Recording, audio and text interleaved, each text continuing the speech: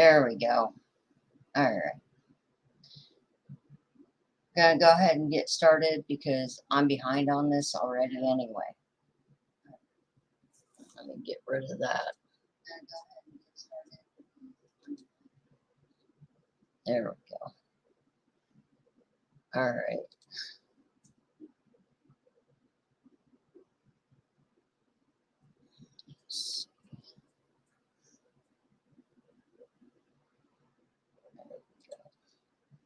All right. I think I got it figured out here. All right. So we're going to get started. It's tomato sauce gravy. The Italians call it gravy. Don't know why. I'm not Italian. However, my niece is half Italian, and I wanted to teach her this recipe.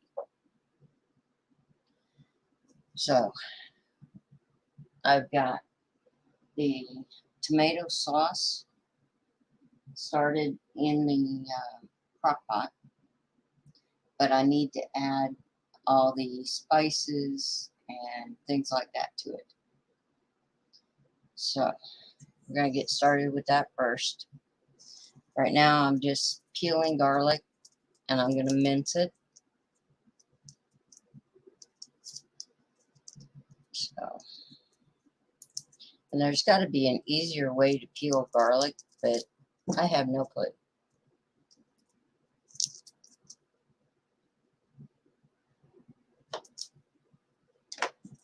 So,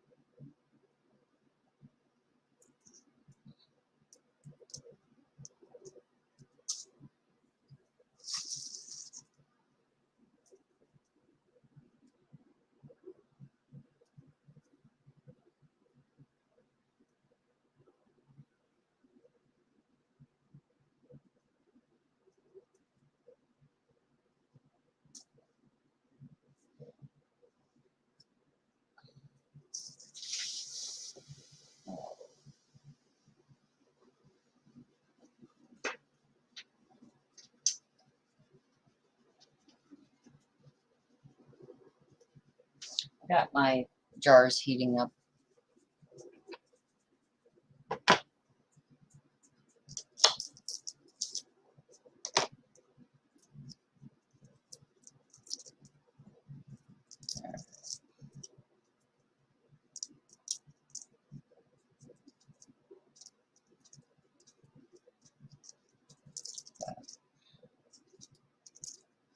Anyway, tradition for an Italian family, I believe, is Mama would be in the kitchen putting this together. And anytime the kids came through, she would tell them, stir the pot. Because basically what they would do is take and have a giant pot, stock pot on the stove with their tomato sauce in it. And you'd have to stir it every 15 minutes. And kids usually run through the kitchen about that interval.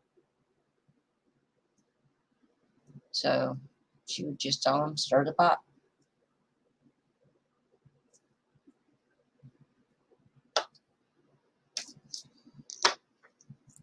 So,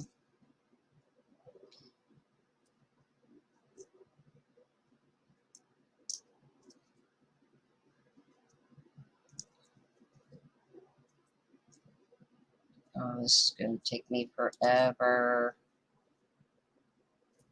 But it's going to be so good. Hey, random.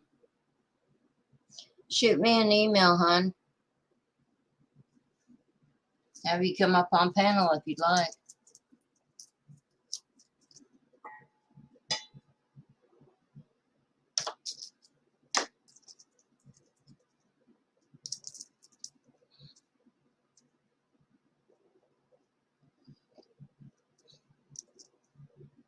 Oh, come on.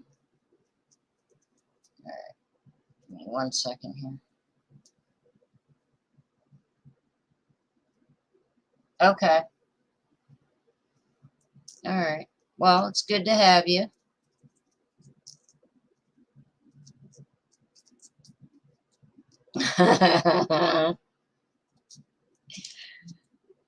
Yeah, you don't want them to know what work is coming for them, right?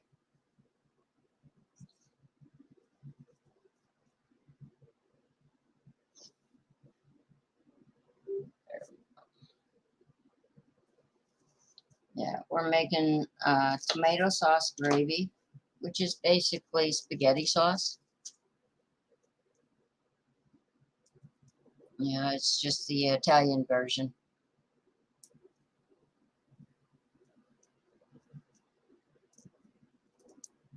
Hey, Tiger.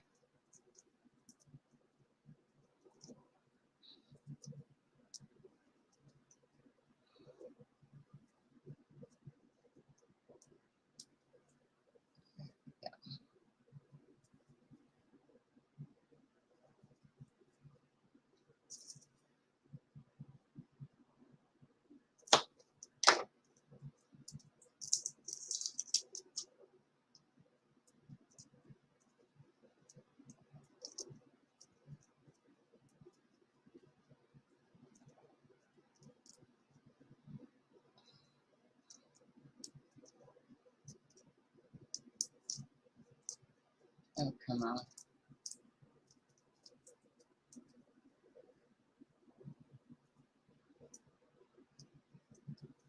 Mhm.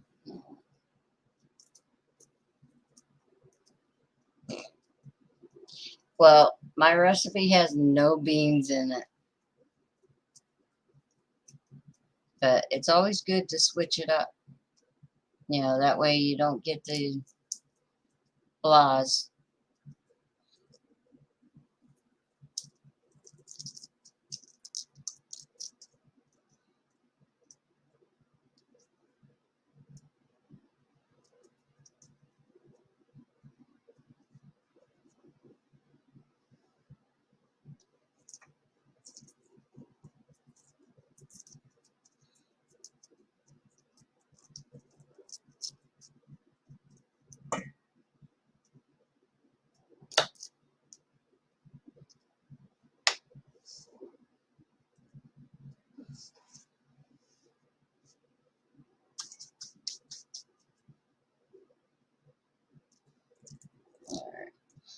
Sorry, I got 2 heads of garlic to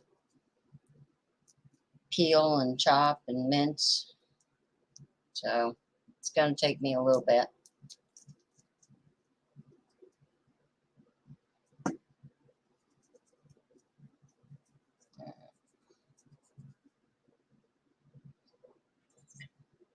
Something here.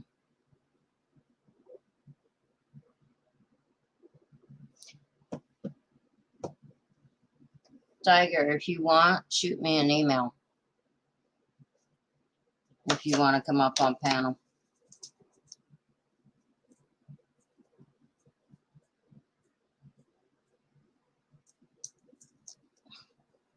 Come on.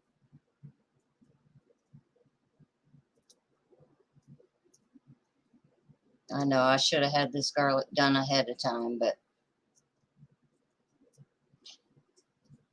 Tiger, tomato sauce gravy is Italian spaghetti sauce, basically.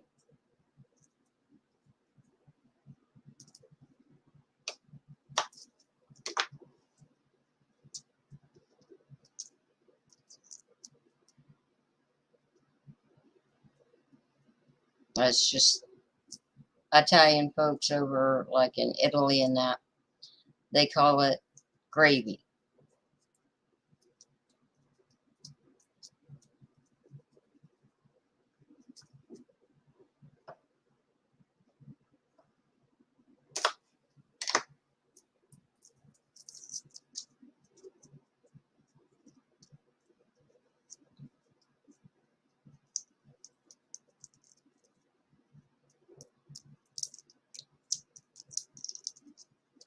Yeah, over here in America, yeah. it would confuse you,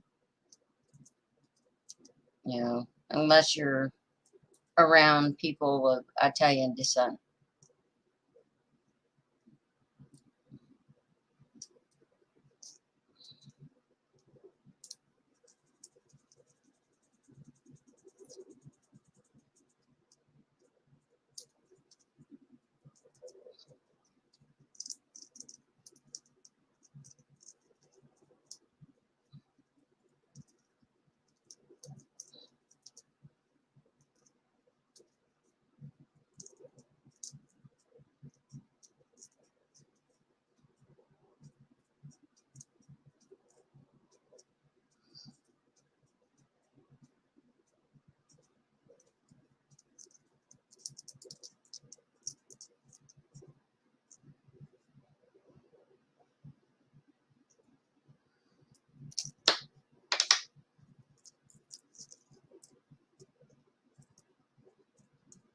Cool.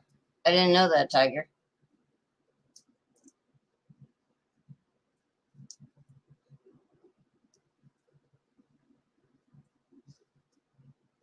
You need to come up here and talk to me, because I want to find out what your mama knew when she was in the kitchen. What little tidbits did you pick up on?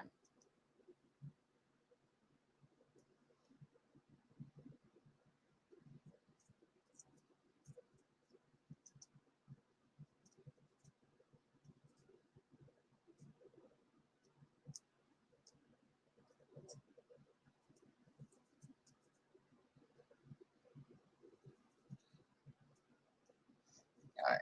I gotta wash my fingers because that's getting sticky.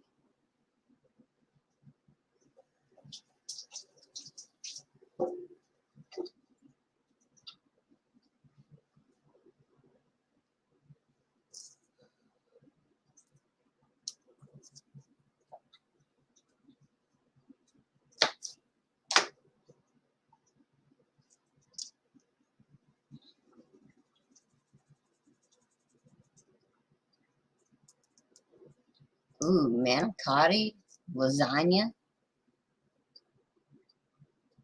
mescalo. I don't think I'm pronouncing that right, but it's spaghetti. Hey, Miss Sharon.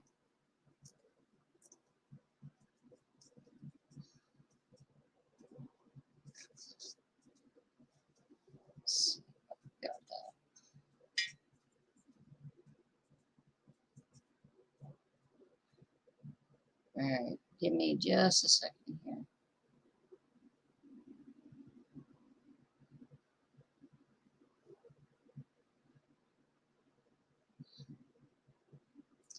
All right,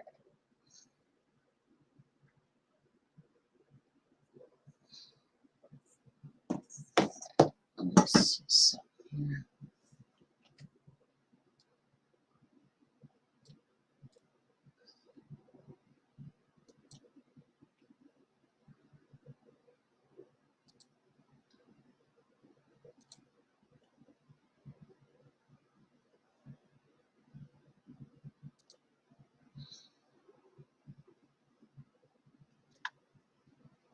There we are.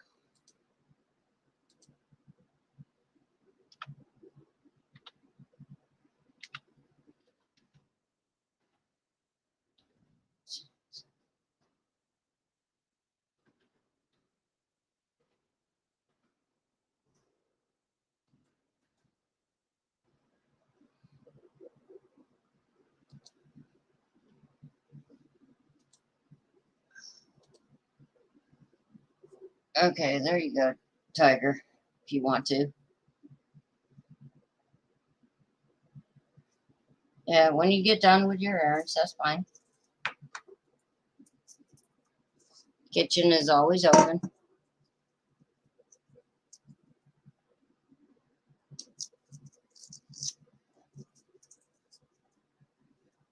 course, Mama's kitchen was always open too.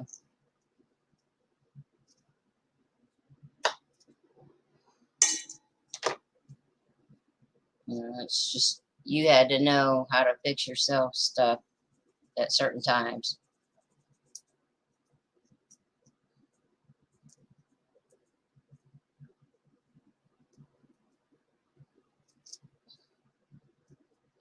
Alright.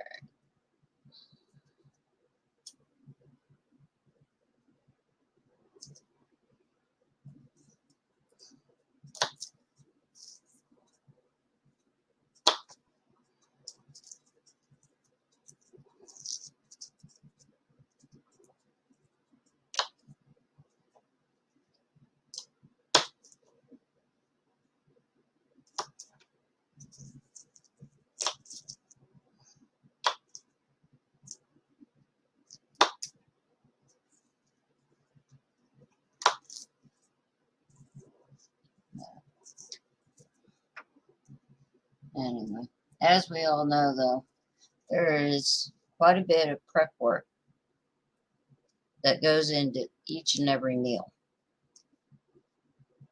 And the better, in my opinion, in the better recipes, it takes a long time. I mean, with my mom, when we would make spaghetti sauce, we'd start at wee hours of the morning after coffee is made, of course. And we would let that go all day long.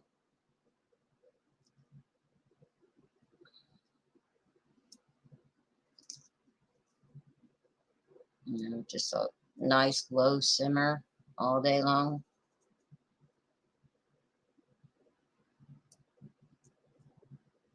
Yes, Miss Sharon, I am canning this.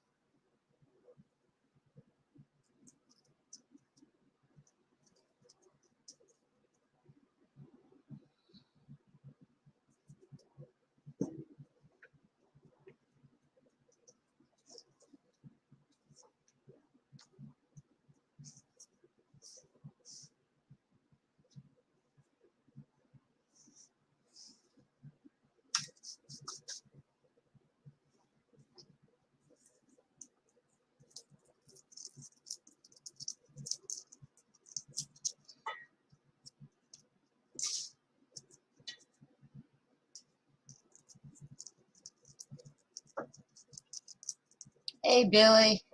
Good to see you, hon.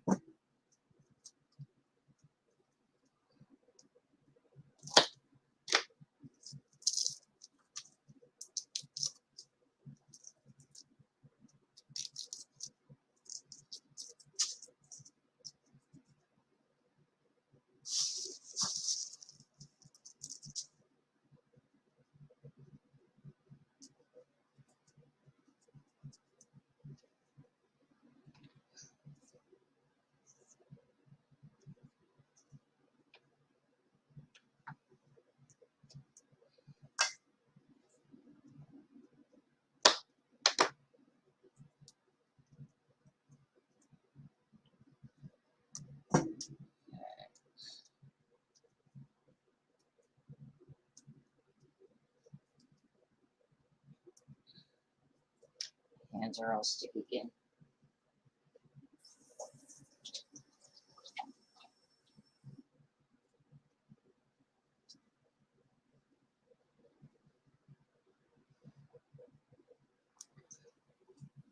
Don't know why, but when you peel a lot of garlic, for some reason, your hands get sticky. I don't understand that. It's part of the garlic, though.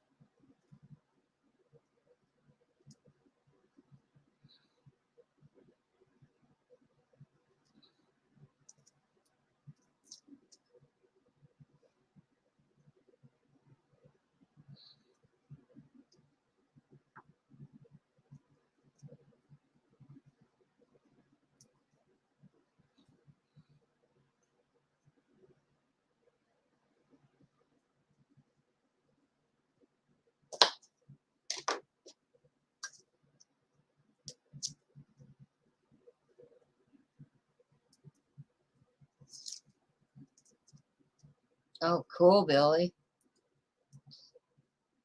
What plants are you working with in the garden?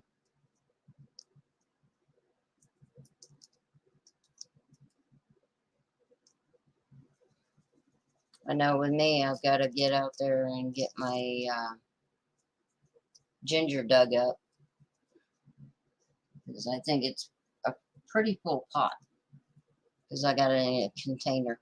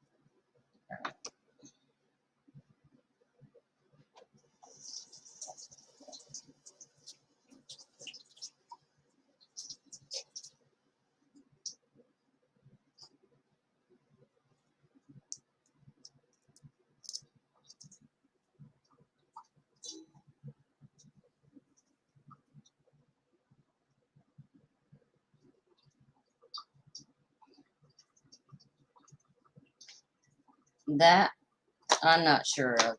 What I'm going to be doing with mine is with the ginger, I'm going to take and dig it up, harvest the root, and whatever has little nubs on it for regrowth, I'm going to cut that down and I'm going to plant it for indoor because I'm in snow country and it grows better indoor for me. So I'm just going to bring it in for the winter and uh, let it grow. Let it go through its cycles.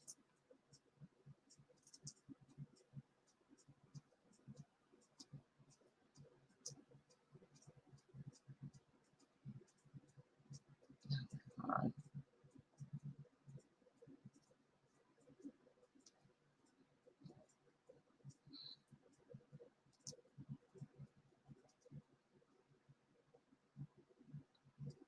All right.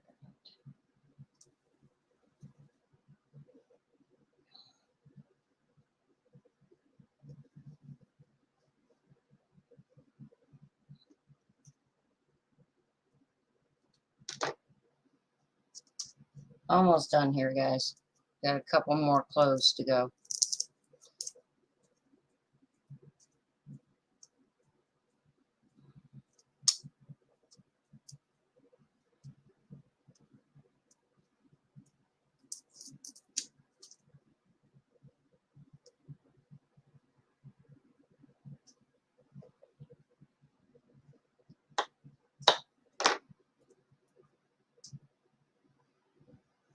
All right.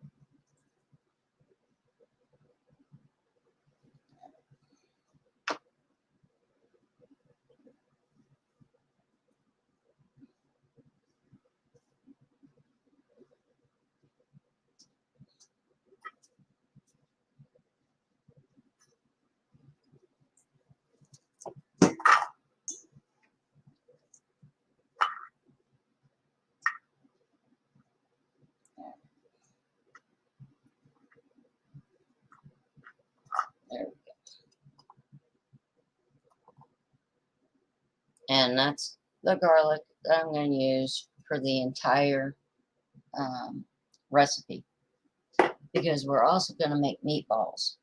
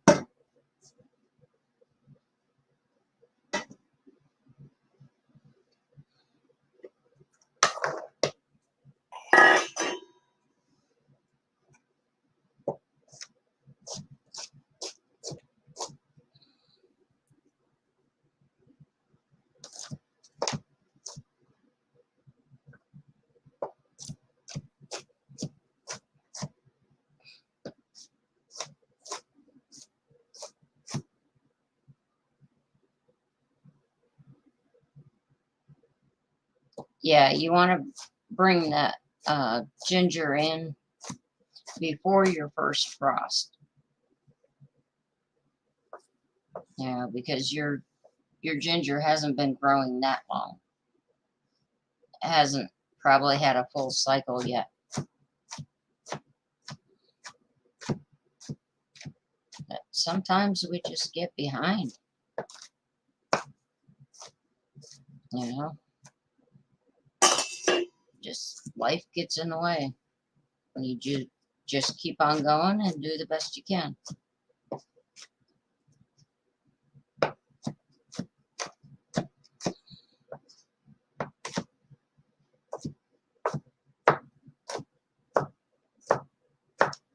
Okay.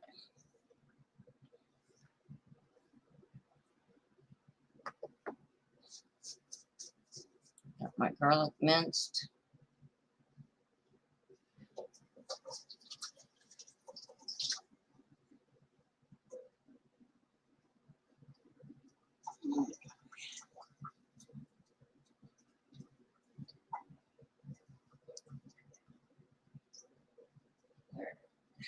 Olive oil.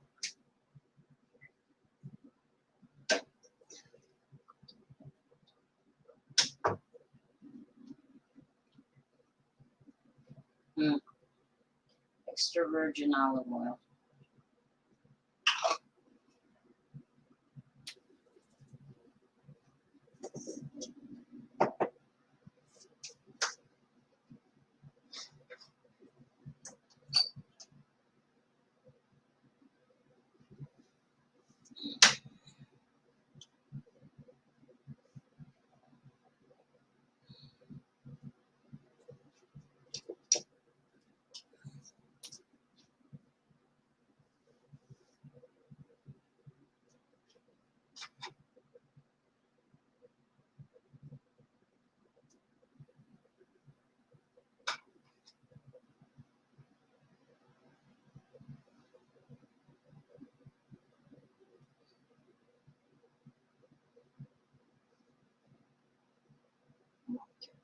While that's heating up,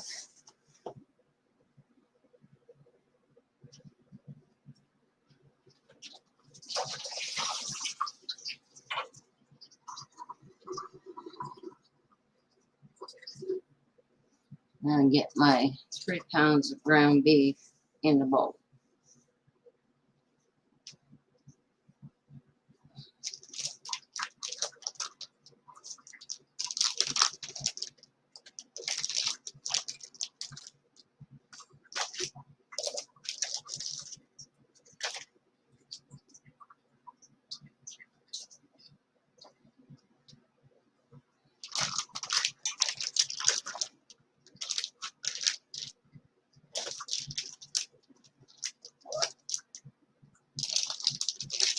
Now, this is ground beef that I had in the freezer, and I want to use it up.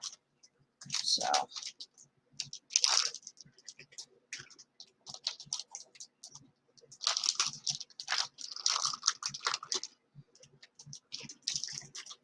and hopefully it's defrosted enough to work with.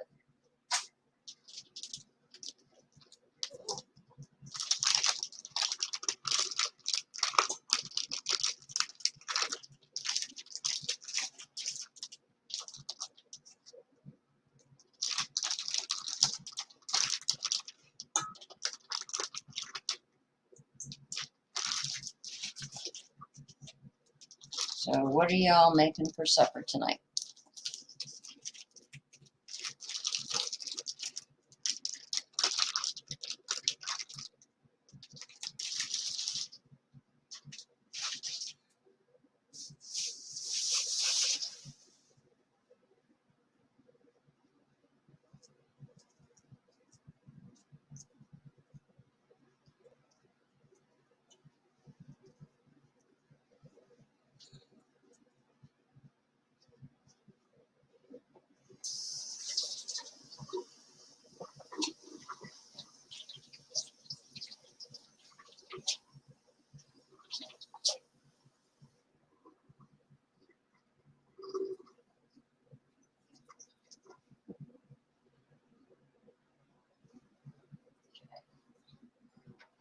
Oil's heated up.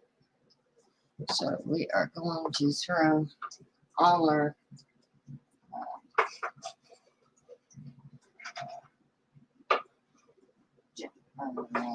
garlic in there.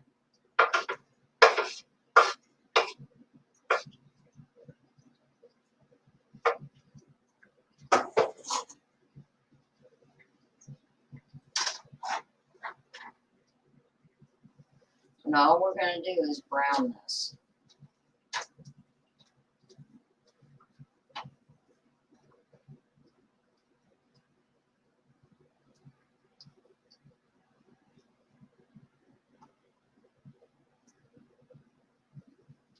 And we're going to use half of it in our meatballs. The other half is going to go in our tomato sauce.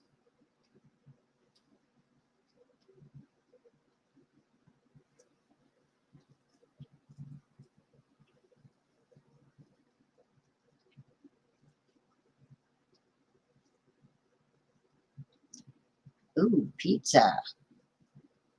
Let me guess. Pineapple on that pizza, right?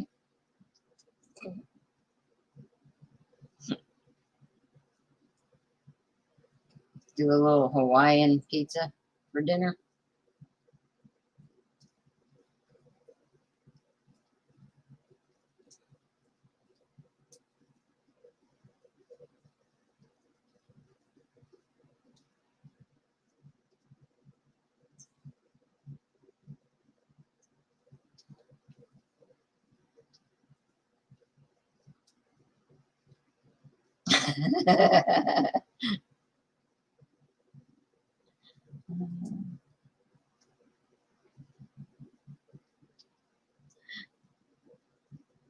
Aw, Miss Sharon. So what do you like on your pizza if you don't like pineapple?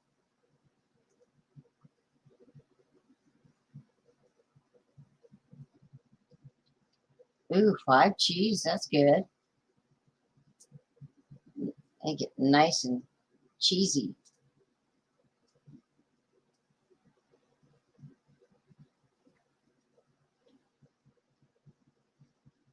I'm just breaking up my meat here.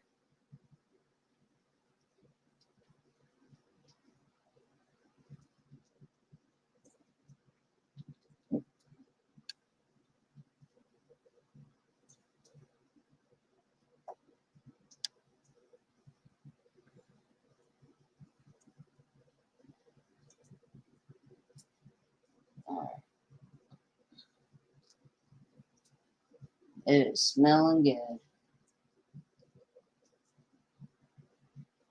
Someday they'll invent smell-o-vision.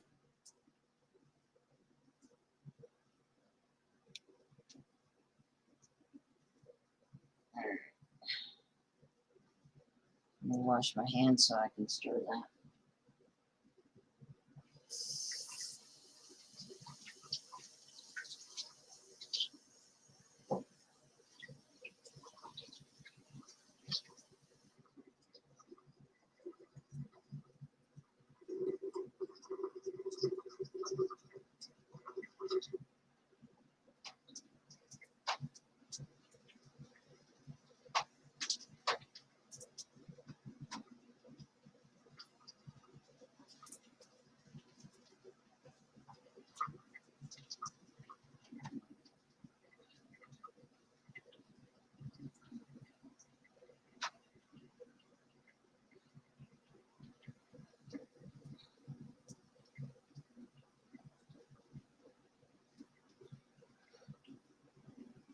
Mushrooms. Mushrooms on pizza. Black or green olives. Bacon. Peppers and onions. Wow.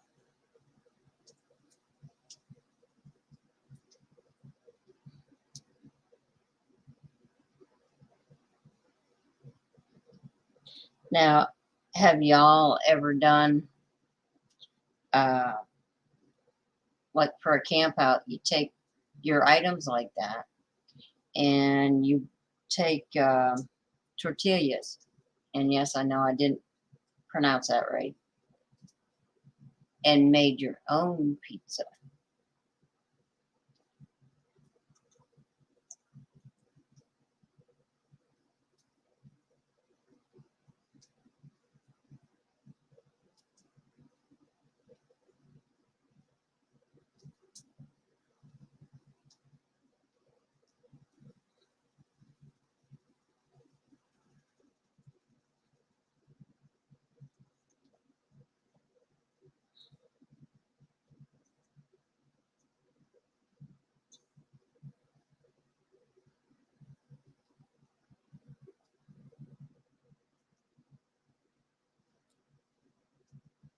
Ah, Miss Sharon.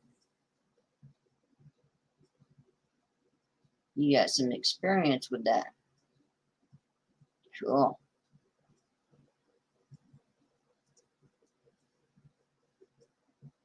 My dad, um, he would make what they call cheese crisp. It's where you take a tortilla, you put some oil on it, just a light coating, and then you put your cheese on top, your shredded cheese, and put it in the oven until the cheese melts. He loved that as a snack.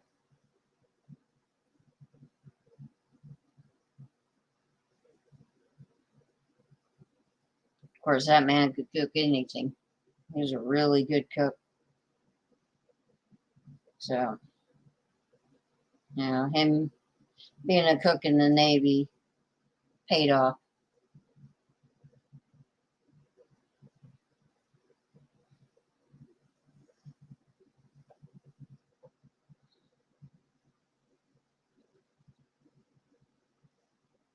All right, got all that in there.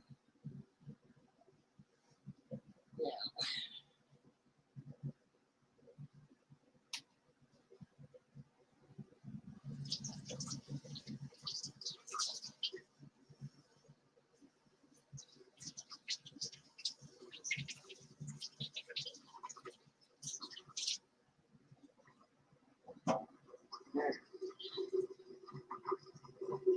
Yeah, they're getting real brown.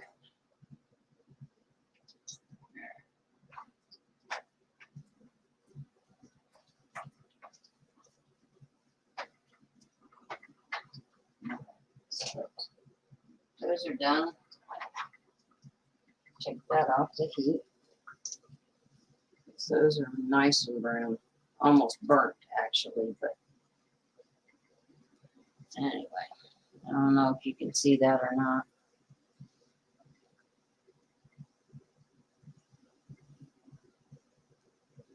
But we're going to take half of this and put it in our crock pot with our tomato sauce, which is bubbling away.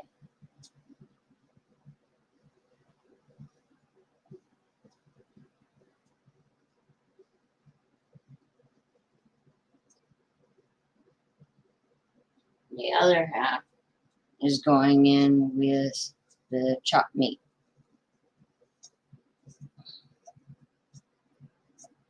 And then the oil that's left, believe it or not, we don't want to waste anything, but the recipe does call for oil in the sauce. So,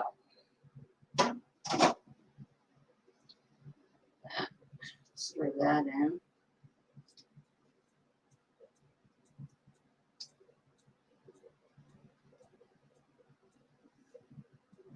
And the beauty of a crock pot is you don't have to sit there and stir it every 15 minutes.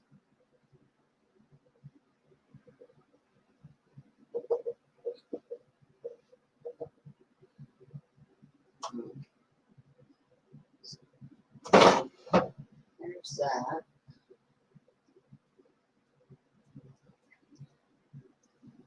Now, let's see.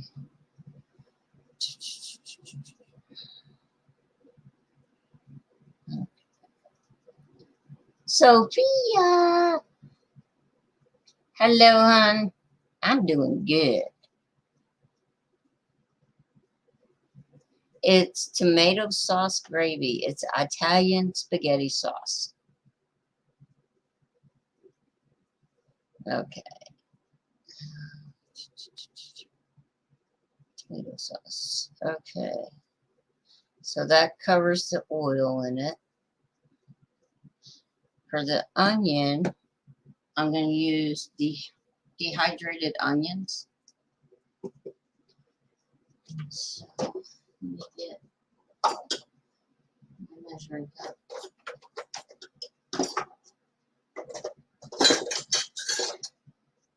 There we go. And what we want for the sauce is a half a cup.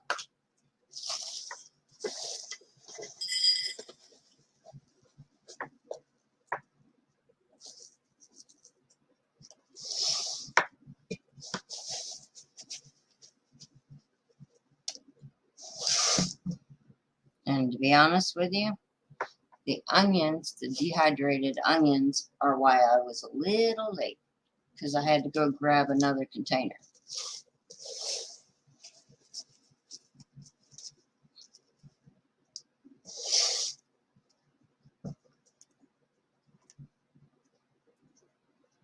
Oh yeah, yeah. This would be a staple in any household. Yeah. So let me make sure I'm going the right way. Yep. Okay, I got garlic covered. Okay. So there's a half cup of that, and it's a quarter cup of parsley. So I'm just going to do a half of a half, and that makes a quarter.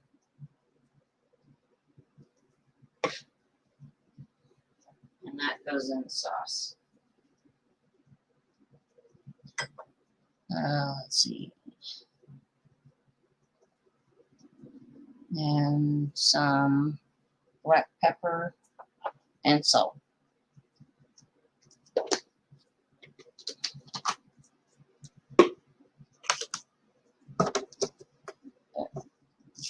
Hutch! Hey, honey. How you doing?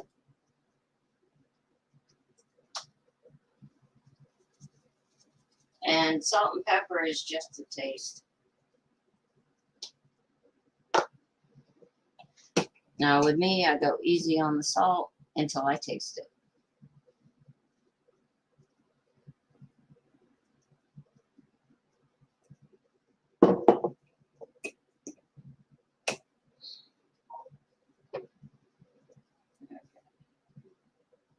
Give me a minute to stir this, and I'll be right back with you guys to chat.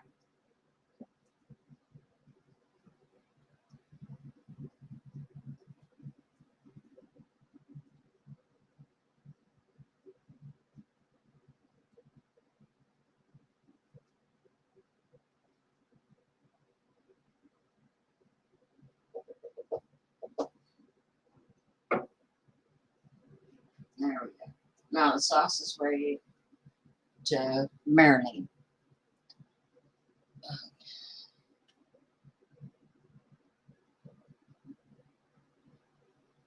Thank you, Sophie.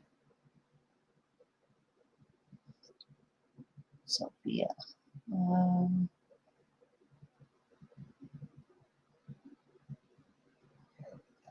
Okay. And I'll tell you what, it's getting hot in here.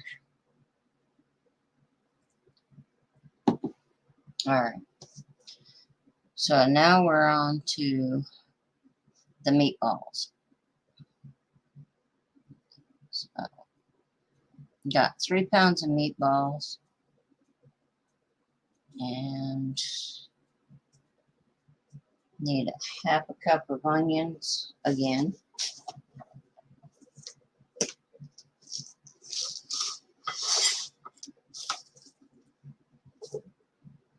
I knew I didn't have enough.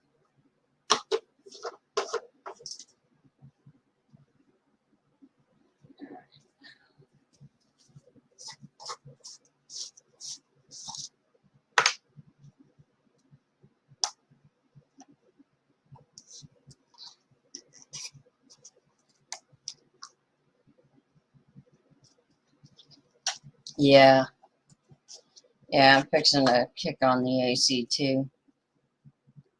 Because once I get the canner really rolling, it's going to be warm beyond belief. And I'm sorry, I don't want to sweat on camera. Alright, so that's a half cup of onions.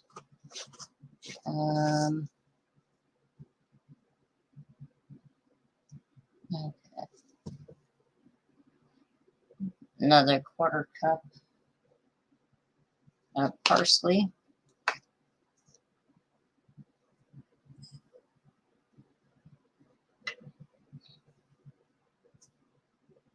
Okay. And 1 cup of Italian style breadcrumbs. Here's the thing. I just had plain. So I'm going to add some Italian seasoning to it. Oh wow, everybody's getting humidity. Ouch.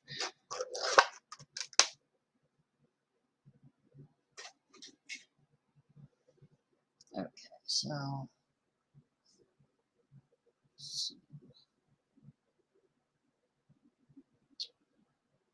1 cup.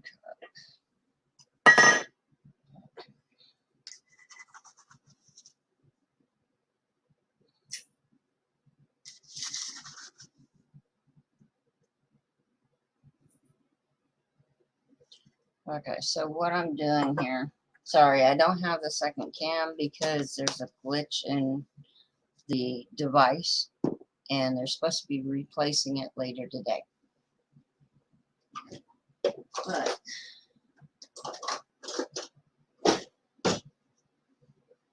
anyway, I got a cup of plain breadcrumbs.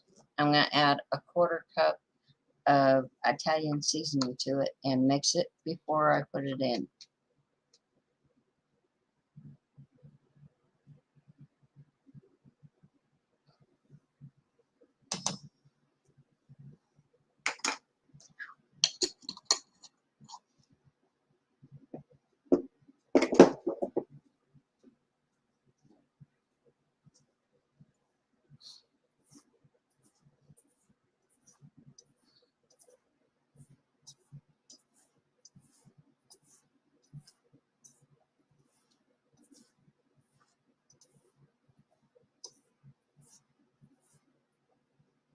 And there you have Italian style breadcrumbs.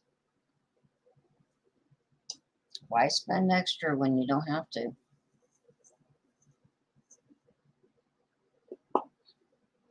Okay.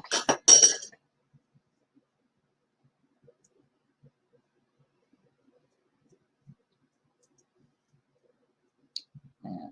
We've been getting rain like crazy every day over here. So I don't understand why Sophia is not getting it.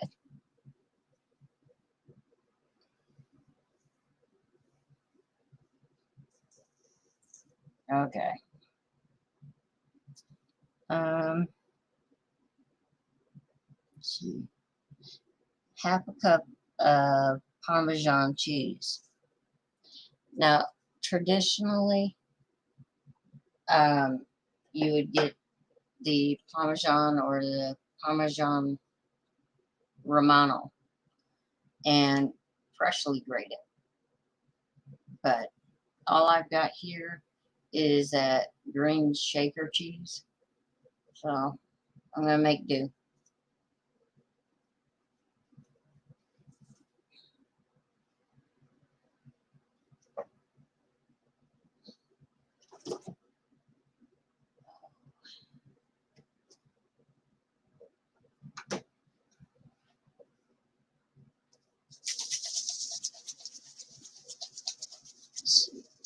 And I want half a cup.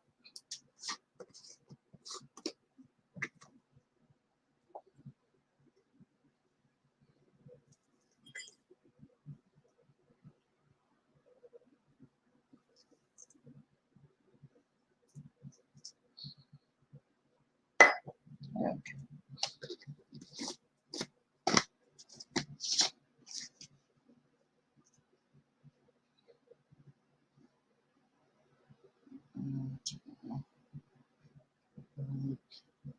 Half a teaspoon of garlic powder.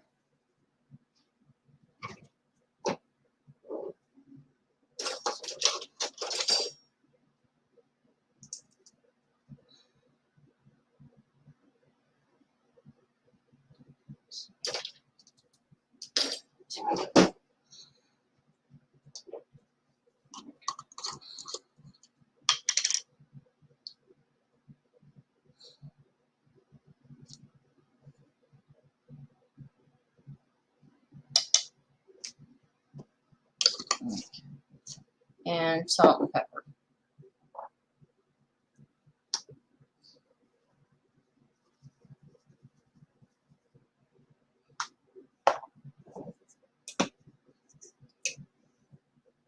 Basically, I think it's what, uh, half a teaspoon of salt and a teaspoon of black pepper, in case you want the measurements. And now I need 4 eggs.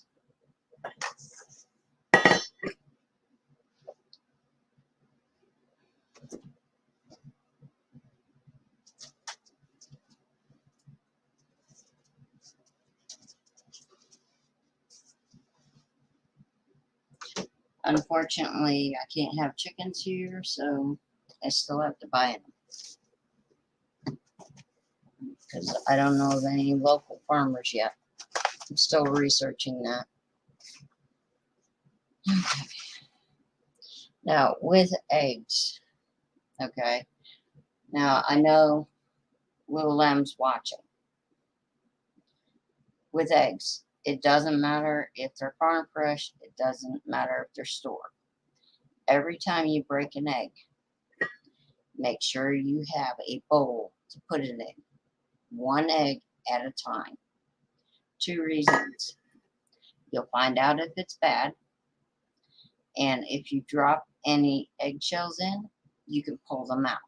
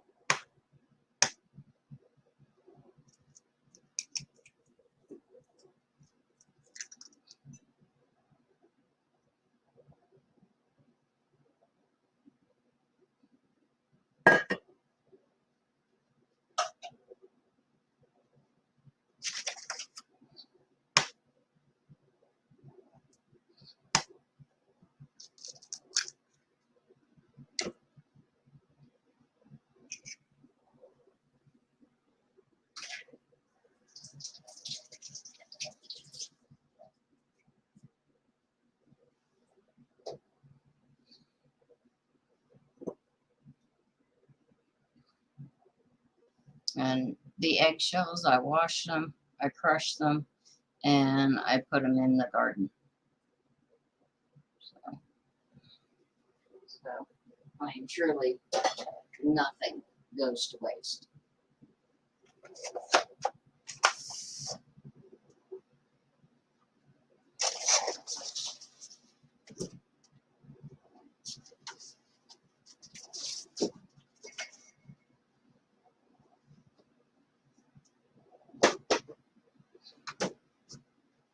All right. Now, all right. Let's clean up my mess here a little bit.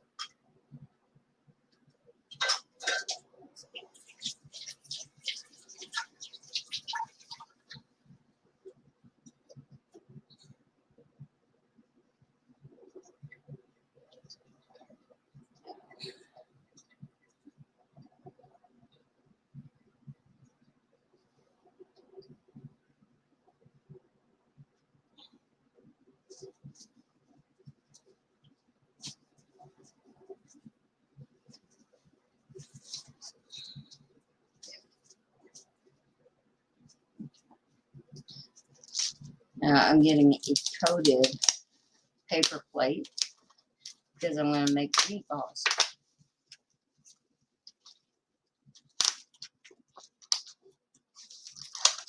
Okay, Sophia, no problem, hon.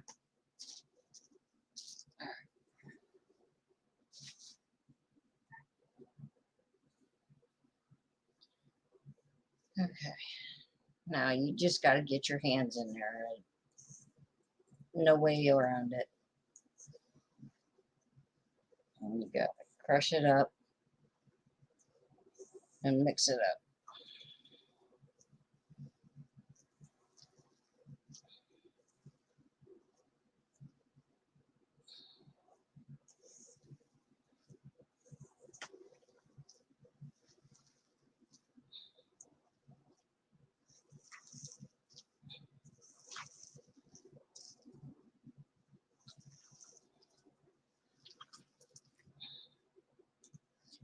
Now, one thing about when we were kids, when we had to do this, it was fun. Yeah, and that's something that hasn't changed. Yeah, you still get in there and mush it all up. And as parents, it's probably a good frustration buster. Yeah. When you get frustrated, go make meatballs.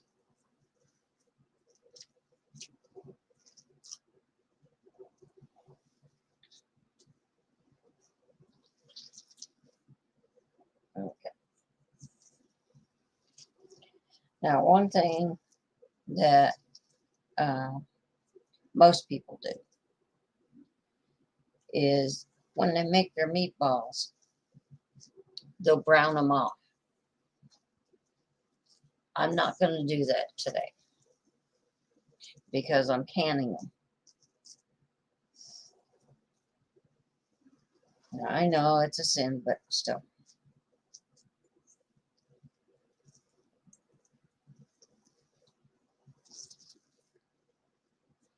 Yeah, yeah. The sterilization of jars. Yeah, you got to wash them first and then sterilize them.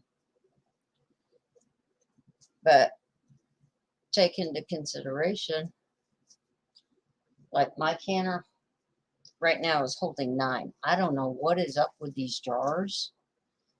You know, lately I've been hearing a lot of things. And I mean, deformed jars and all that. But that's part of the process of washing and sterilizing them. So you can check those jars and make sure that they're suitable for canning. But these jars here that I got, and I had gotten these before I had started started hearing things a few weeks ago. I can only fit 9 of these things in my canner. I used to be able to fit 10. So they're doing something different with the jars. I don't know what, but you know, something's going on.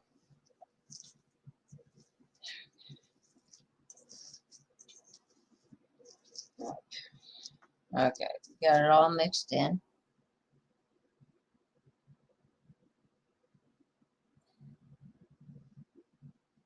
Now I'm just going to take little pinches, maybe the size of your palm,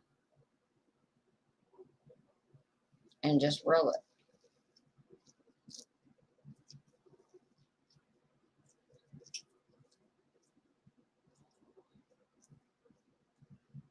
And just keep going like that.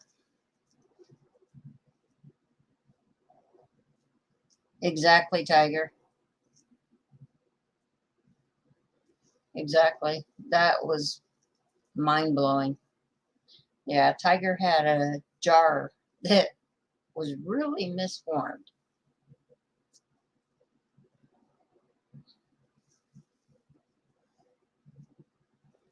And definitely wouldn't use it for canning purposes.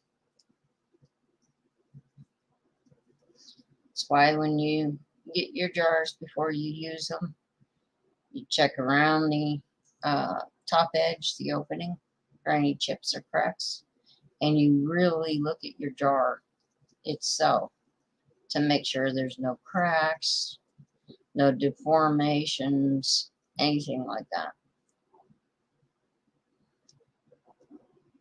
Okay, that's a little too big.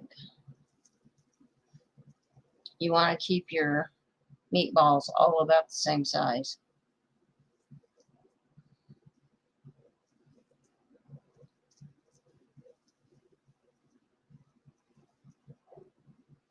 Oh yeah, we don't waste anything, Tiger. I mean, for that, I would probably do a dry good, that you use all the time. That way you don't have to vacuum seal it. Um, and you're not using it for canning, so you're good. Yeah, that's a big thing on this channel, is not to waste stuff. Find a use for it.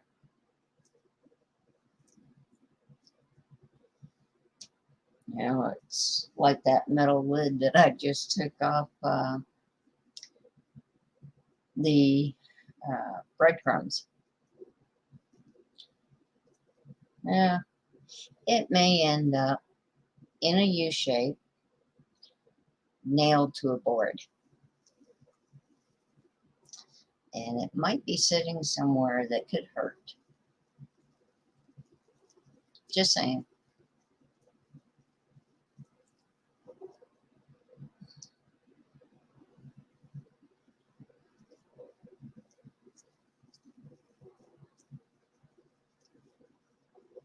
Yeah. We, as kids, to know if the cow got out, we took old vegetable cans, strung them up on the fencing, because the electric fence wouldn't bother them at all. They just walked right through it. So we strung them up there, and every time the bull would get out, you'd hear a clanking. Still works to this day. Still got to go get them, but yeah, different little things like that.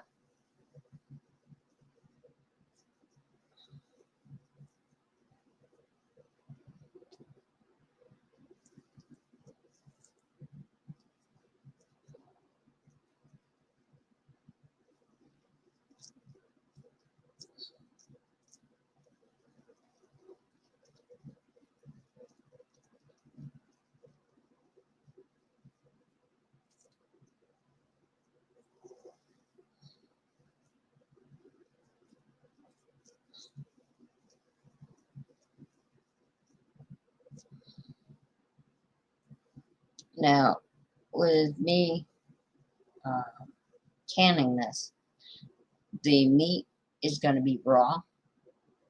That's too big. The meat will be raw. So I will be going an hour and 15 minutes on the canning process.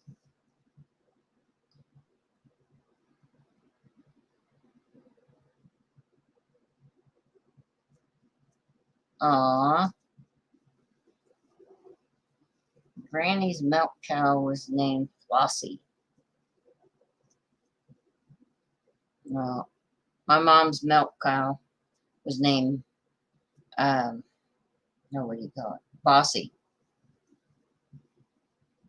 Because she'd always bellow every time she wanted food or she wanted milk.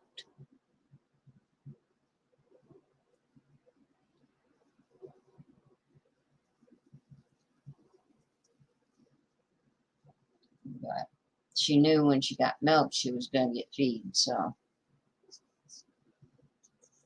But it kept her from kicking us anyway.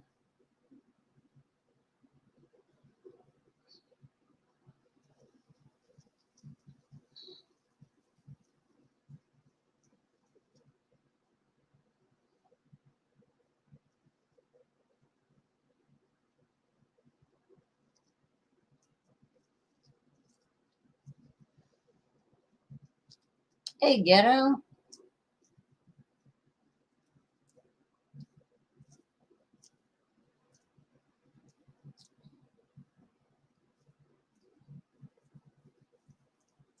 Well, Miss Sharon, for me, even though there was a family of 12, I usually ended up doing all the chores for the farm.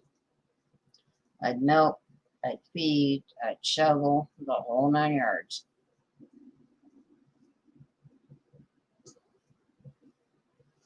So, and I also cooked for 12 people. Yeah, I was there for a while. Mama wasn't much help. Yeah, she had her own issues she was dealing with.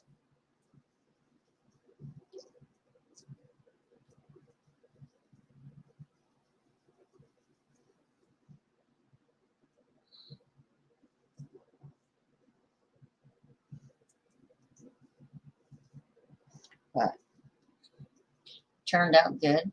You know, I learned to cook. I learned to take care of home. I learned to take care of animals. You know, it'd be nice if that was still true to this day. You know, as far as kids working farms and stuff, but you don't see much of it anymore.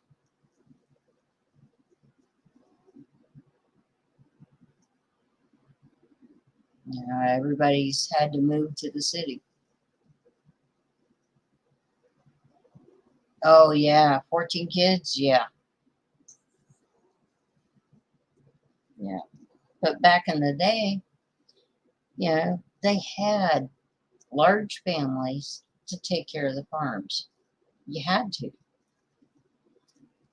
You know, it's the only way you could survive.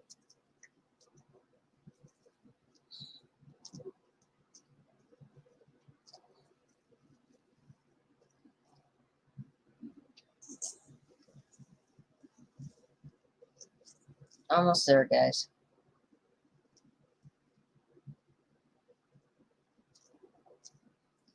Chickens, hogs, yep.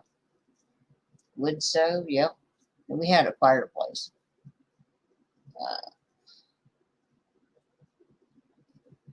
yeah, we didn't have much time for flowers. We had an acre garden.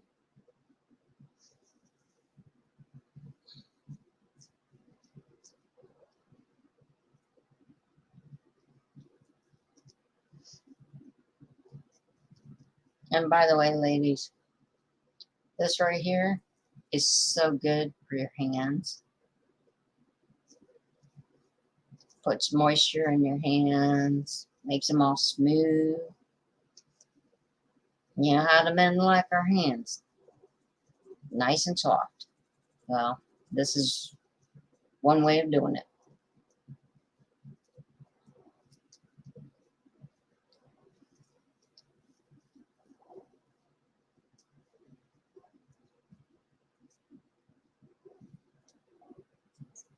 Another way is baking.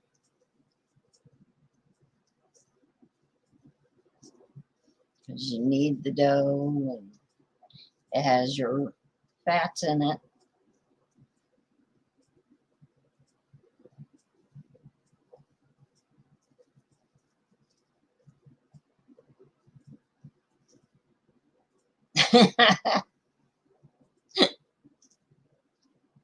Oh, best life. Yeah, yeah, yeah. That's another way to stay warm, especially if you live in an old farmhouse.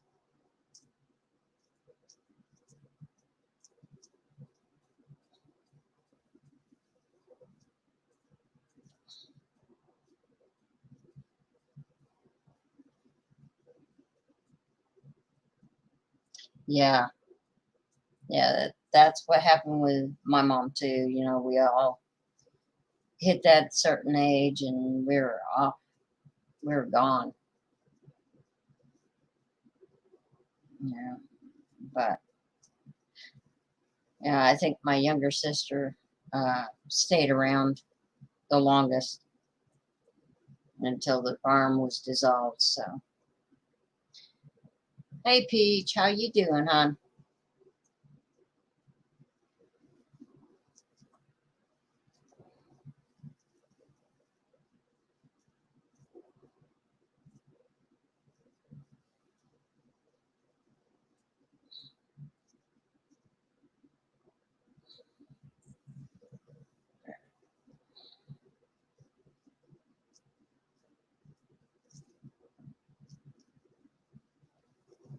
But anyway, I'm just rolling meatballs right now.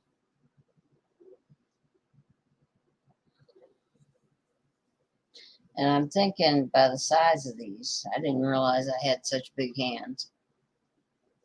Um, I'm thinking maybe three, maybe four per jar, pint jar. I'm doing good, Peach. Staying busy as usual.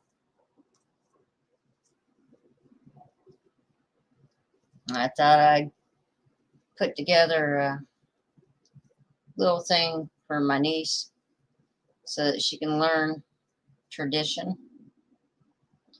on one of the basic staples of Italian cuisine, since how she is half Italian. And that's tomato sauce, which they call gravy over in Italy, and um, meatballs.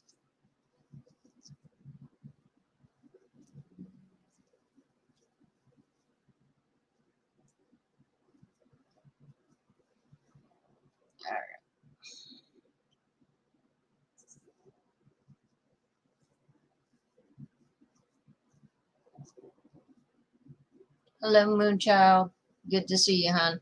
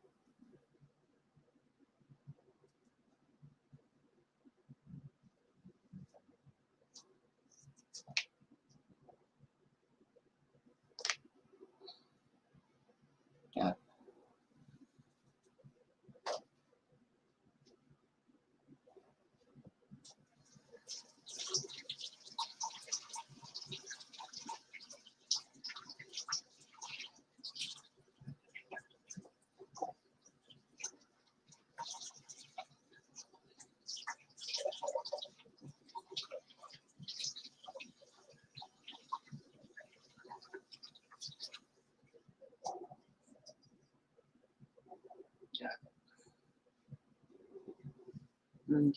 Yes, constant washing of hands. You gotta keep clean. Otherwise, you're gonna cause yourself problems. All right. 35 meatballs. I'm gonna go ahead and put them in the sauce. Let that sit for a minute so that I can sit and relax. Because I've been going over an hour straight on my feet.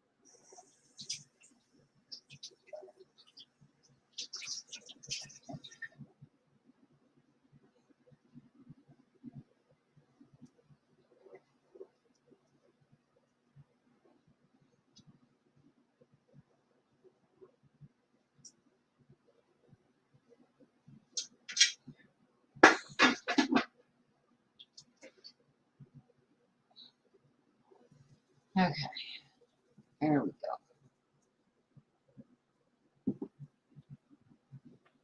Oh,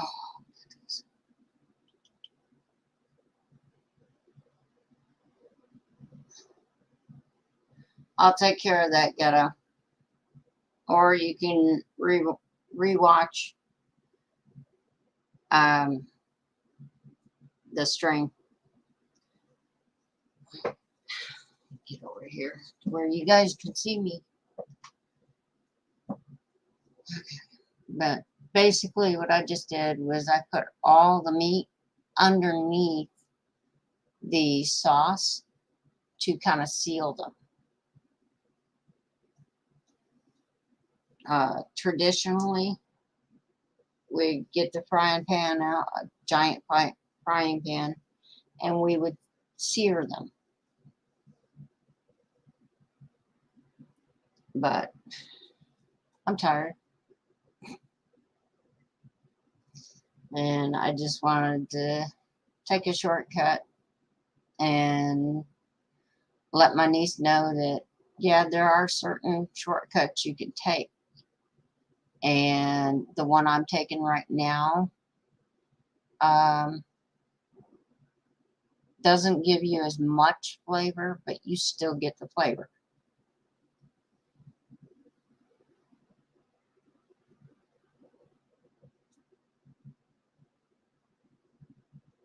But anyway, and I really don't have that many dishes. I have 2 bowls, a cutting board, a small frying pan, and a few utensils. So it's not that many dishes.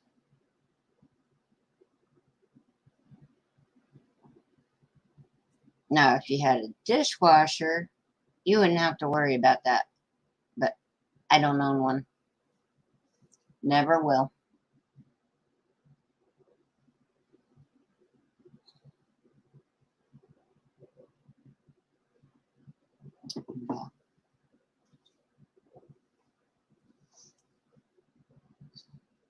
What kind of spices do y'all put in your meatballs?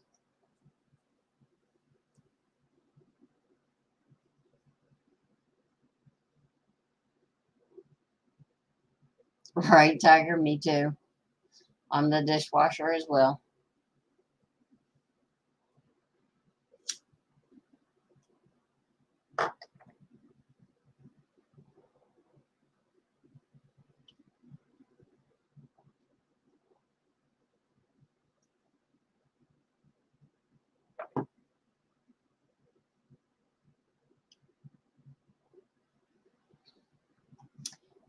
Get a grape jelly.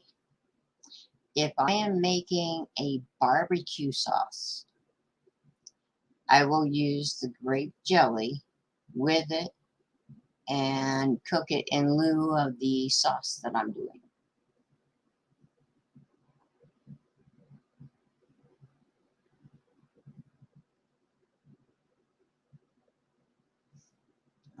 Basically, I believe on that one, I take a bottle of Baby Ray's and add usually half a jar to a jar of uh, grape jelly or some sort of jelly. Yes, Moonchild. Italian seasoning, garlic, onion, and breadcrumbs. Well, Peach, that's pretty much what I just did to make the meatballs.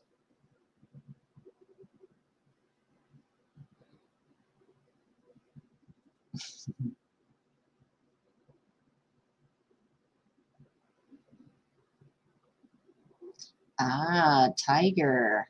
Interesting. Oregano, garlic, onion, basil, seasoned breadcrumbs, Worcestershire sauce, and a little liquid smoke.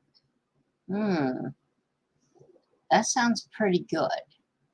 It really does. If I was doing it fresh, I would probably go that route. But with that basil in there, you kind of don't want to can that one. But fresh, oh yeah, that would work. Awesome.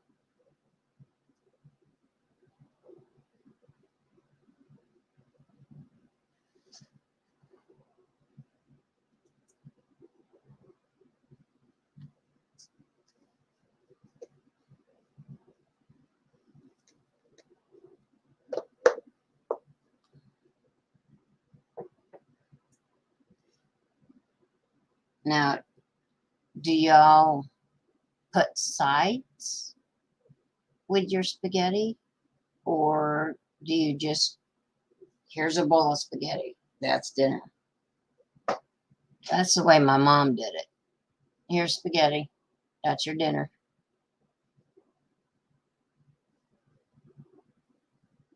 What? Miss Sharon, you've never made meatballs? My goodness.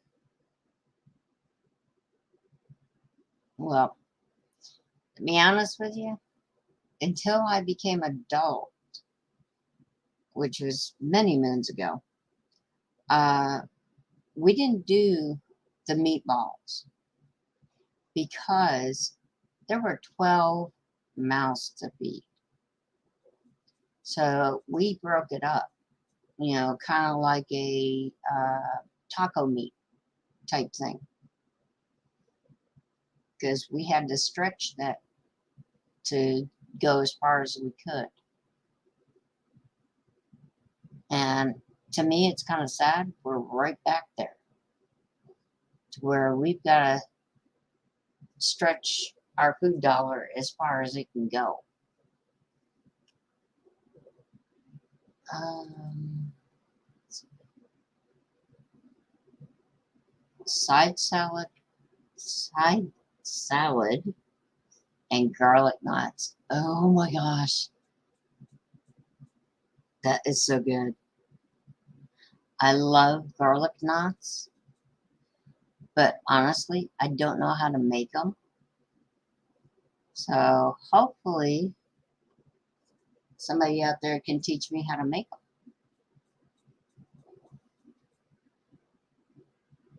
A side of corn and peppers plus garlic bread. Oh yeah, garlic bread is a definite one. That's what I grew up doing. We would take regular old white bread, toast it up, and put the butter on it, and then sprinkle the garlic powder.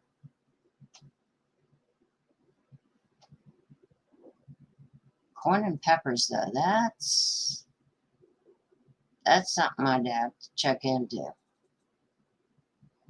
Now, are they mixed or are they separate?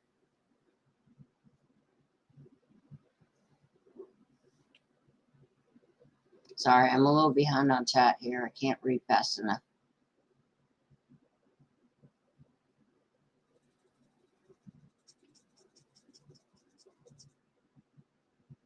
Oh, yeah. Yeah. The thing is, if you're the one cooking, it just seems like everybody's in a hurry. They want to eat now.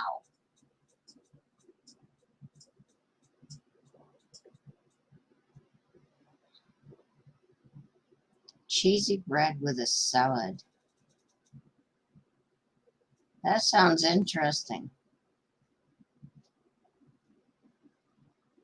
Oh, cool, Tiger. That'd be awesome.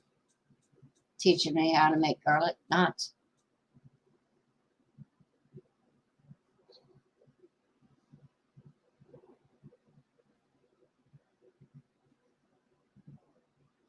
Yeah, yeah, I get it. I grew up on that,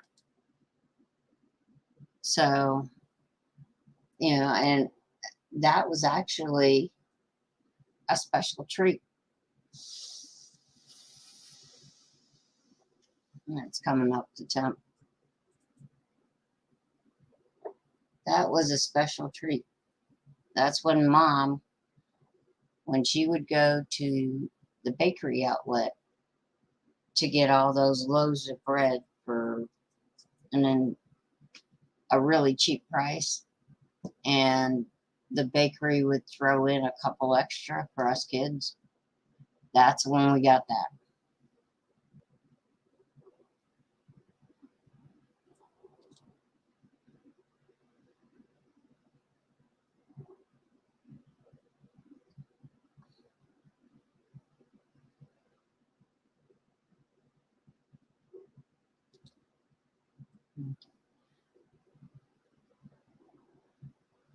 Oh, nice.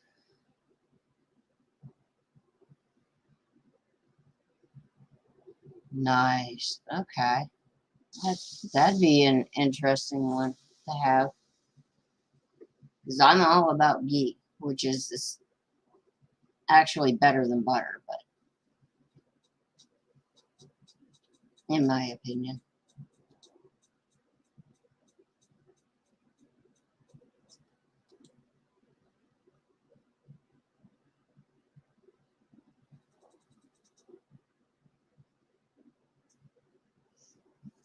Oh, wow.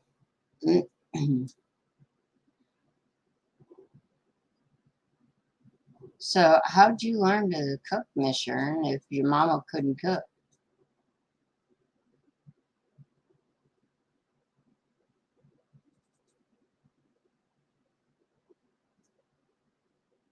Well, of course, Peach. You live in the South. Most of your mamas, they knew how to cook. Big time.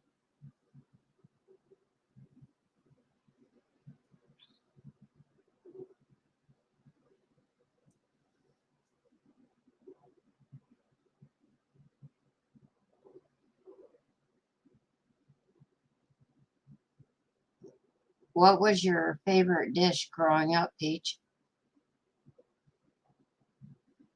I grew up in Florida, so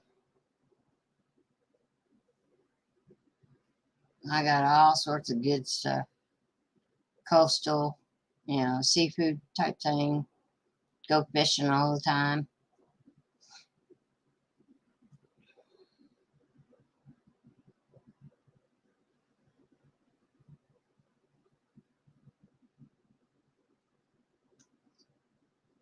Ah, the ant stepped up to the plate.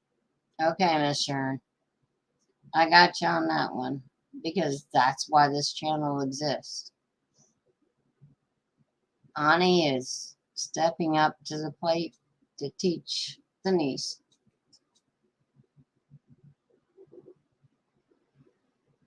Ooh, chicken and dumplings and fried chicken. Nice. That was a staple for me growing up, the chicken and dumplings. Because we always had chickens and eggs and a big old jar. I mean, that thing had to be 2 foot tall. A mason jar type keg jar. And that was always full of homemade biscuit mix for the dumplings.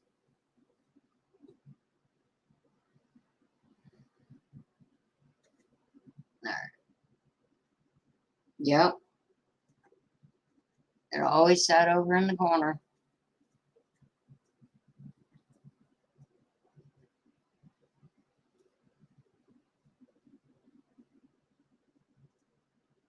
Yep, yep, Miss Sharon, I understand that totally. All right, let me wash my hands and start jarring. I need to get this done because I want to see what's left.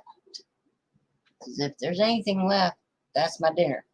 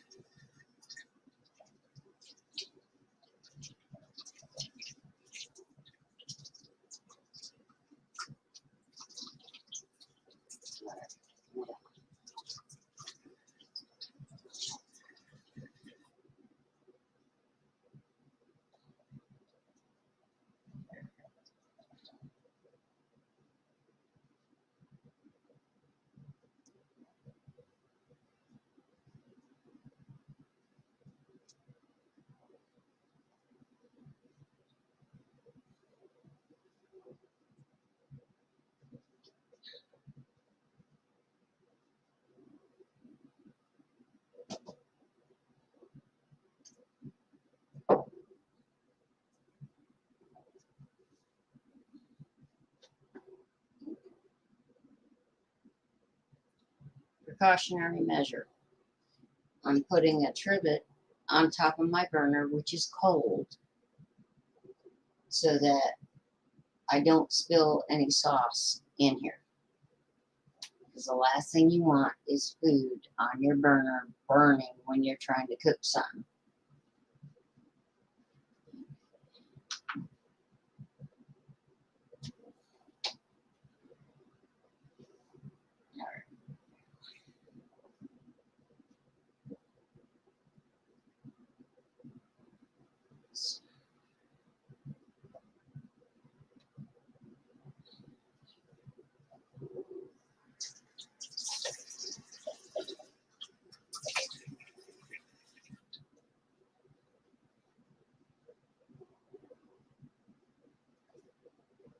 I'm not going to forget the vinegar this time.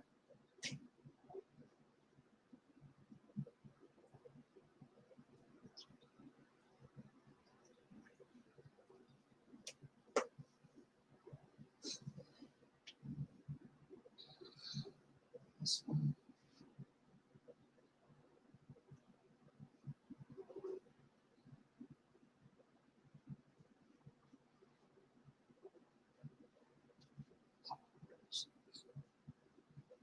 I gotta get my pot holders.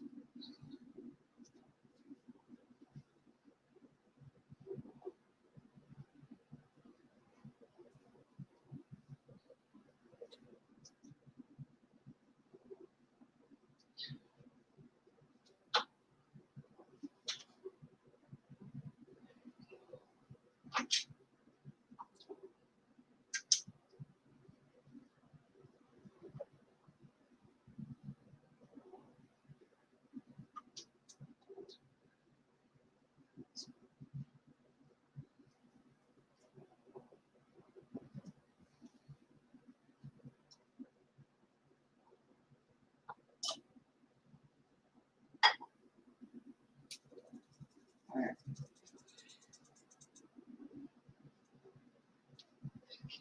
There we go.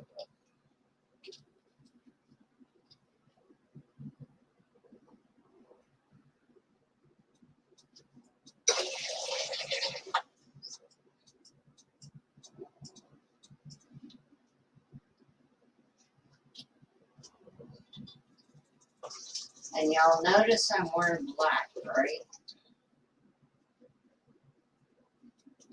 And that is because if this sauce gets on any other shirt, it's going to show up. And I'd rather not ruin it.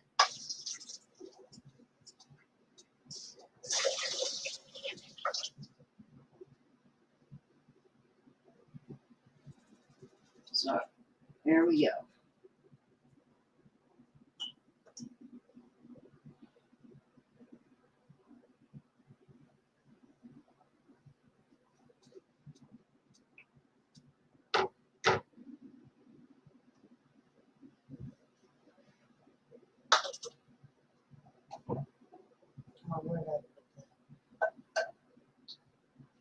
All right.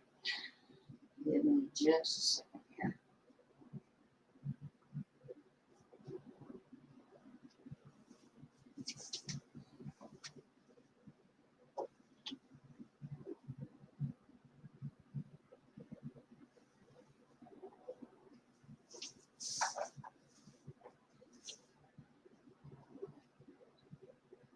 There we go.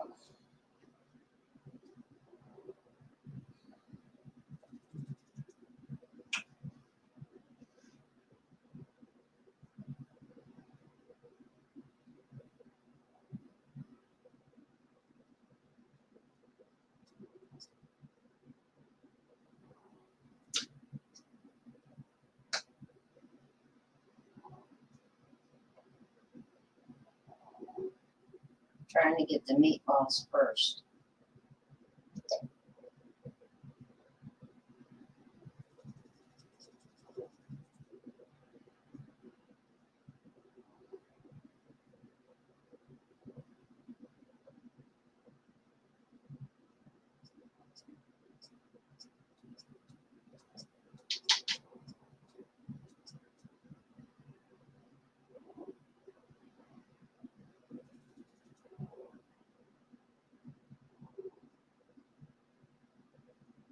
Now, just to be on the safe side, I'm leaving a 1-inch headspace on this.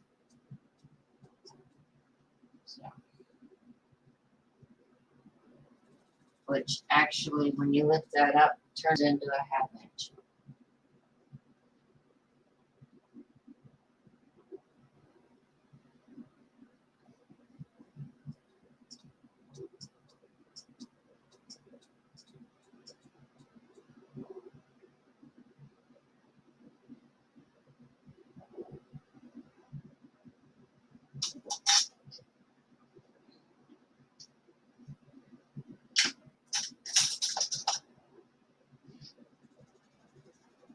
And this is the time I wish I had the second cam up, but unfortunately it's got a glitch in it and they have to replace it.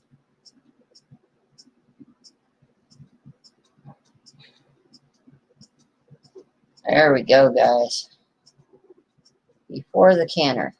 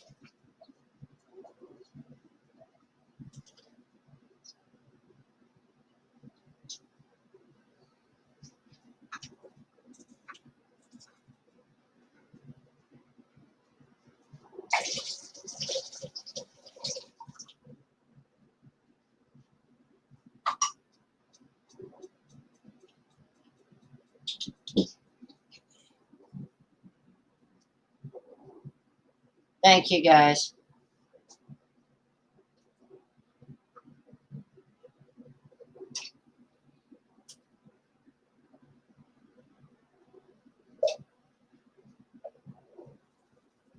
It smells amazing, I can tell you that.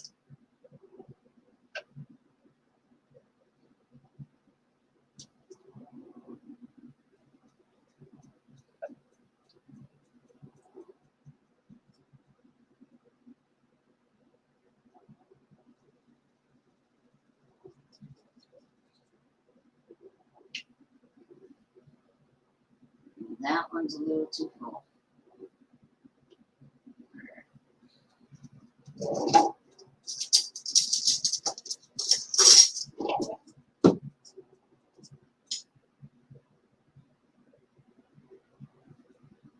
Oh, shit.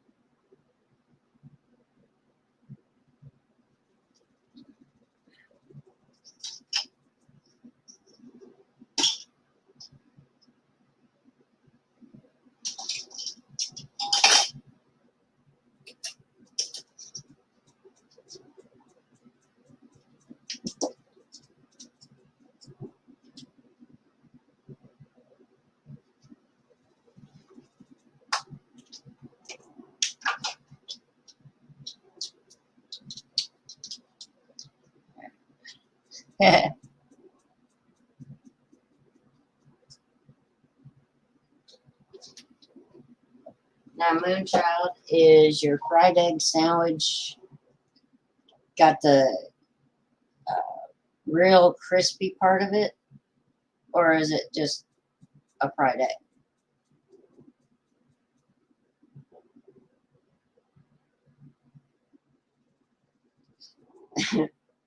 Tiger, I don't know why they're recommending your own videos. I can't even get them to recommend my own videos to me. So, must be something special you're doing. They really like your content.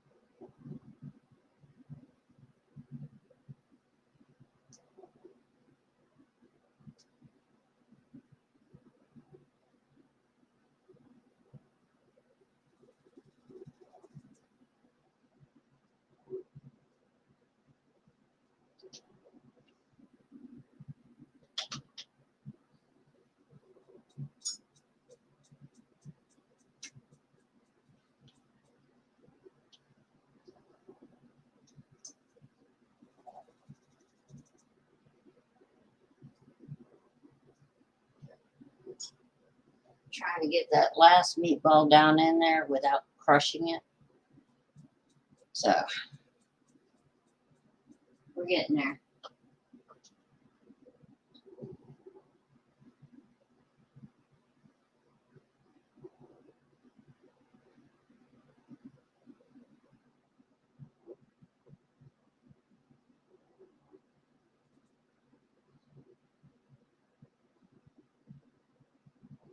Now, as far as how many I'm putting in the jar, I'm figuring 2 per person per jar. So it's a family of 2 can use 1 jar. And these are pint jars. Now, if you're a big family, you know, you got a couple of kids in that, I would go with the quart jars.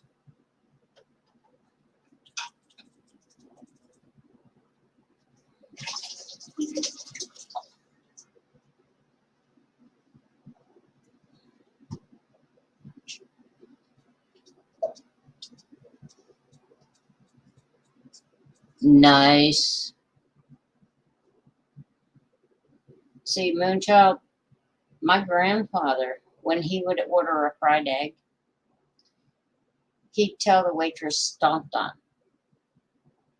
And all that crispy that you're talking about, the whole egg, both sides, would have that crispiness to them. And the middle, the egg yolk, would be a solid yellow. I mean, thoroughly cooked. Yes, Miss Sharon. Yep, that's exactly it.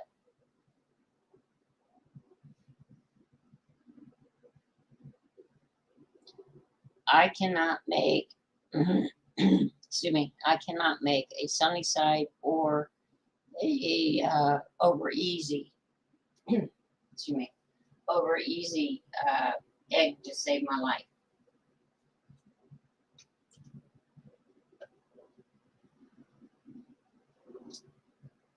I don't know why, but that's me.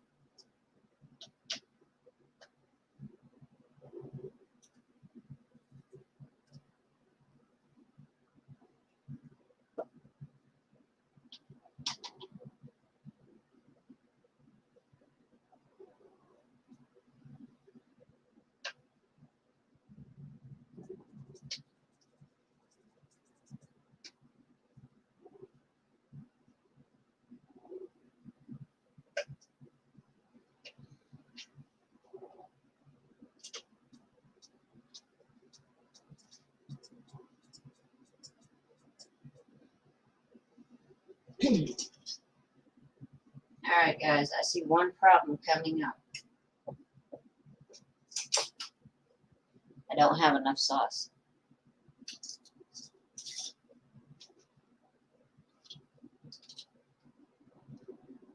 So, what do I do?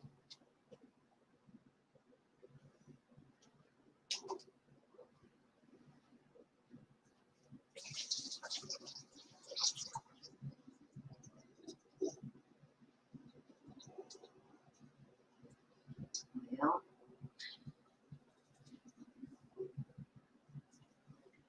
hey, Garrett, welcome.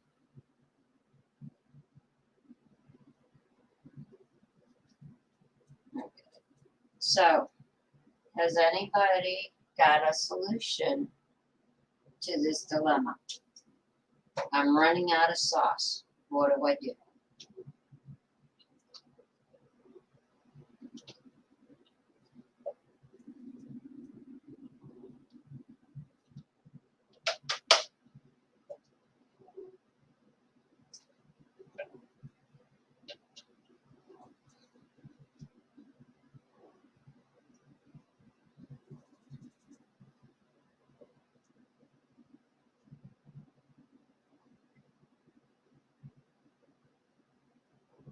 Good answers.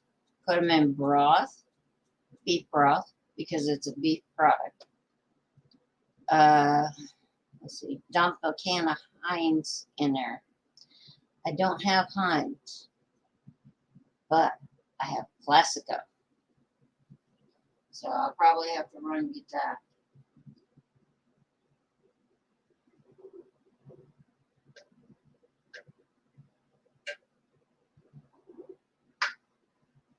But this is, I'm going to have to run and get it. But this is what we're going to have to end up doing, is making do with what we've got.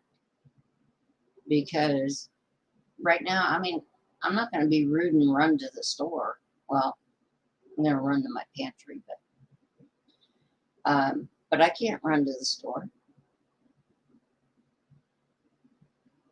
True, Miss Sharon. It is very good. But the thing is, you know, they may not have spaghetti sauce.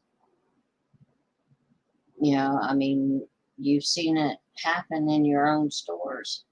You go for a certain item, they don't have it because their truck hasn't come yet. Oh yeah, yeah, Moonchild. Um, that's a bit much for dinner. So let me get that real quick. It'll take me 2 seconds. Yes, Garrett. Temps are starting to cool.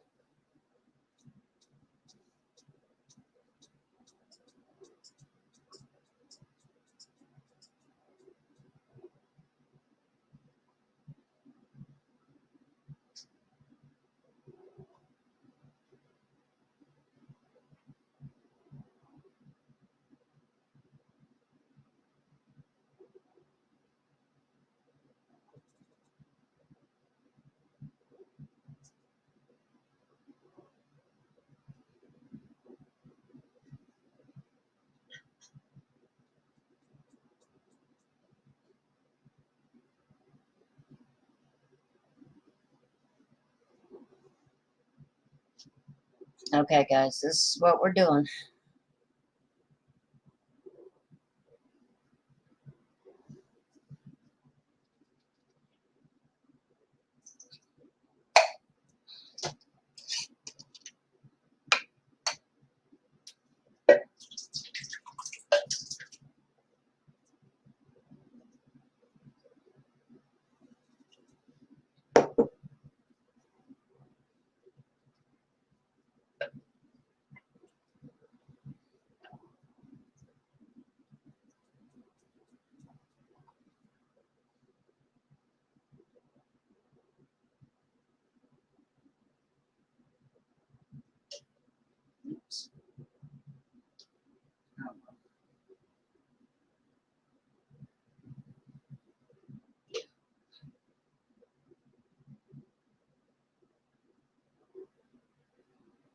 Got myself in trouble again.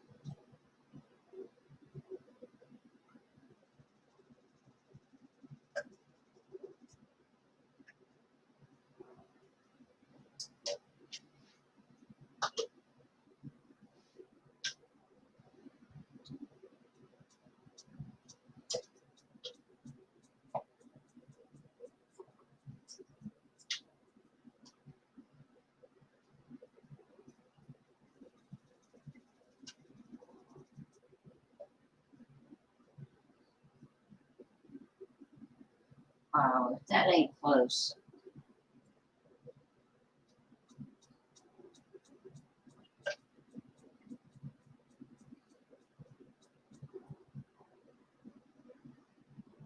Wow.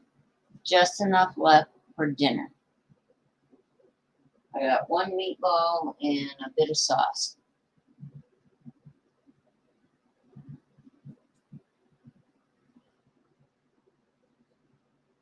And the best part, I got a full cantaloupe.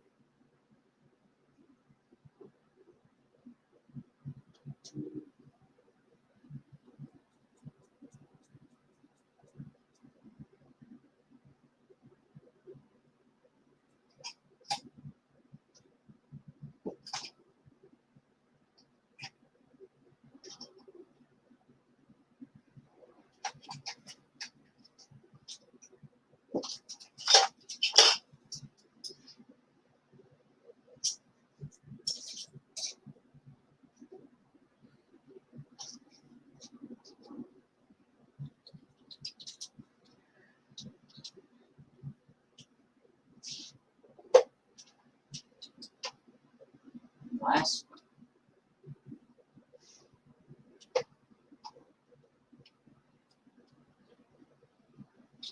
third.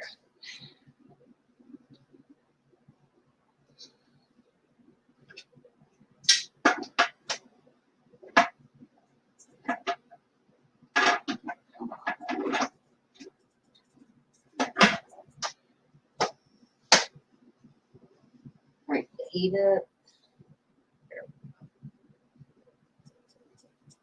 Now we just gotta bring her up to temp and we're good.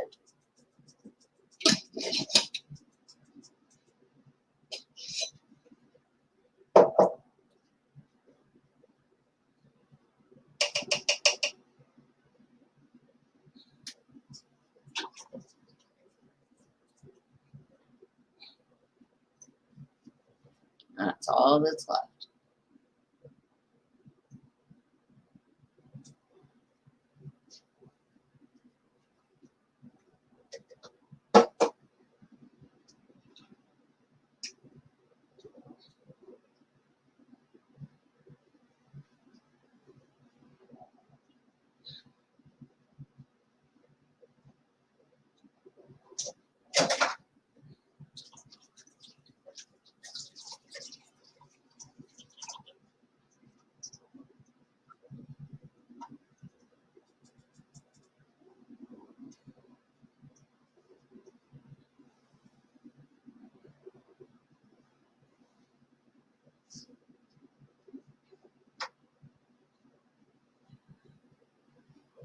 All right.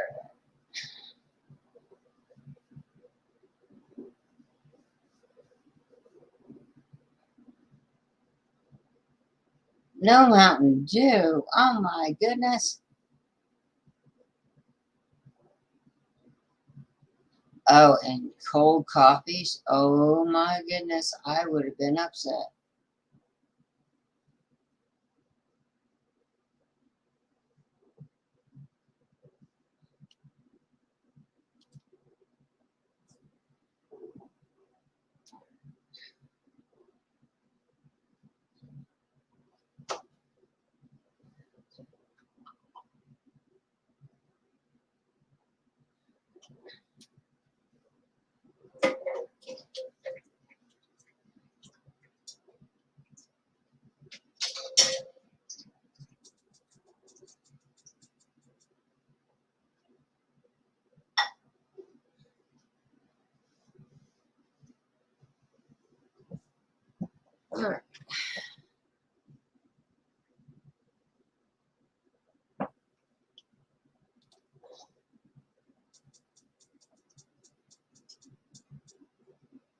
Wow.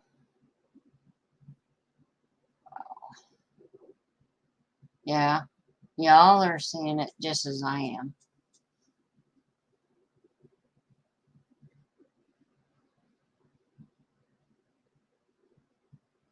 Yeah. Uh, yeah. All the scarcities that are happening. Yeah. But that's why we do what we do. Yeah. I mean, for me, and my family, what I just put in the canner is one meal per month. You know, because you don't want to eat spaghetti all the time, you know, or spaghetti based uh, meals, you know, like lasagna, manicotti, ziti, spaghetti. You know, there's four meals right there. You know, but, you know, you could do one a week if you wanted to. And that's over 2 months worth of food. If you're having one pasta, one uh, tomato sauce based meal per week, that's over 2 months.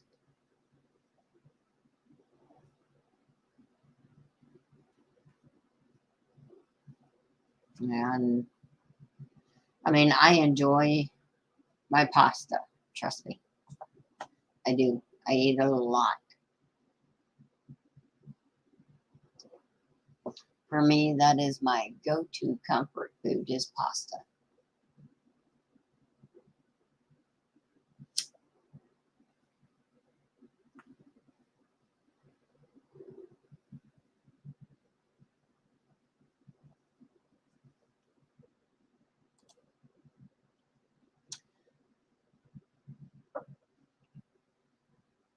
I believe you're asking about the sauce, Peach. Um, this sauce is so versatile. You could use it for meatballs. You could do with mozzarella on top. Yeah.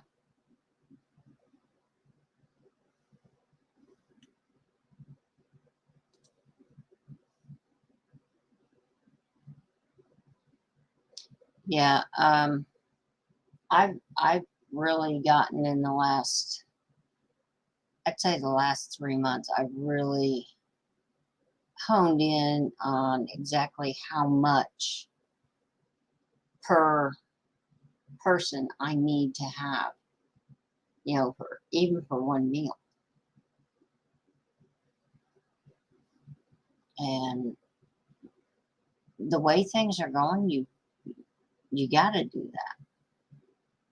I mean, that was 3 pounds of hamburger, and there's 9 meals in there plus one, so there's 10 meals.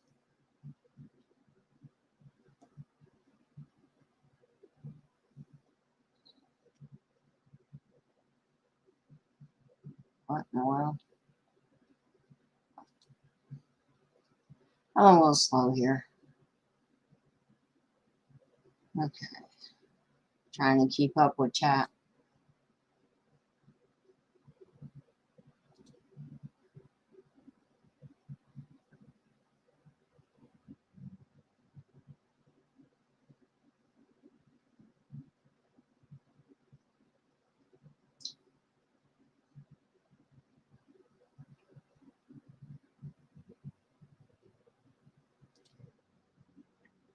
Yeah,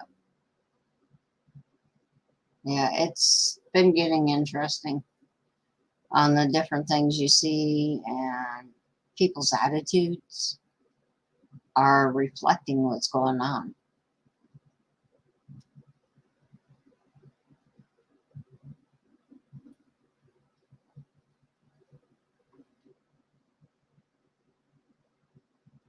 Yes, Tiger, I've heard of putting bell peppers, different colored bell peppers in your sauces, in your tomato sauces like that.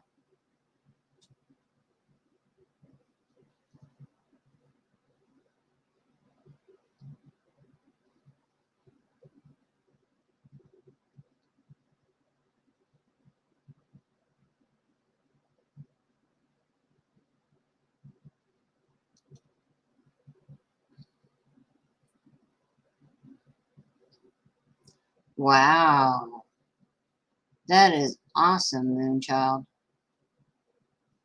Yeah, trying to keep up with the garden as it produces, I think, is a really huge challenge, because it's not just, oh, green beans came in today, or uh, your cucumbers came in. No, they come in all at one time, and it's like a smorgasbord. And then you got to figure out what you're going to do with it. But I mean, that is an awesome start.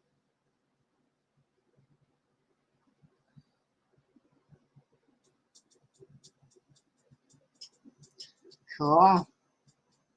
Yeah, spaghetti sauce and tomato soup are definitely good things to have on hand.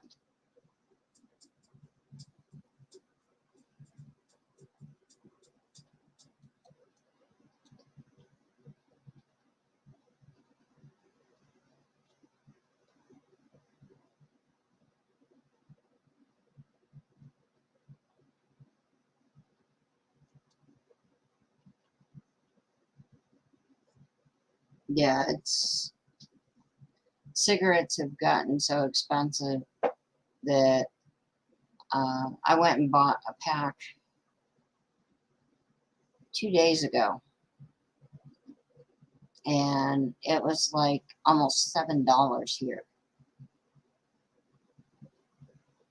And I think a big bag of tobacco for rolling your own was like 14.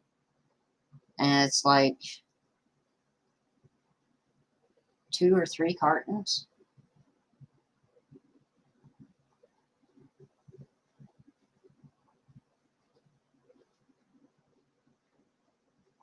I wish I had a Sailor Moon child, but I don't. But yeah, I mean, we get to where we move things around quite a bit to find a little more room. Which reminds me, after I get done here, I want to head to the store and get another shelving unit. Yeah, I'm at that point.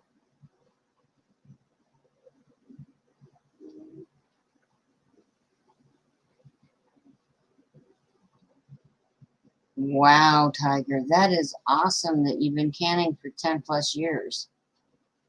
And yes, it is the best decision you and I have ever made.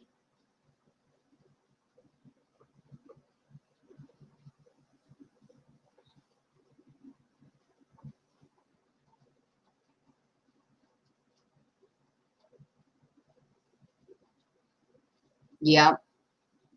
Yes, Miss Sharon. Yeah. I forget how much the tubes are, but they're right in that ballpark.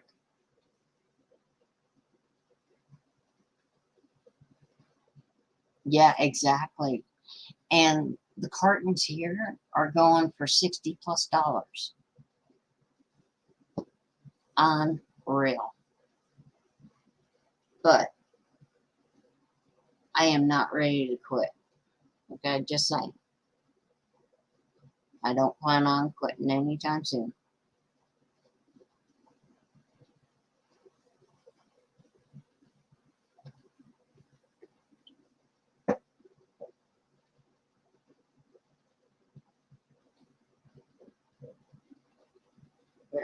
I'm going to wait a little longer before I start the 10-minute on that because it's not a full funnel of steam. It's off and on. So I'm going to wait a couple more minutes before I start my time on that.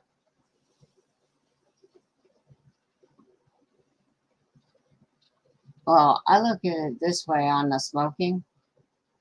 I got to be able to send smoke signals somehow. So why not? Because I sure the hell ain't going to do it with my food.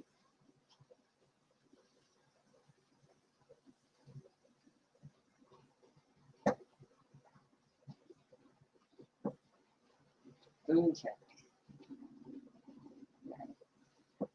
At 5:12 Eastern, I'm going to start the canner because I'm in the 10-minute venting right now.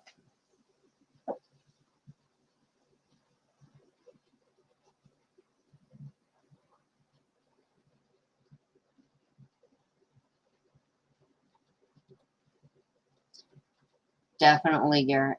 I've seen it all over the place. And I've also seen lately, like in the last 2 days, that stores are starting to remodel. Yeah, they're moving stuff around to make it look fuller. And basically what they're doing is they're taking a row of shelving out and widening the aisles, which was a long time complaint from customers that the aisles were too narrow. Now they're widening them because they don't have product. So, yeah. And I'm also finding less and less on clearance, by the way.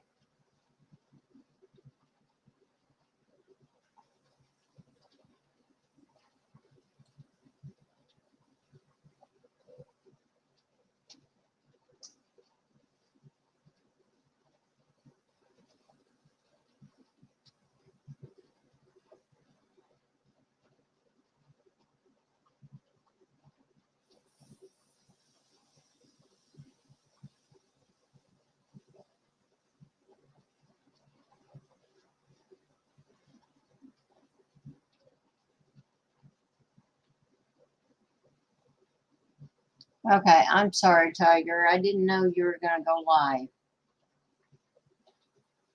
But yeah, I usually try to start at 2, but I didn't expect to go this long either. But I got way behind and it was a lot more steps than I anticipated. But yeah, if that's something you got to do after I'm done here, we'll hop over there.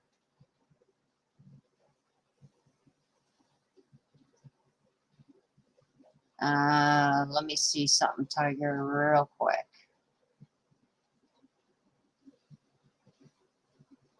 Come on. Show me what I want to know. Where are you? Where are you? Yeah, I know. All right. Where are you? Okay. Trying to find you, Tiger. There you are.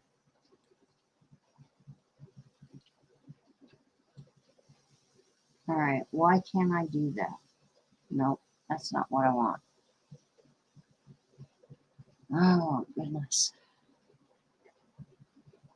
Okay. Thank you, Garrett.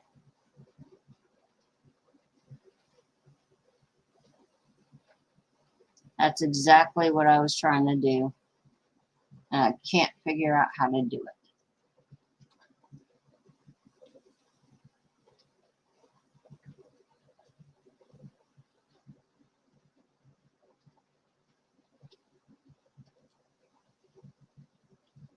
All right.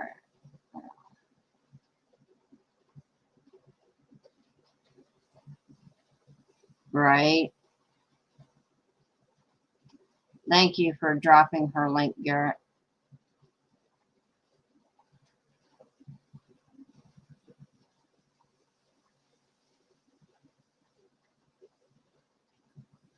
Aw. Thank you, Miss Sharon.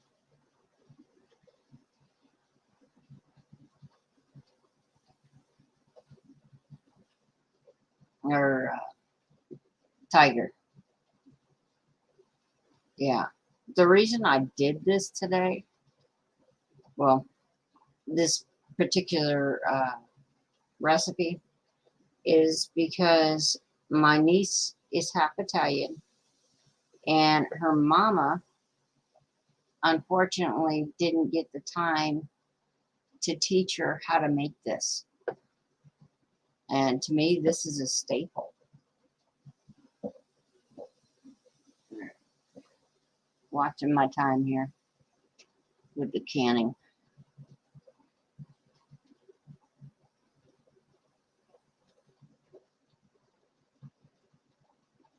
Yeah, Miss Sharon, the coffee, the Folgers instant coffee that I normally get, just in the past 6 months has almost doubled in price for the same exact thing. Unreal.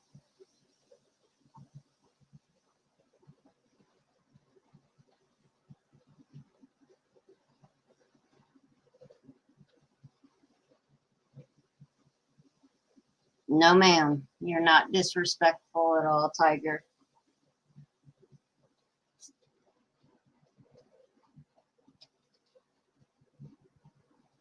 That's the last thing you are.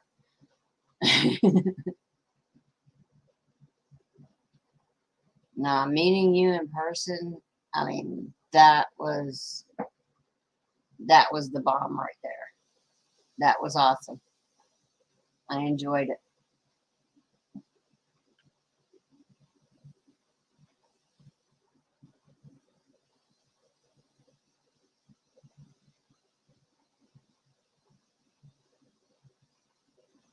Yeah.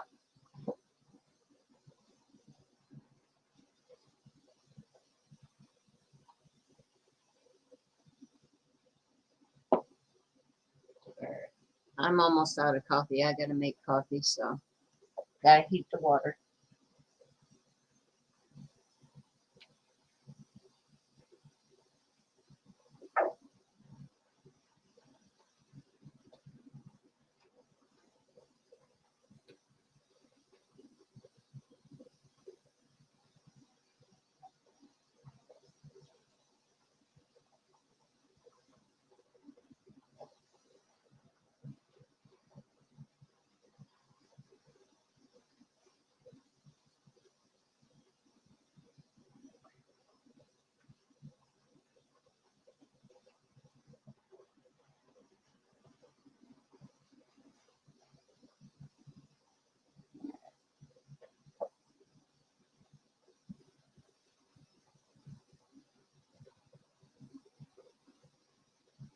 Oh yeah. Yeah, the uh, camp out back in June. I mean that was awesome.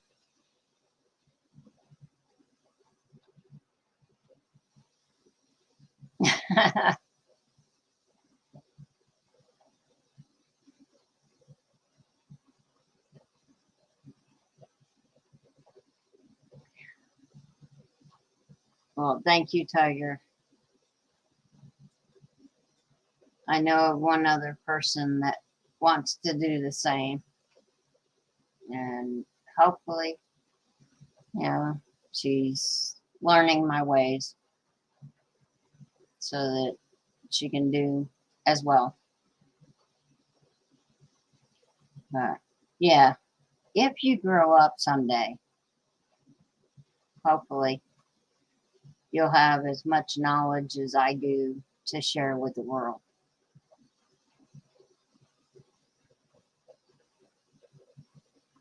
And I know you got it going on with cheese, though.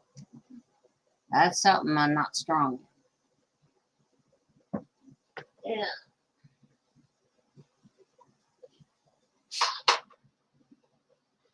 Now, get my phone,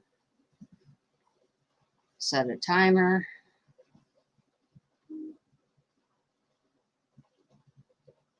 for 1 hour, 15 minutes.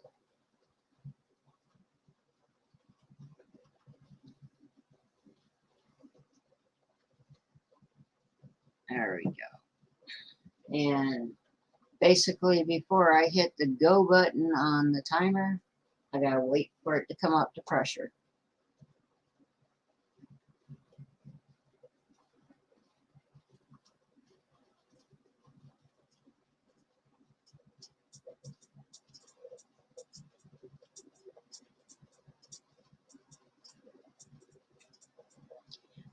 Yeah, Garrett. They definitely lack the knowledge, and that's why it's so important for us to share our knowledge.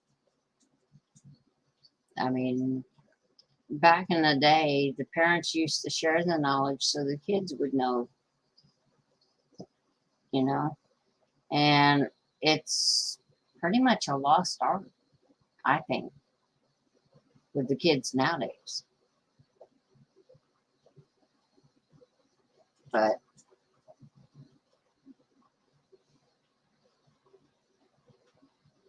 you know, I do the best I can to get the knowledge out there so that people can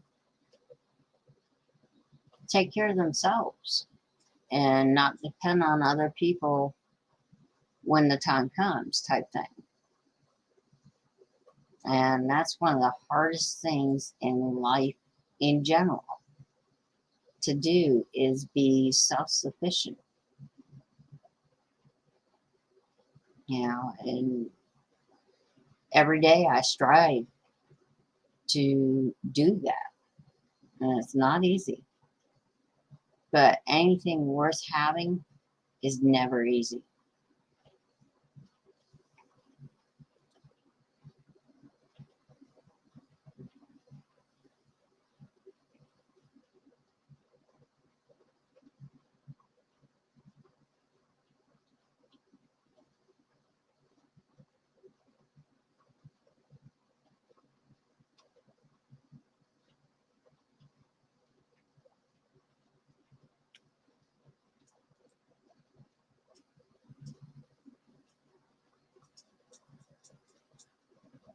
Yes, Miss Sharon, I think she would. And basically, that's what I'm doing. I'm trying to teach my niece everything I can before I run out of time, which ain't going to be no time soon, so don't worry. I know you're watching. Don't worry. I got you.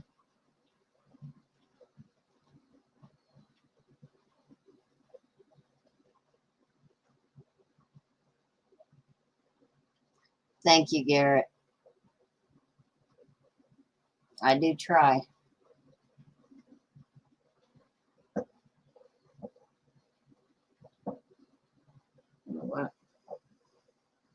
me a second here, guys.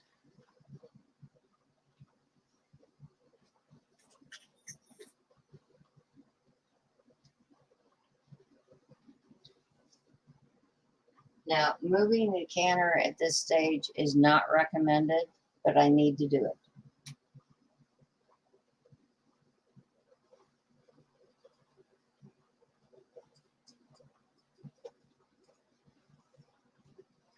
The reason I needed to do it is because I need to see this. I need to see the dial.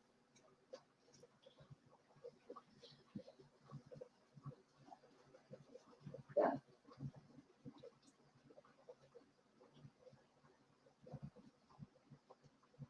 Mhm.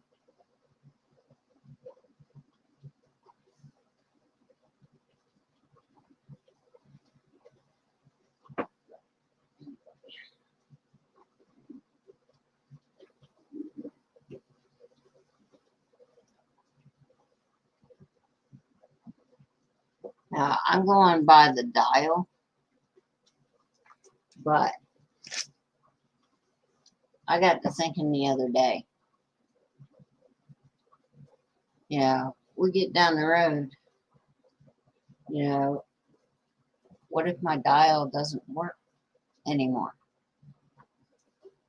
What am I going to do? That's where the jiggler comes in handy. With this, I don't need to watch that dial. So that's something else y'all might want to try and get a hold of is the little jiggler, because you do it by sound and sight on this, whereas that's strictly by sight, and you're praying it's right. So a jiggler would be a good investment if you can. But I was lucky enough to buy a canner that had a jiggler in it.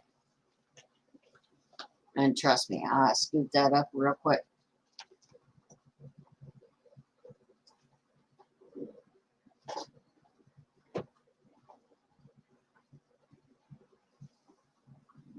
I'm in this particular canner. I bought new. And I think I've got 2 more canners that I bought at a thrift store. So, and I know they have jars and lids at this particular thrift store. How long it'll last, I don't know. But keep your eyes open, guys. If you can find them.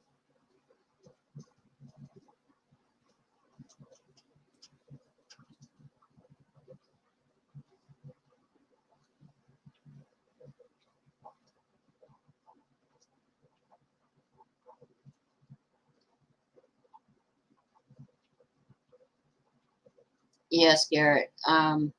Rescue is a great guy. I really like his stream. But most of the time I can't catch it in time. I only catch a few minutes of it, and then I have to go back and watch the replay. Okay. Bring her down a little bit.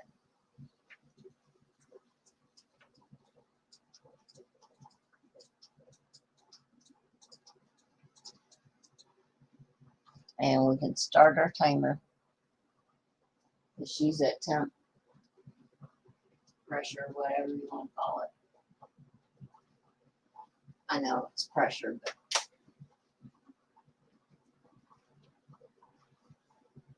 now comes the fun part of every 2 seconds watching it.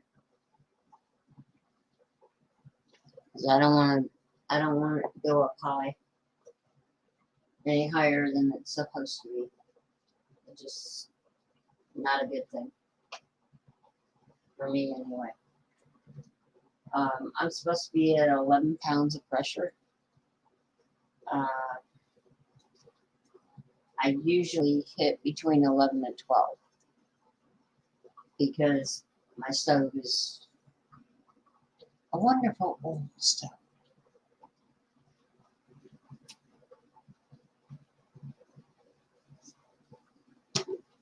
Hey, Sophia.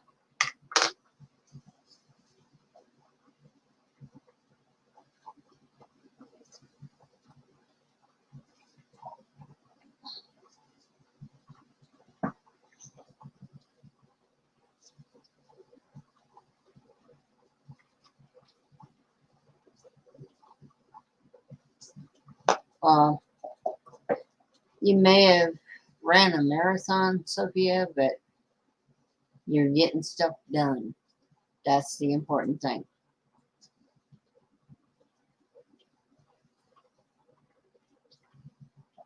Okay. Give me just 1 second here. I need to check my gauge. Hate being half blind. Yeah, that's got to come down.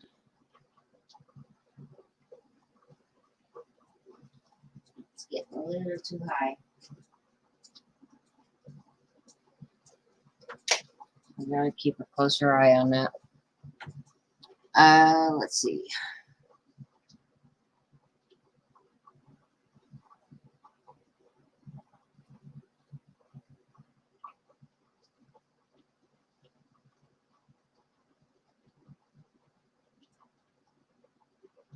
Wow. Isn't that a little early for pumpkins?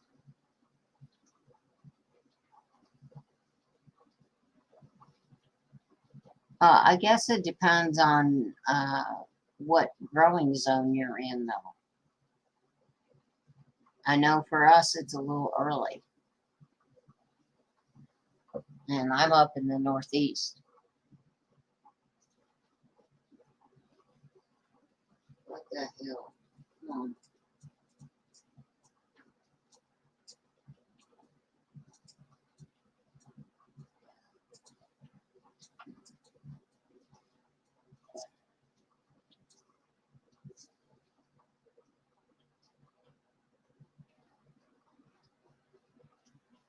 I hope they're only using them pumpkins for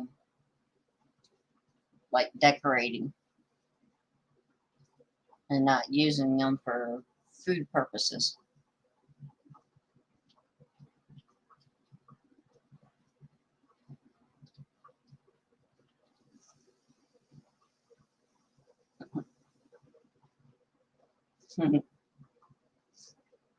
Oh yeah, the back to school stuff.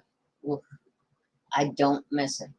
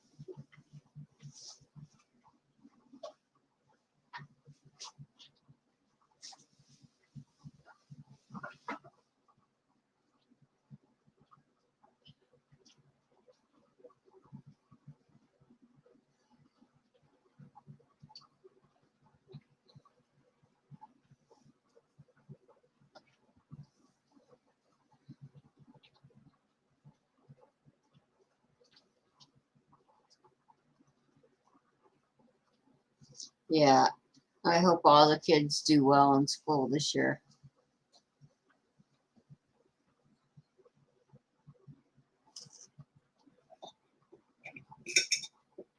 I'm just over here making coffee.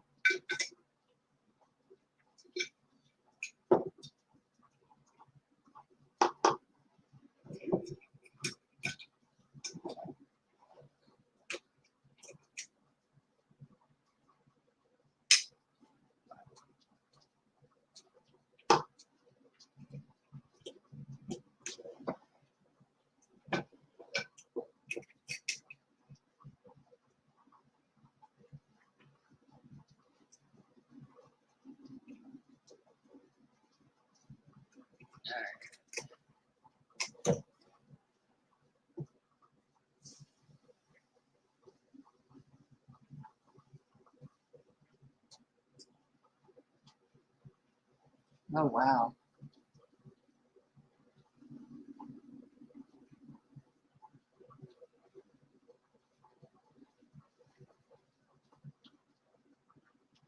Nice, Moonchild.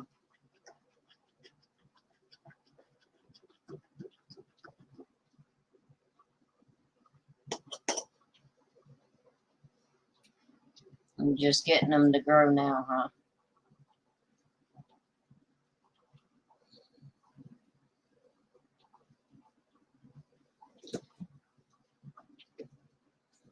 Yeah, Tiger. Definitely we need to start planning now for next year's crops.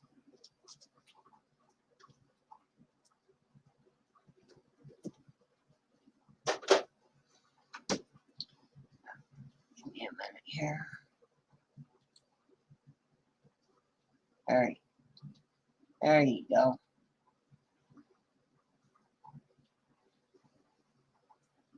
All right. Let me check on this real quick. Yeah, it's completed.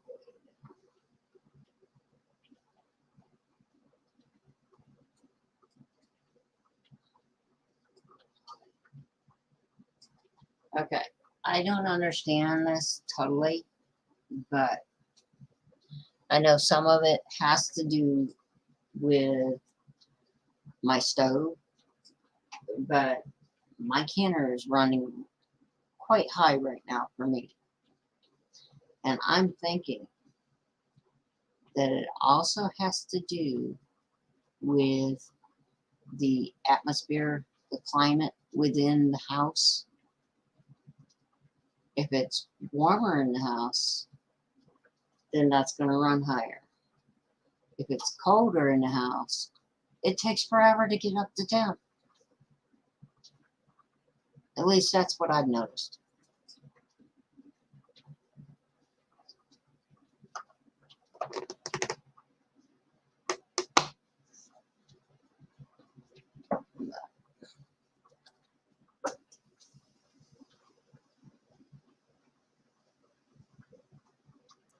Ooh, nice. I like the acorn squash myself.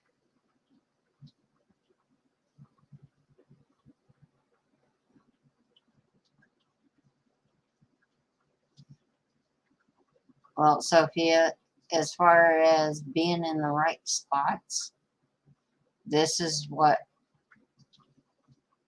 planning is all about. Because you take notes this year, oh, this didn't do good here. Let's move it here and see how it does next year.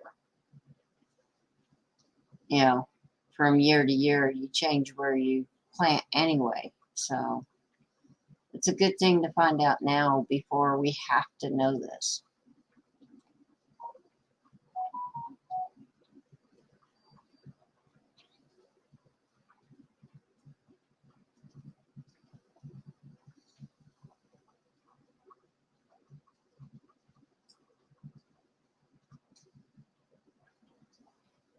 Yes. Yes, Tiger.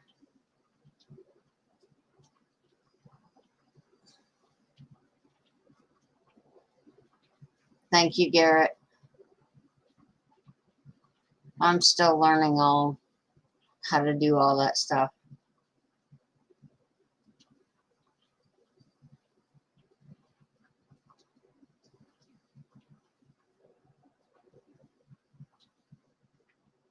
Ah, that's good to know, Miss Sharon. But unfortunately for me, it's just the AC. See, now I'm coming back down to 10th and I'm on 1.5 on my gauge back here for the burner. So yeah, as long as it stays right where it's at now, I'm good.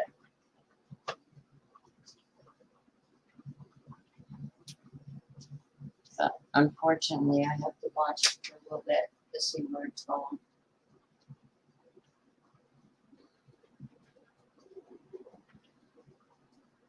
See which way it's going to go, or if it's going to stay right where it's at.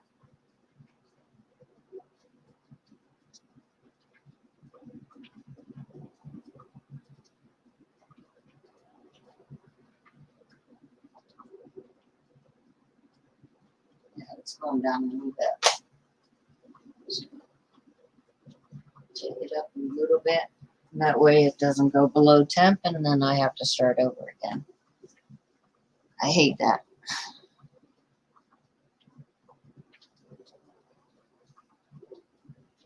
All right, don't be working too hard, Sophia.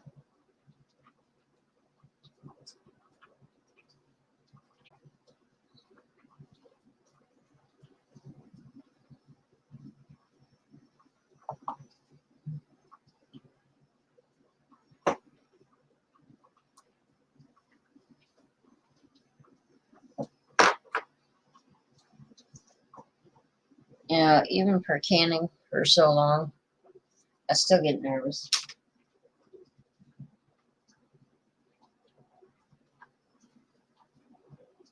Yeah, see, that's too tempting.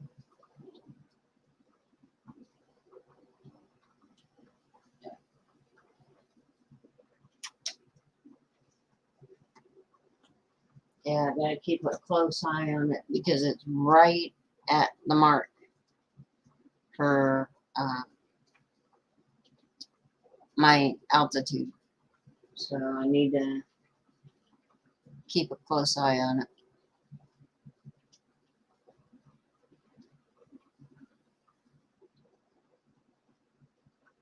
Because if it goes below temp, I gotta start the timing all over again once it gets up to temp.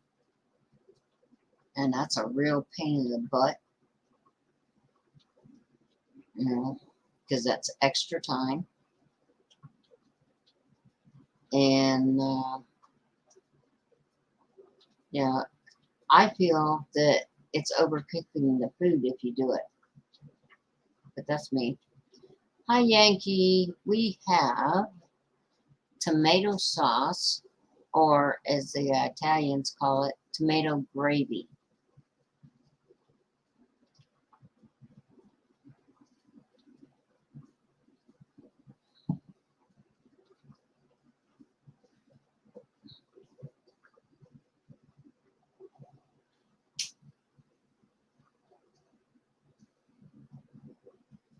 Cool.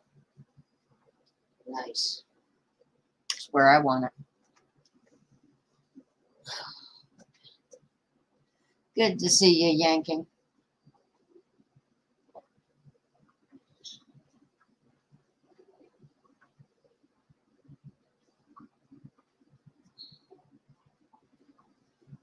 And I appreciate everyone being here.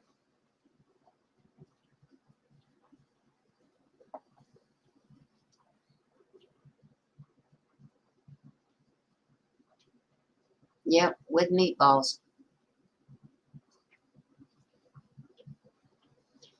And see, that's one thing that I put the meatballs in raw because I don't want the meatballs to be overcooked and either falling apart or rubbery.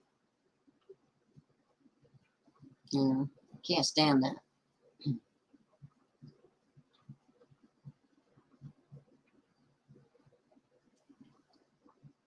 Oh, you're welcome, hon.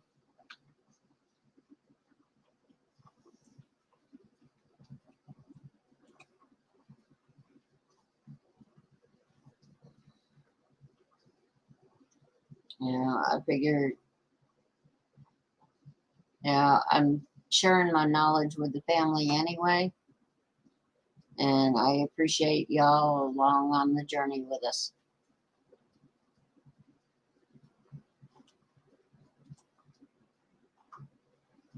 Ooh, Yankee.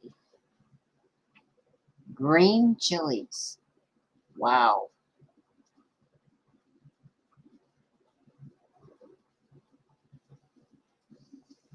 Yeah, that helps. That helps to have friends in good places. But you know, Yankee, the juice that's with the green chilies that you can, that would make an interesting uh, protection device. Let's put it that way. Yeah, a little spray bottle. That'll put a hurting on somebody. I'm thinking of all sorts of things here. You know, because our lives are not just one thing. Yeah, I can. And I'm also thinking how to protect me, how to um, do different things, you know. And unfortunately, in this world, this is the way we got to think.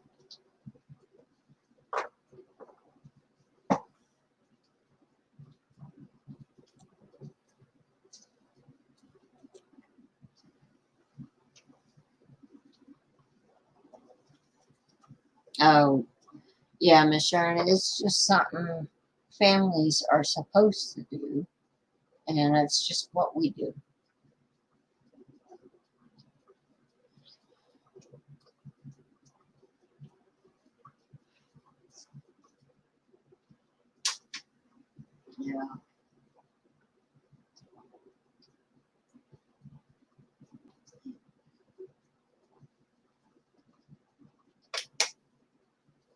Yeah, yeah. We're a pretty close knit family, and we do try.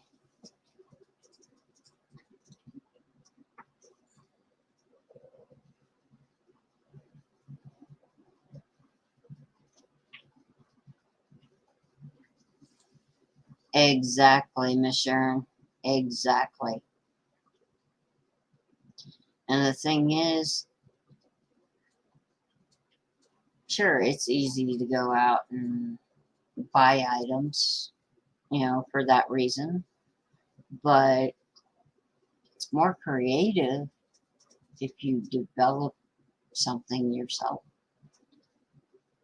out of common everyday items.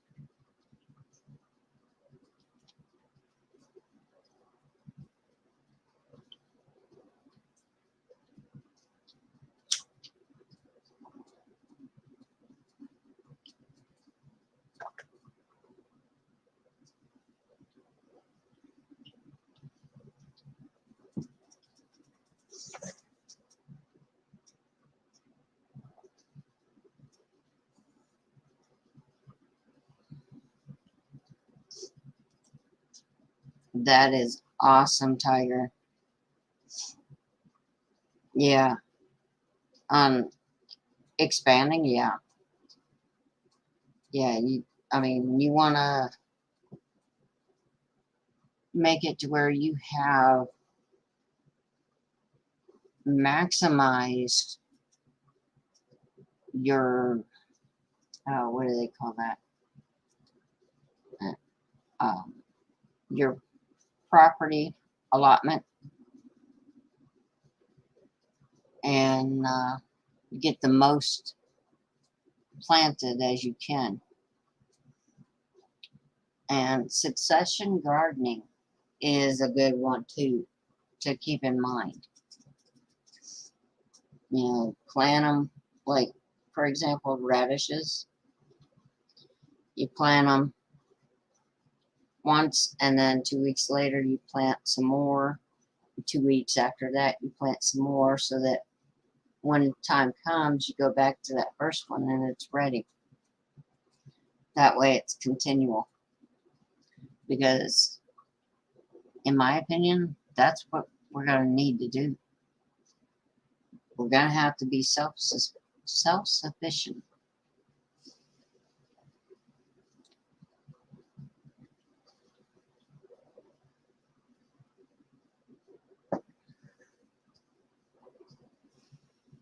Oh, I agree, Moonchild. When you grow it yourself or you make it yourself, it is so much better.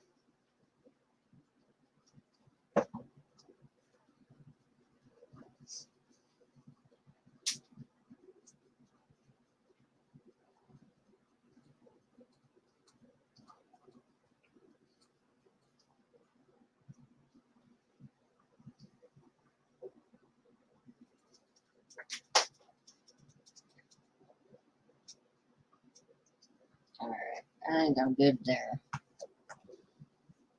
Hopefully I can sit through the rest of the canning process and not have to worry about that. Because usually when it levels out as far as the gauge, I don't have to worry about it.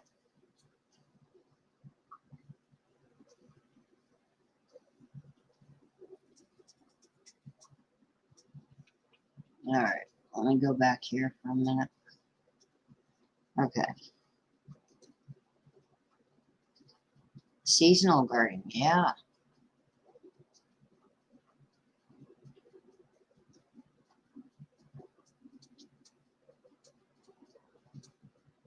Exactly, Tiger. Exactly. I haven't gotten into the cold frames yet, but it's something on my list.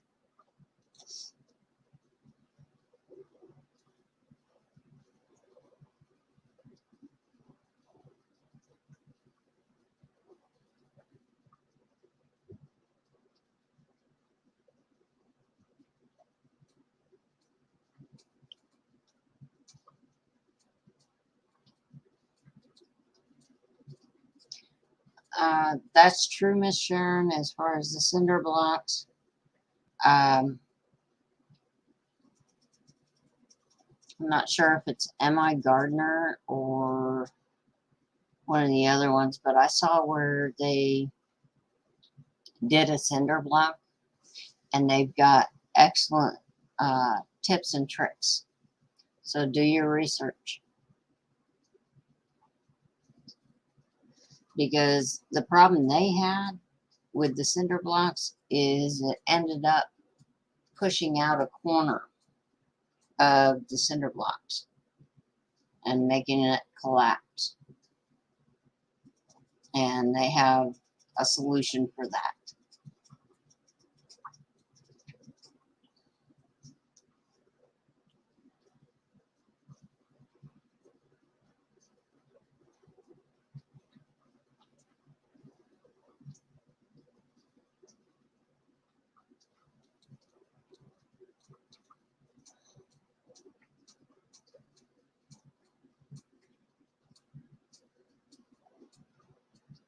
Oh yeah, cattle, they'll do a number on a garden, no problem.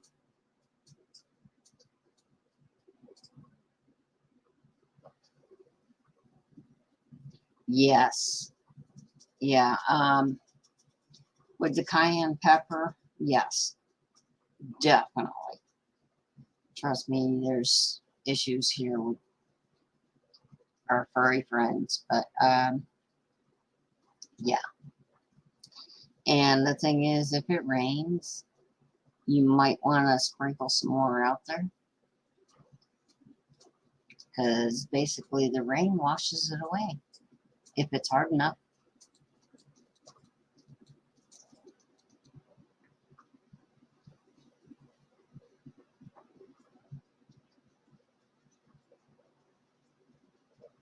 Yes, Tiger. Rebar, definite.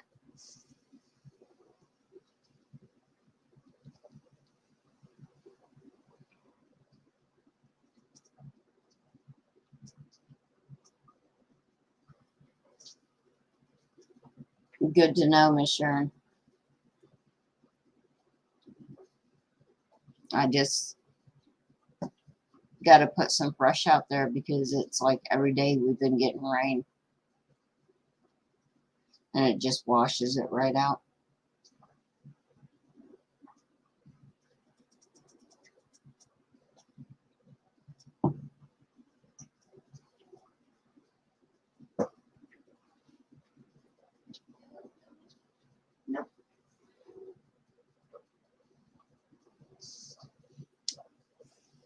this is why you have to keep an eye on your canner.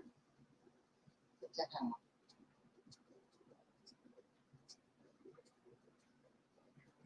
There we go. Yeah, that's way too high.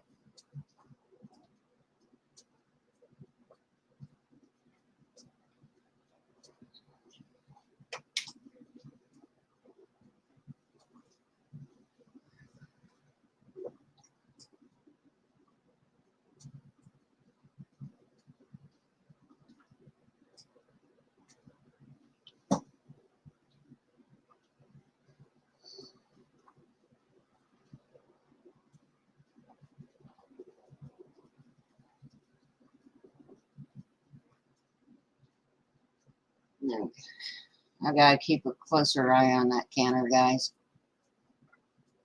That was up at 14, and I only need to be at 11.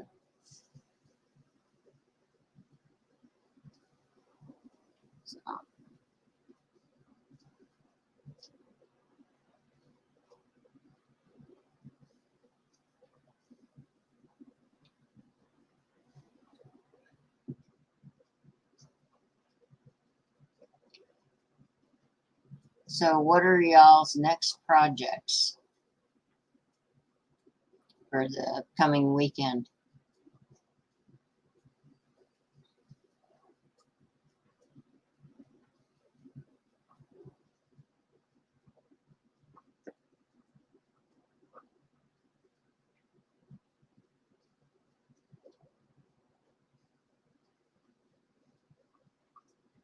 I know with me, I've got to do a refrigerator clean out.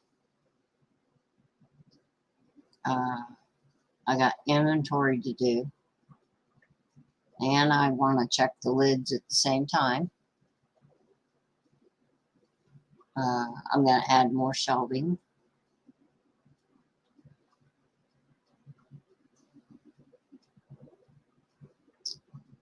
And figure out what's next to can. Because I seriously have no clue.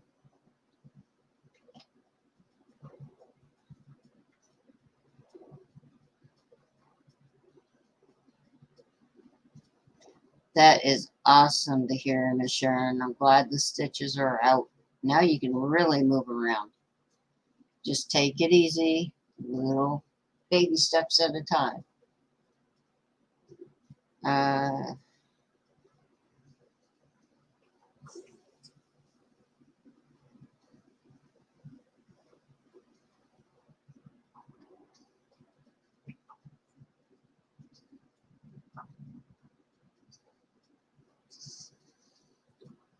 Miss Sharon, are you using Tattler lids or ball lids?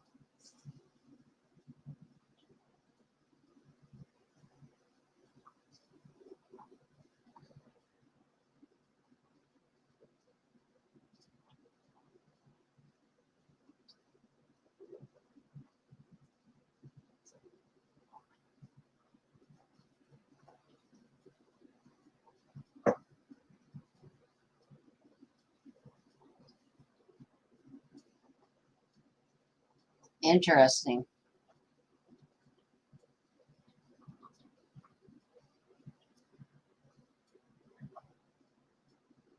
Interesting. For all intents and purposes, let's see here. Okay, where is it? There we go. For all intents and purposes, for those of you just learning, per se, ball lids, like the ones that I used tonight, are a one-use deal. Tattlers, on the other hand, which I don't have any experience with, but from what I understand, you can reuse them. But what we do for our own family is what we do. And I don't judge anybody for it. You know, you do what you got to do for your family, period.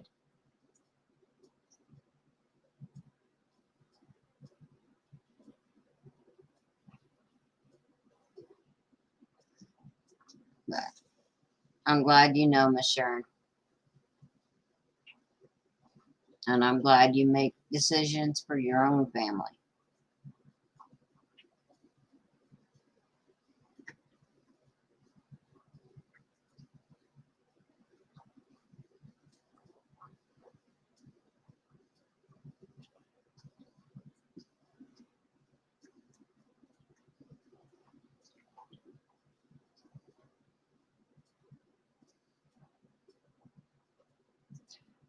That is true, Tiger. That is true. With shortages, God only knows what would happen or what we would need to do in any given circumstance.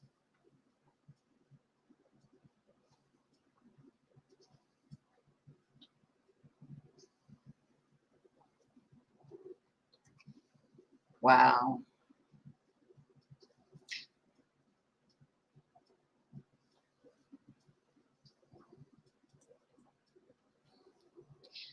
Somebody must have put something on top of the case when they were stocking shelves or something to bend one of those lids like that. It's kind of unsettling what we're seeing right now with brand new cases of jars.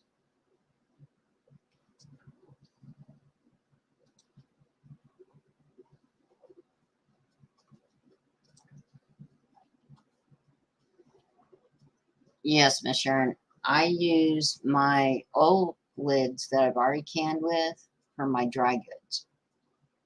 That is a safe way to use them.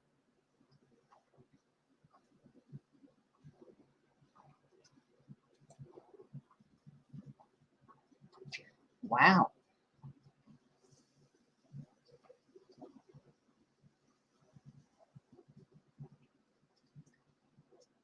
Wow. I hope you took that case back to the store,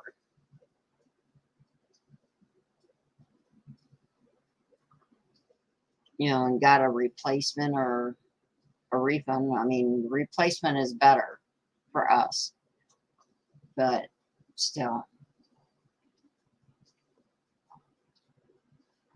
But you also got to figure, too, I mean, from the service worker or the stocker, whatever you want to call them, from their point of view, they got X amount of time to get X amount of freight out. And with employers, it's less and less time. I've noticed that. You know, you got to get more out in the same amount of time.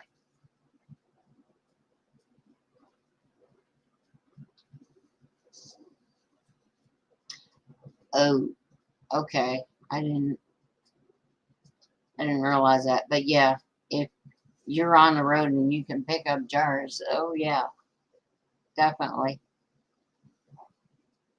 Like if we go back out to Missouri for another meetup, um, I know the route that I'm going to take, so I want to take and plan enough time, and then plan the different places I'm going to stop to get things.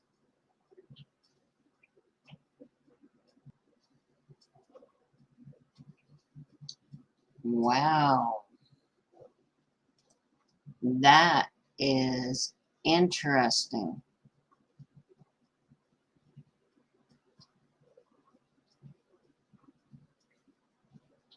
Yeah, they should replace it. They've been around for a long, long time.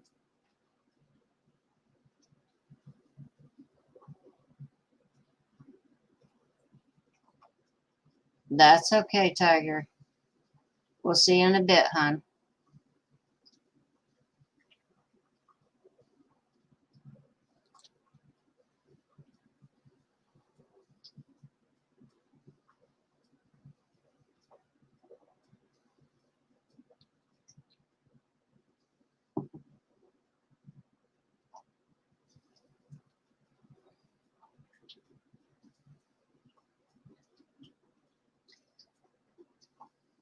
Miss Sharon, as far as the 4 jars, I have not heard anything bad about them.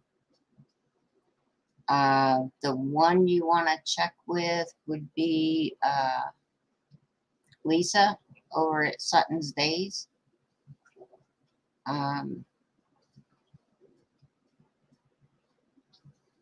She's the one you'll want to check with. Speaking of checking.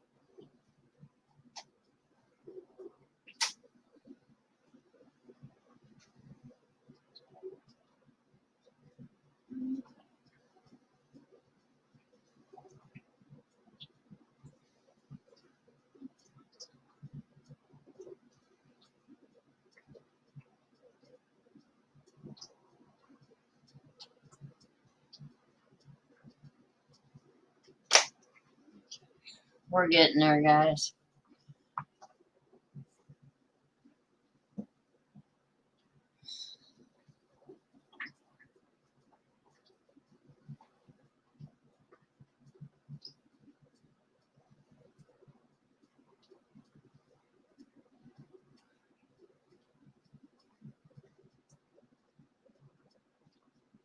Nice.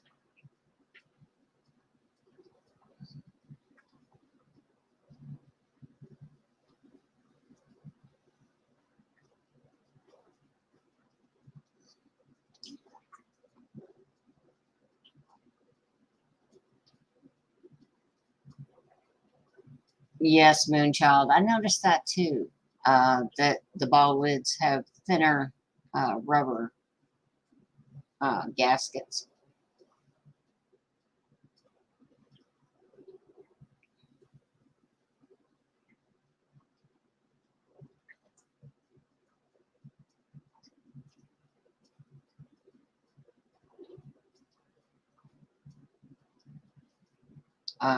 Also, I don't know for a fact, but if anyone would have one, it would be Sutton's Days. And that's a coupon code to save some money.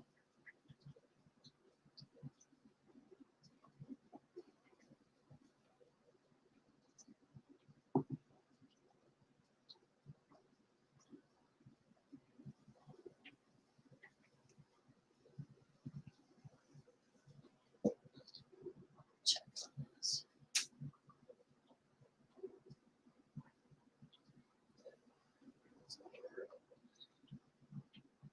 God, I hate this.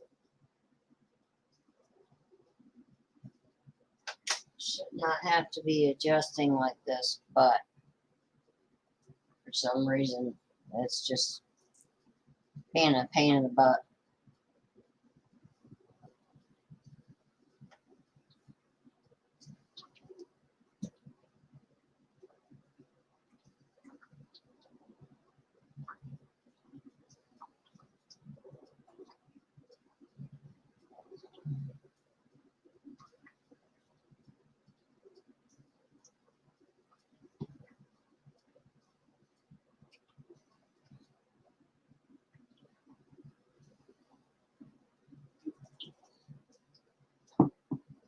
Yeah, if I find anything out for you guys, I'll definitely put it up in a short video or a short, what YouTube calls shorts, just to let you know what I find out on anything like that.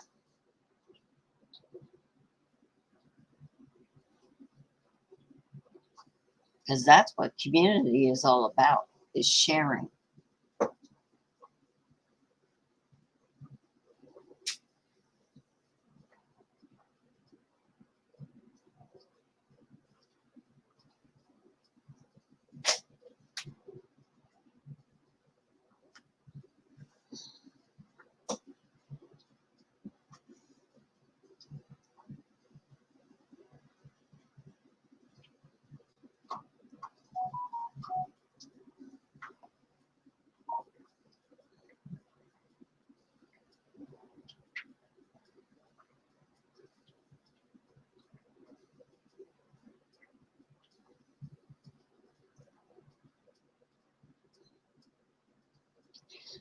Miss Sharon, you're supposed to have the gauge checked every year. And thankfully, I'm less than a year. So I still got time to find a place to get it tested.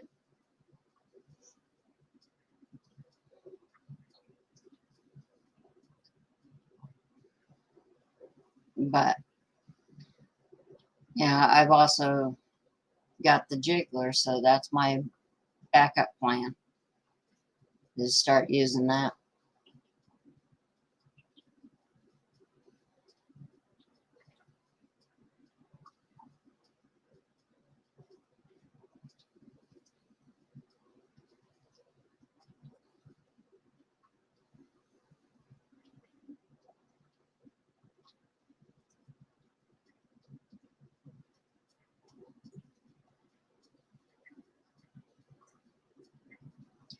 Well, I haven't checked into that yet. I mean, not thoroughly. But, I mean, I live in a really big county.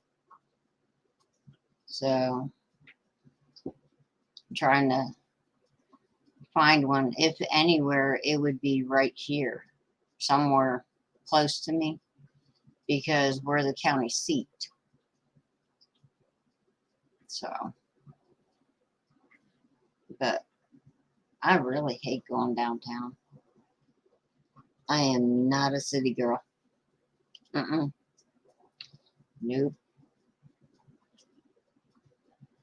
I hate it with a passion.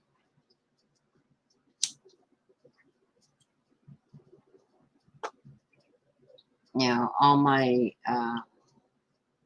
stuff like the driver's license, registration tags, and all that.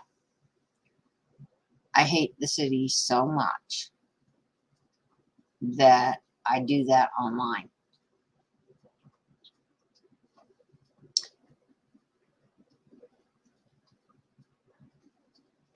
Ooh, okay, Miss Sharon. A feed store or seed store. Huh.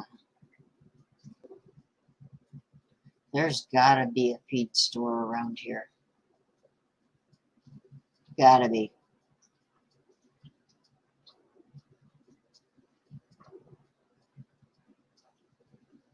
Yeah, city life? No. No, I'd rather be in prison than in a city.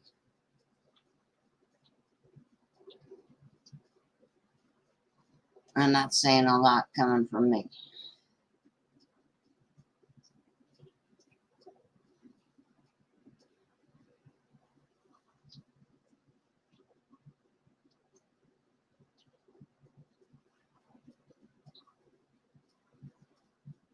Oh yeah, I can use Google Maps to find the feed stores. That ain't a problem. Either that or follow an Amish buggy.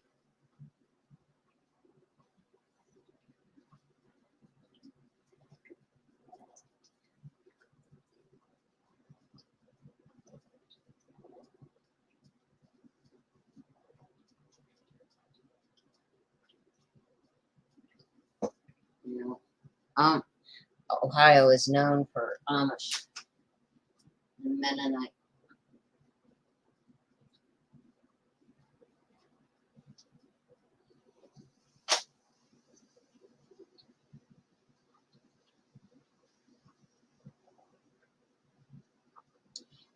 You know,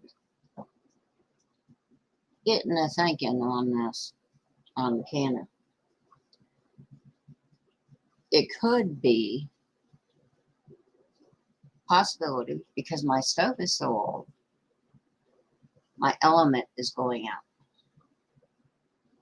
You never know.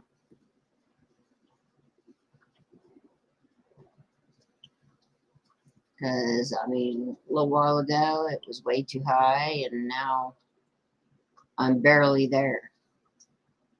And I've got it up. I got the uh, dial turned up. So I think my first course of action is I'm going to have maintenance come and check the burner.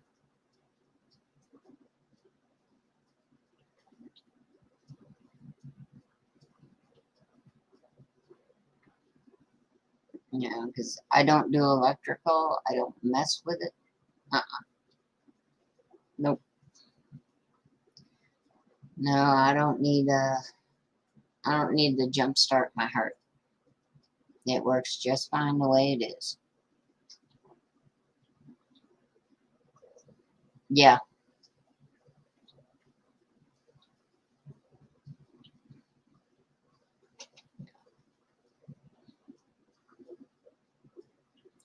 Hello, Miss Ghetto.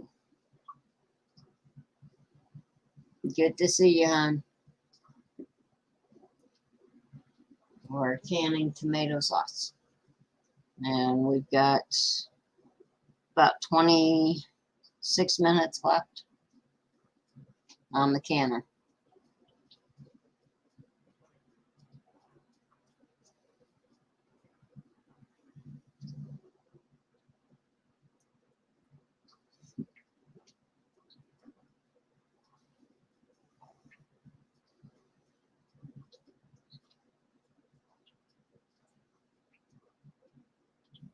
Yeah, we're just hanging out in the kitchen right now, just chatting away.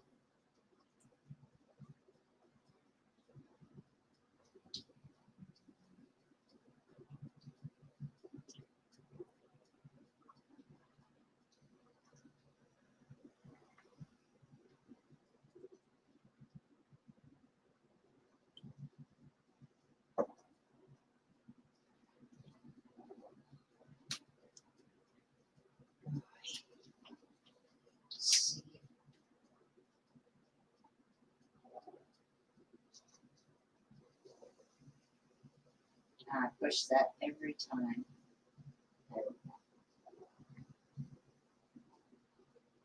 There we go. She's holding steady.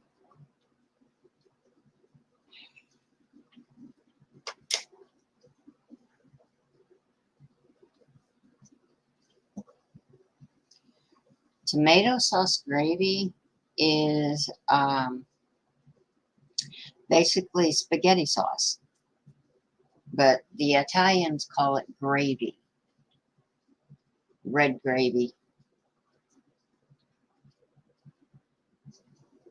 At least that's my understanding.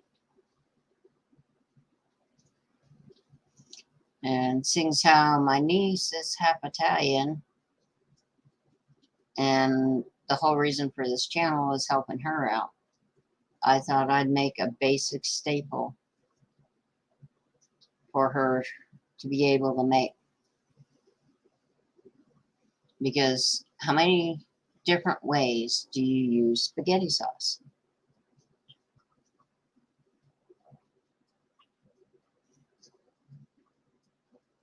And when you're trying to feed a crowd, there you go. I mean, my sister, um, she had a Christmas get together one year, and she made these big, huge trays of ziti. And I mean, all day long, people were just rotating through. And she must have made 5 huge trays of it. And it was really good. But, you know, I can only imagine how much sauce she went through.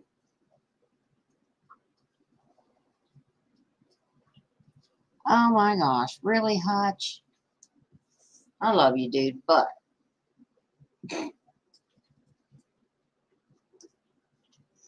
that's all right.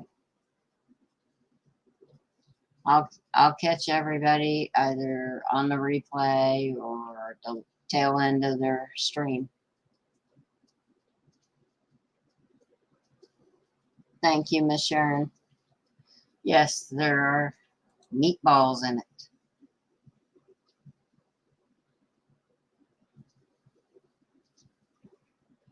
I mean, the meatballs are the size of my palm.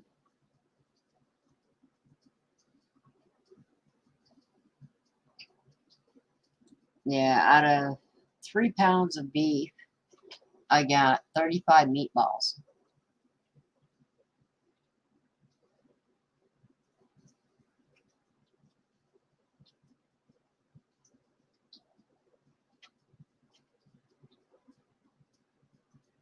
Oh, yeah. Yeah, a couple meatballs a person. Yep.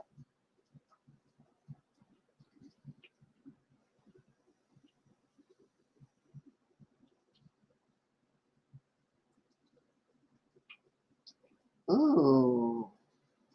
Mixing spaghetti sauce and Alfredo sauce. Honestly, I have never done that before. Huh. I have to make some Alfredo sauce. That sounds good.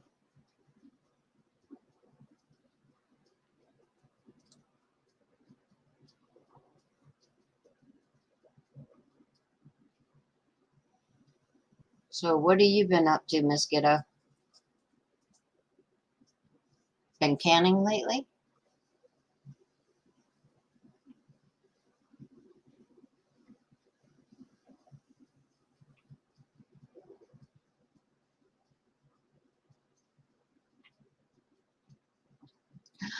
No. What kind of pickles? You know me and my pickles. I took a whole case to our camp out. I came home with none.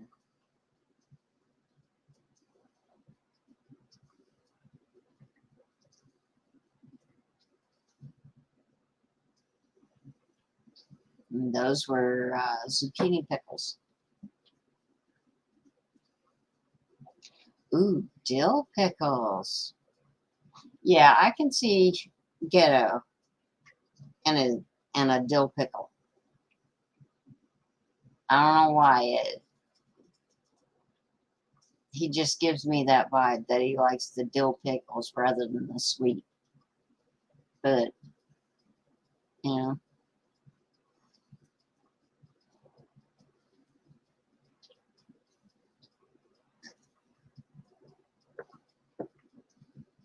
but I'm definitely gonna be making more zucchini pickles.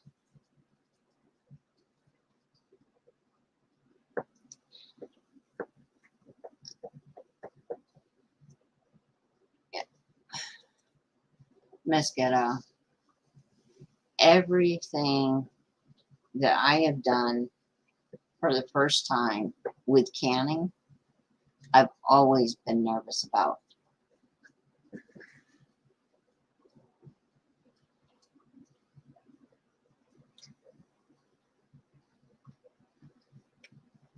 So it's normal to be nervous.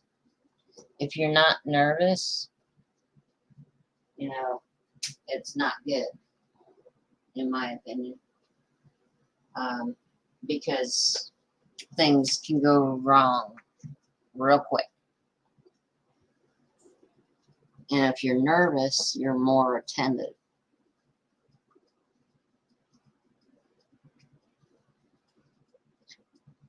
That is awesome, Miss Sharon.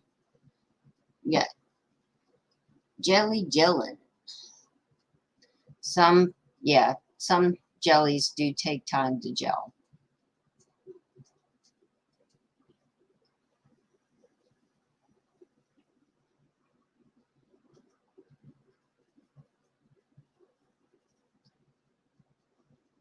But I am really liking this stream. I mean, it's a little long, I admit, but you know, I took you from the very beginning all the way, and I'll take you all the way to the end. But I'm really liking it because I'm able to get things done, get my canner going, and be able to sit and chat with you guys and actually see the chat.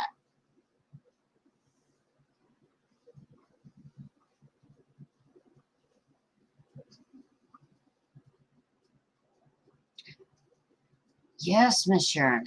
How did that turn out? White grapes. An elderberry. Oh my goodness. I bet you that was awesome. And by adding the elderberries, you're also adding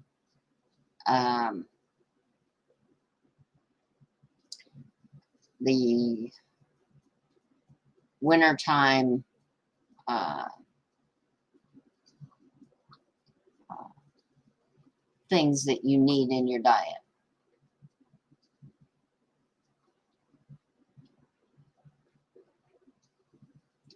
Yeah, the sweetness may have came from the combination of the white grapes and the elderberries. But wow, that sounds so awesome.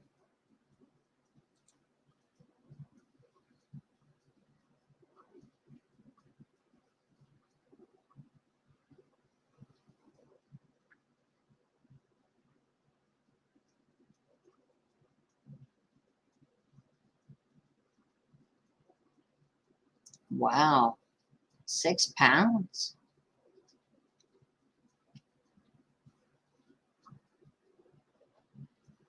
Nice. Yeah, that was definitely a score.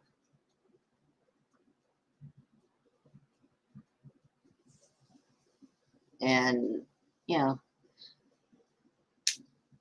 the the gifting of it was incredible.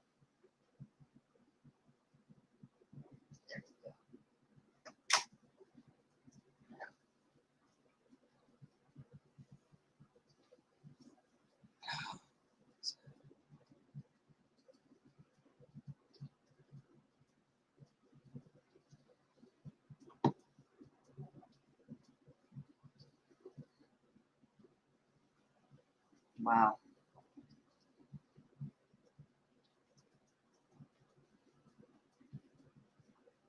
Awesome, Miss Ghetto. I think you'll really enjoy the zucchini pickles.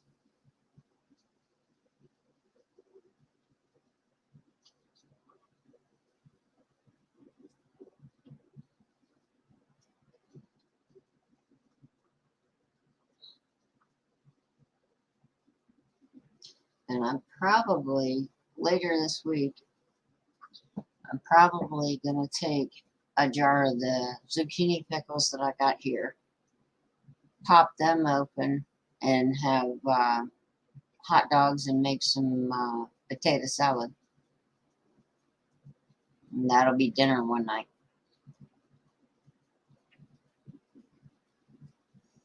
Because hot dogs ain't just for summer.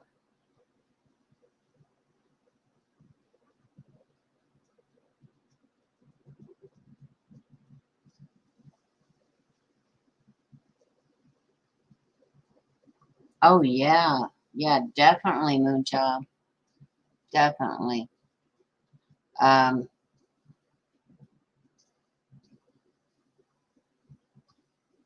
yeah.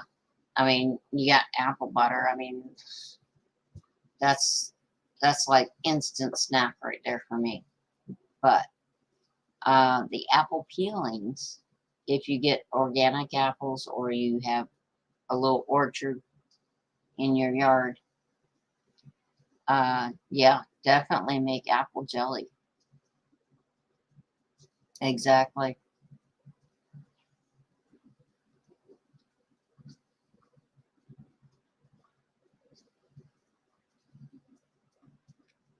Oh yeah, Miss Ghetto. Hot dogs are all year round.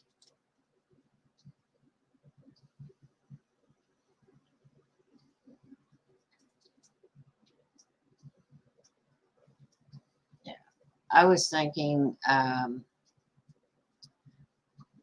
I was thinking of making beanie weenies to can, but I'm still doing research on that one. And the reason being on that is because of the hot dogs.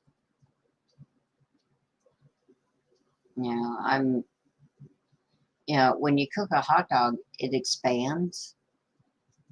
So that's something that I've got to take into consideration when I can.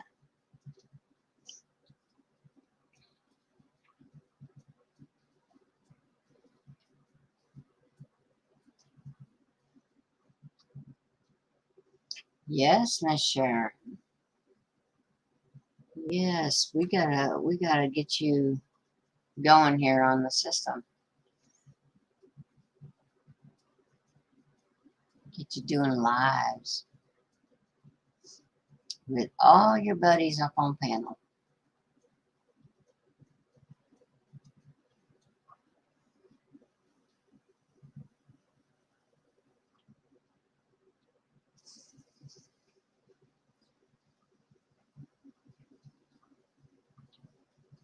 Well, I tell you what, Miss Sharon, if you would like, shoot me an email. And when I go live, if you've got the time, you can come up on my panel.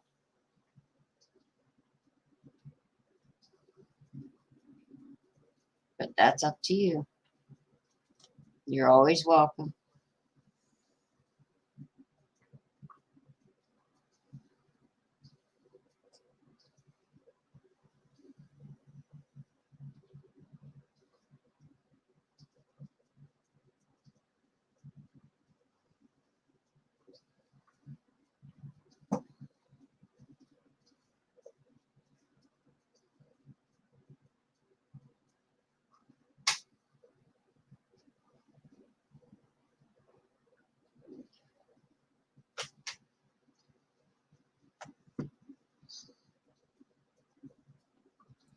Hello, Eric. Welcome.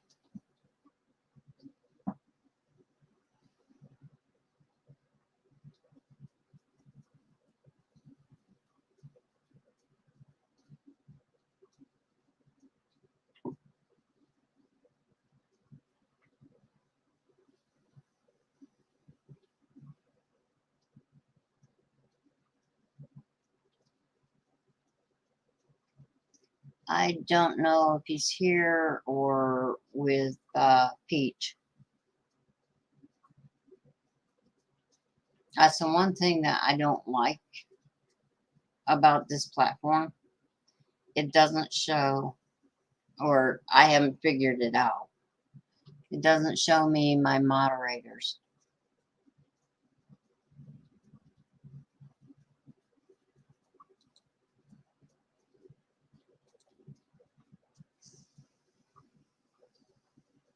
But I will figure it out. One way or another, I'll get this done.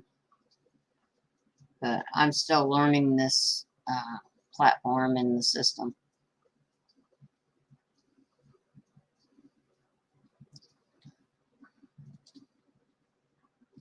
Oh, no, don't want that. It's okay.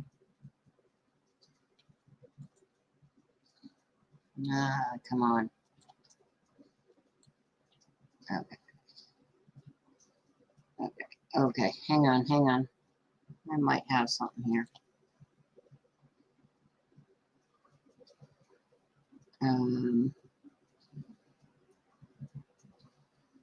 Aha, gotcha. Go for it, Miss Sharon. Put your channel up there if you'd like. Okay.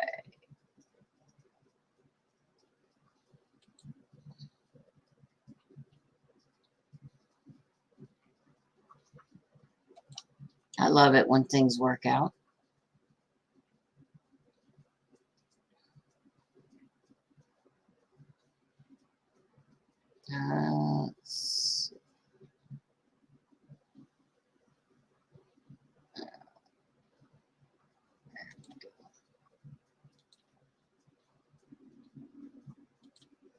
Okay.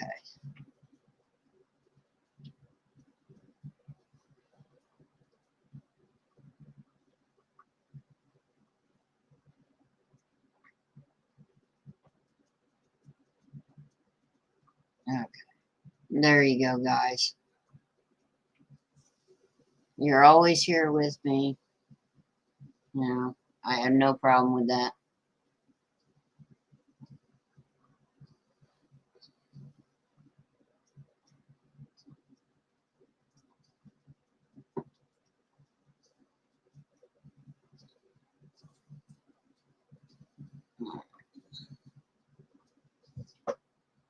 Let's see where we're at.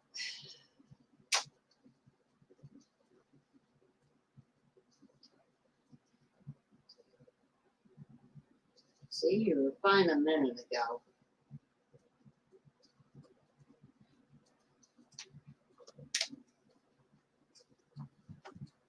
There.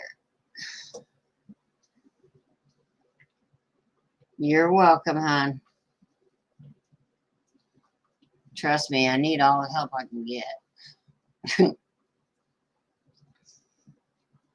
But it's another good way that, you know, we all can communicate,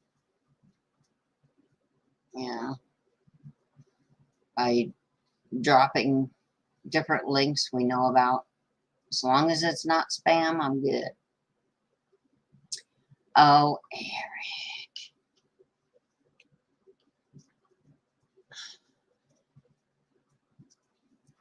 All right, where'd it go?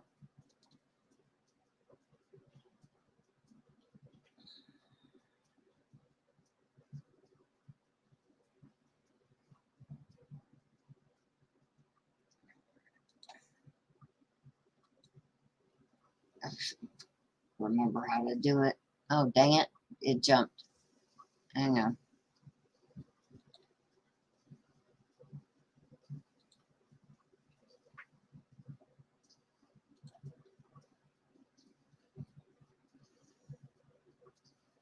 Okay.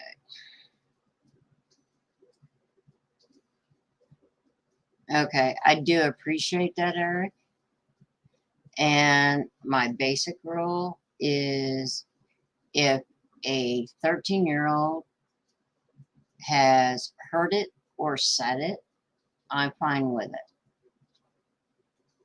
But I don't put up with bullying or harassment. And definitely not bots. So that's pretty simple.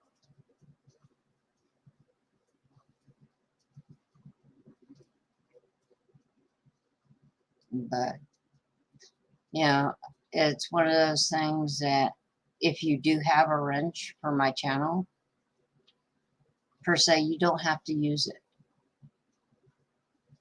You know, if you choose not to use it, that's fine.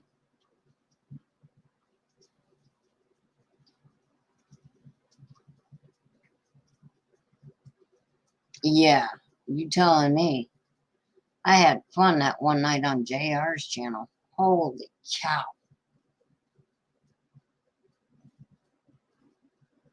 That was unreal. You're welcome, Eric.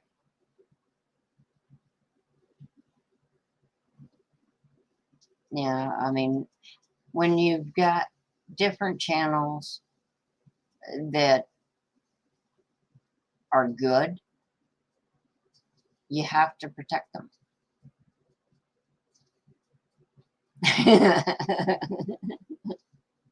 Yeah, I kind of forgot to mute on that one that night.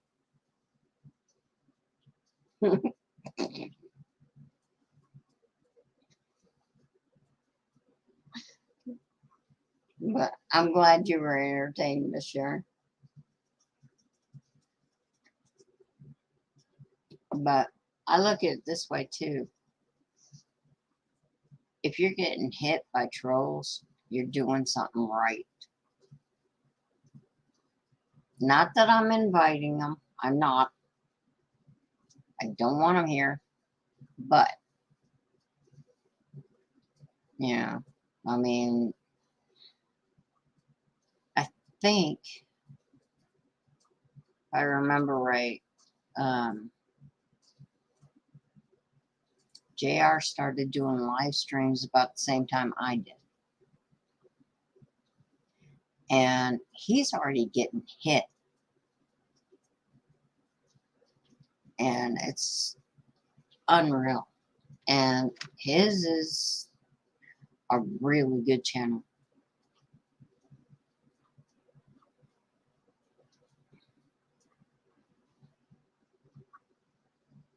Oh, yeah. Yeah. Rudeness is not an excuse, you know. Uh, it just shows the intelligence of the individual.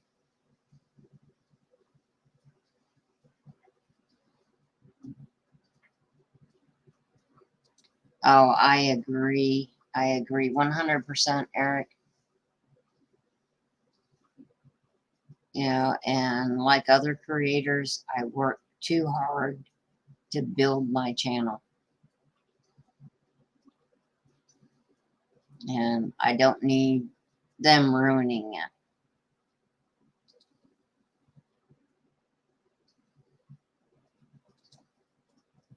Love it, Miss Sharon. Love it.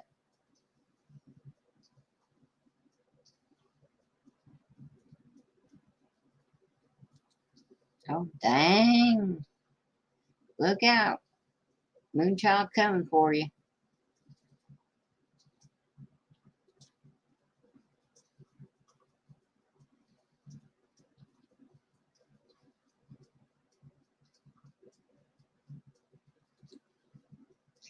Well, I look at it this way, Eric. If they're trolling, they're just showing their ass. And I'm sorry, I'm from the old school, and I'll spank that ass.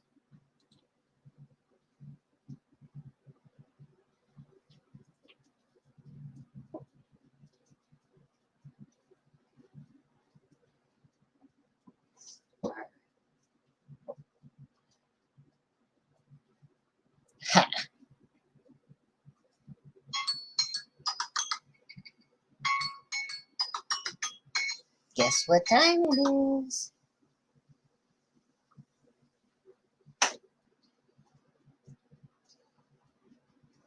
There we go. Now it's just a waiting game for it to come down to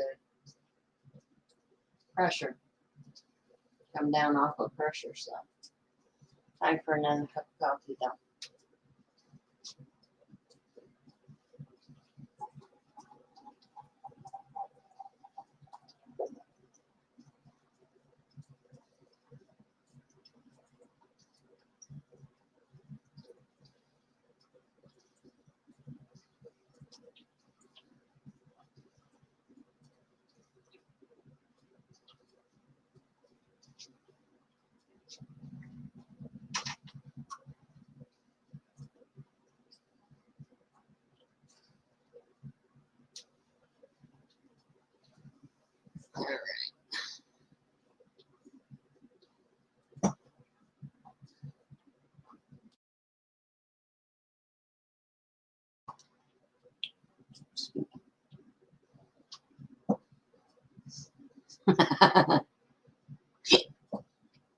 though. That's funny, Miss Sharon. It's good, but that's funny.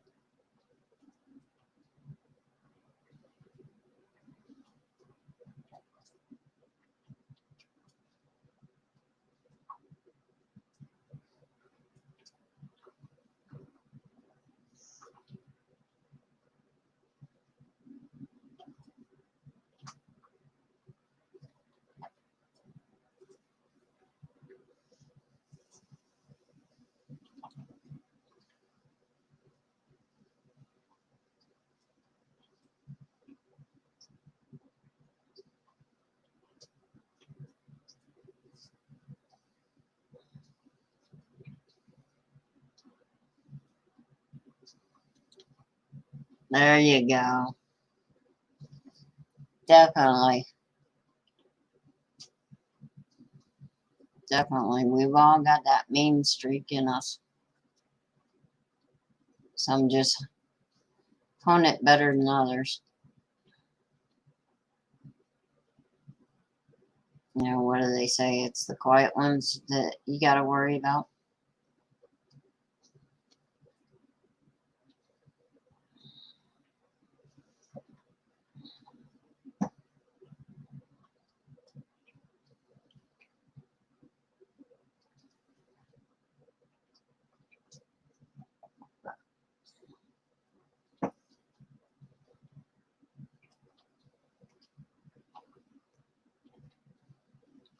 Canner.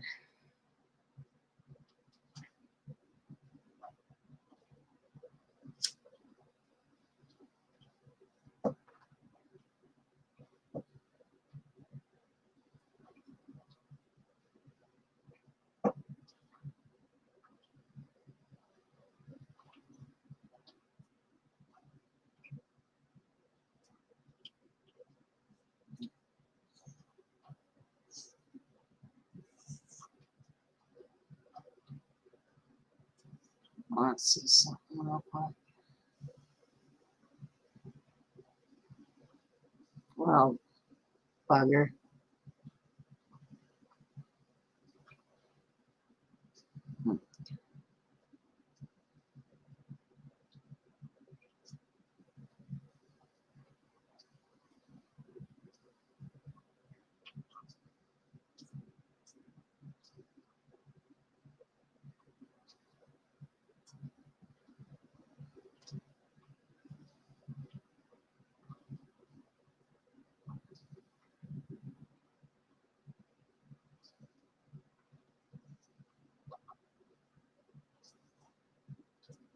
Yeah. Anyway.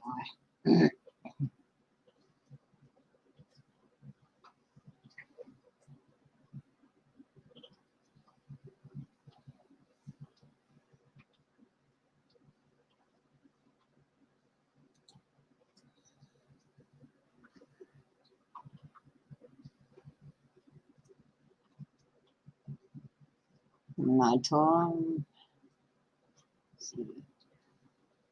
him that he might be bigger than me, but he wasn't half as mean. That's true. That's true. I mean,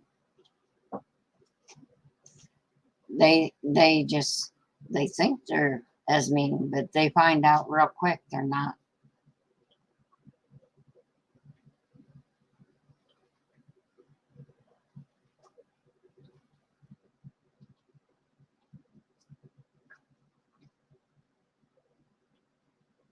Wow. Oh yeah. Kids, I don't care what generation you go to, kids have always got to challenge the parents at one time or another.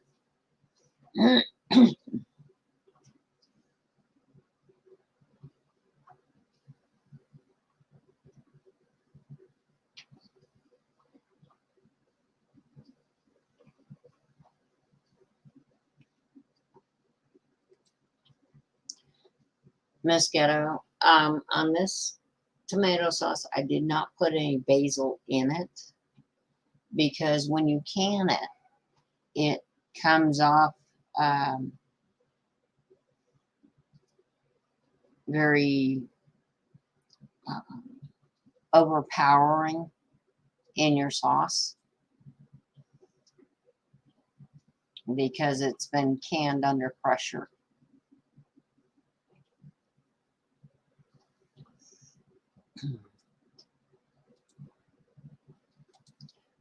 Right, Miss Sharon? It only takes one time, and they learn real quick.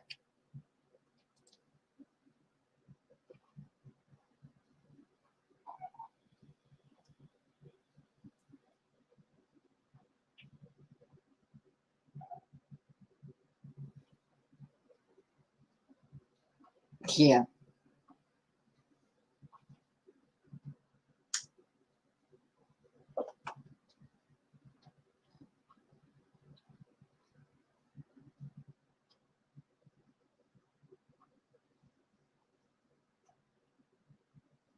Yeah, what the kids forget is we were kids once. And we learned how mom and dad dealt with it and what they're going to have to deal with themselves.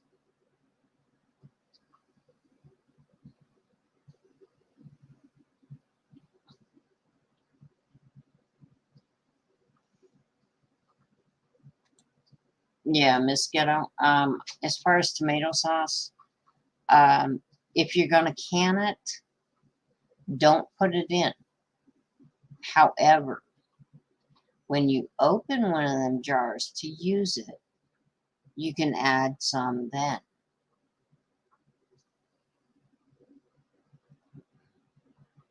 Just an idea.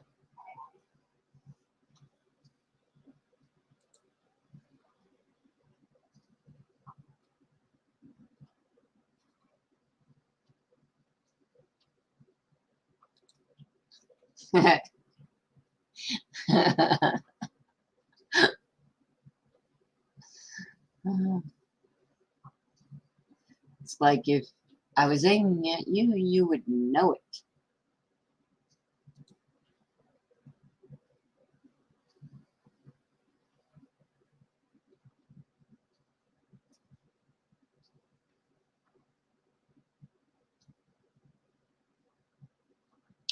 Oh, yes.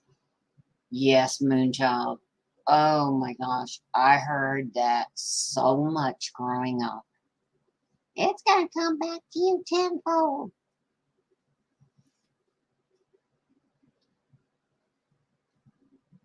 And you know what? I hate it when parents are right like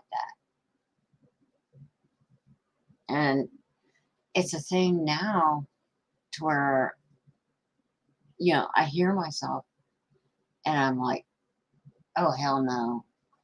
That sounded like my mother. Oh, it's just one of them, like, oh, Lord have mercy. I'm my mother now.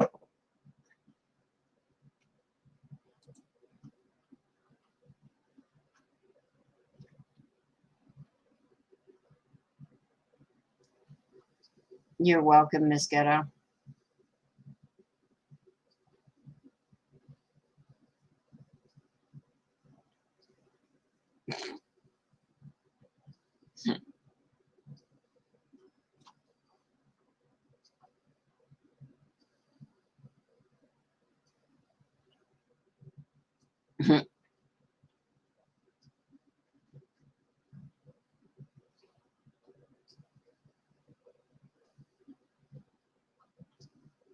Goodness.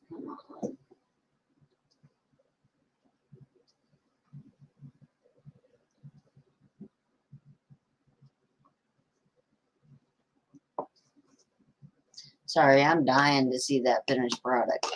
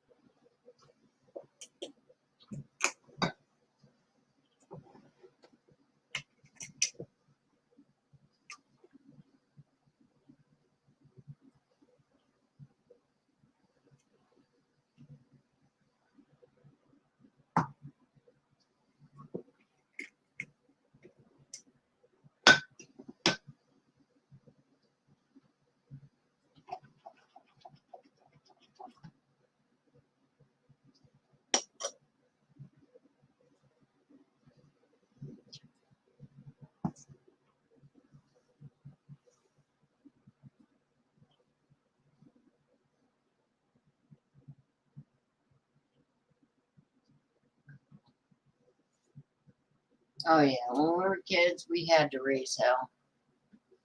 It's the one way Mama kept track of us. Because you didn't have to see her, but if you heard her, you went running. Now, which way, depending on if you were in trouble.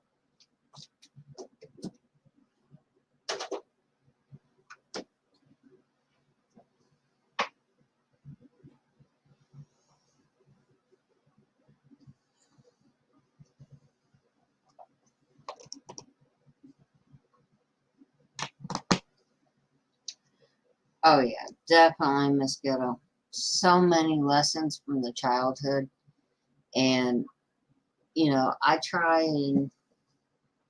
tried with my kids, and I've tried with my niece to recollect the lessons that I actually learned to help them out.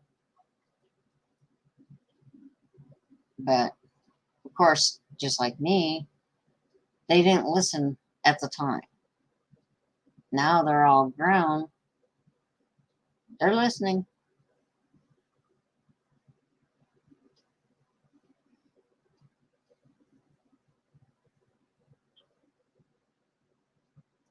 But I guess you have to get older in order to appreciate it.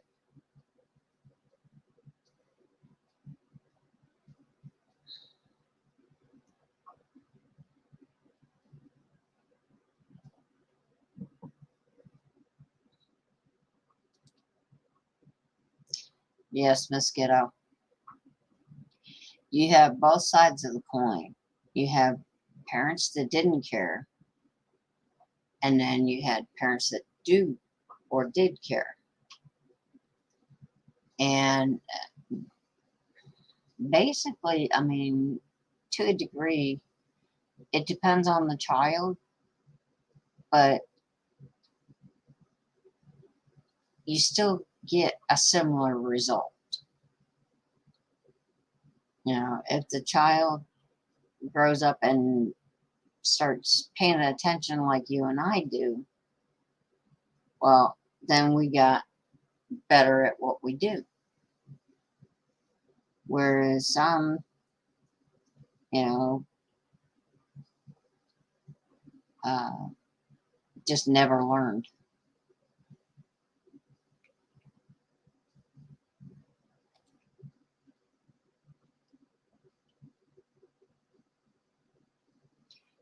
Yeah, you really can't be changing that way.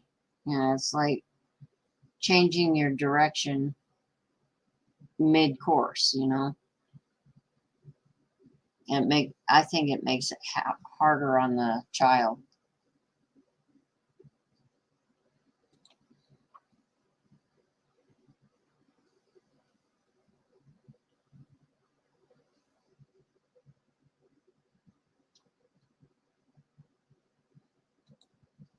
Yeah, I think we all had to learn the hard way on some things.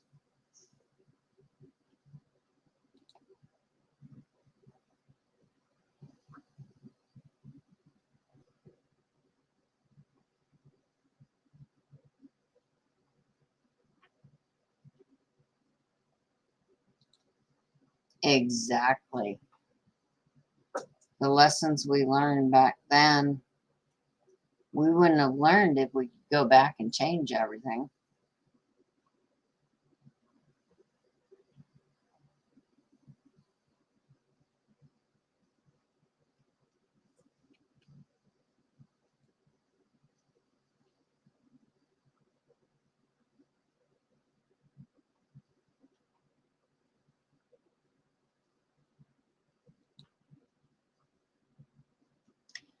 Yeah, it's it's one of them things that we all gravitate towards certain people, and there's a reason for it. And you probably found your reason in that.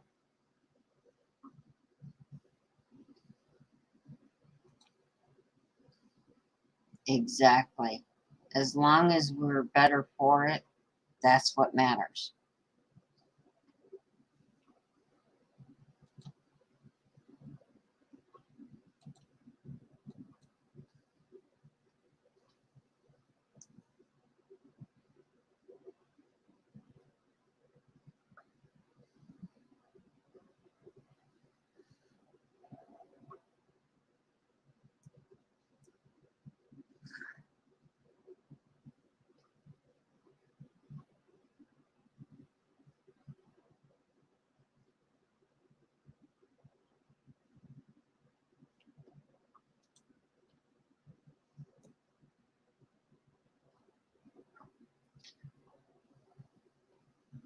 Yeah, I'm trying not to baby.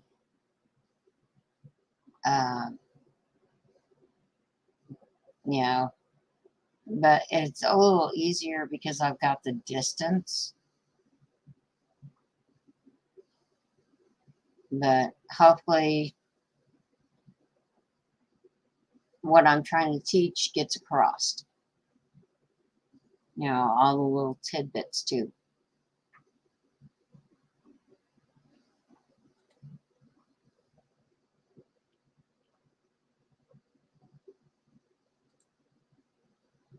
Yes, Eric.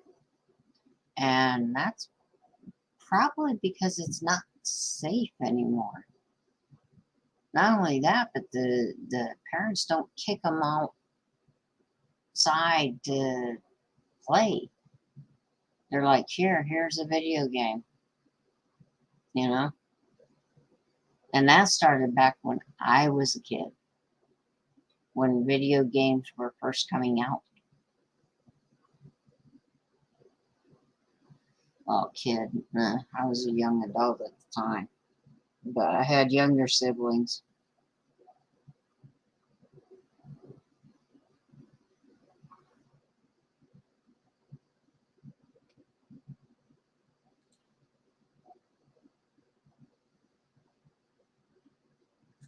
But yeah, it's hard to get kids outside to play. I mean, they're like, play play what? You know, or they wanna if they go outside, they wanna walk the streets like a hoodlum, you know. Can't do that, you know. Yeah, it's so much different from when I grew up. You know, I mean, it was one of those things that if you saw the street light up at the complex there, you better be in the yard and getting to the door to come in. But, you know, and if your chores weren't done by sunset, oh, that was bad. Oh my gosh. Yeah. You know, I remember the old Ataris, the joysticks, that it was a cube and it had a joystick on it and two buttons. Yeah, I remember. Yeah. And I didn't get into video games either because I was too busy doing chores and whatnot. But yeah, I remember those. Oh yeah, the woods out back. Yeah, yeah, yeah. Climbing trees, pegging brothers with acorns. You know, uh, having stick fights. You name it.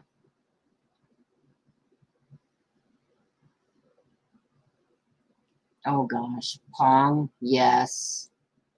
Yep, yep. I remember. I remember very well because my younger brother always got to play the video games. You know, until it was time for me to entertain him. So we'd go outside and we'd play. We'd be climbing trees, having grapefruit fights. I mean, yeah, as long as we stayed out of the garden until it was picking time, we were good.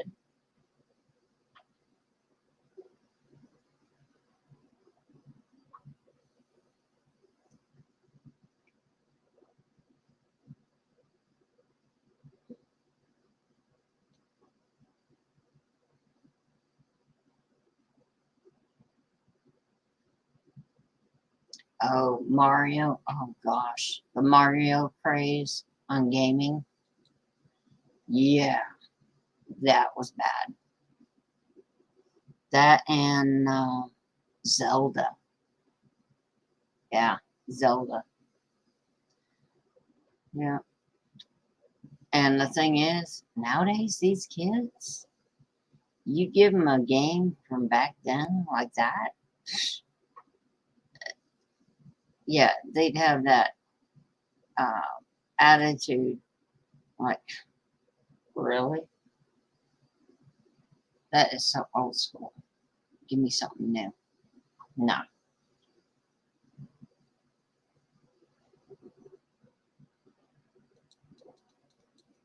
no, not gonna happen in my house.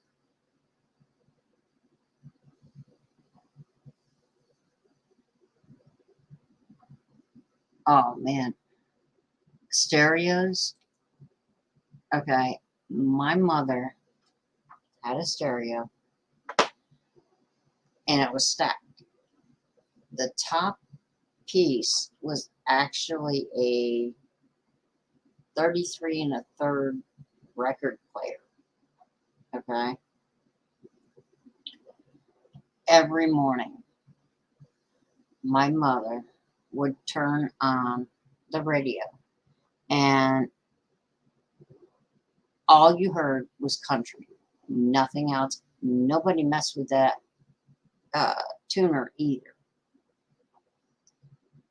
And that thing would go from like 8:30 in the morning till about 6 o'clock at night. And anywhere in the house you were, you could hear that plain as day. Of course, this was before cell phones. So, but yeah, my mother, she had to have her stereo 7 days a week.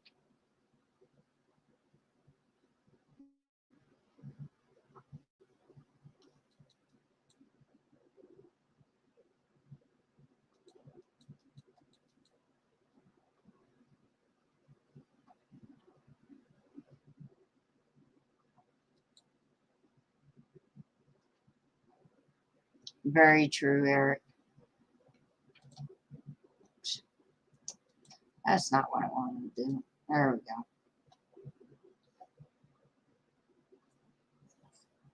Oh, yeah. Yeah. Yes, Miss Ghetto. Definitely. Definitely. You gotta have some, excuse me, some way of dealing with everything that's going on in your head.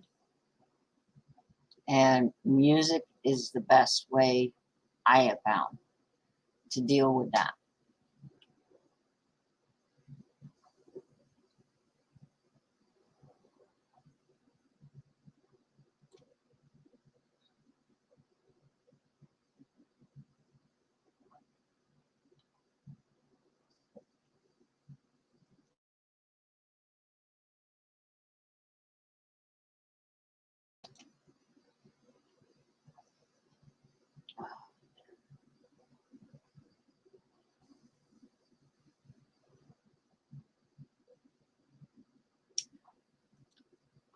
Ooh, that would be a nice item to have.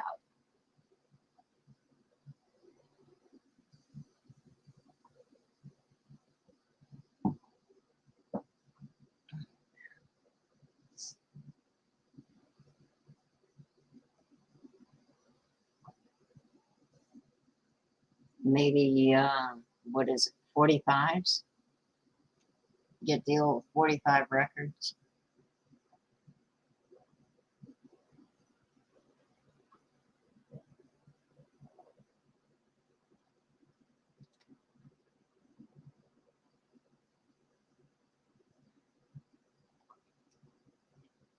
Mm.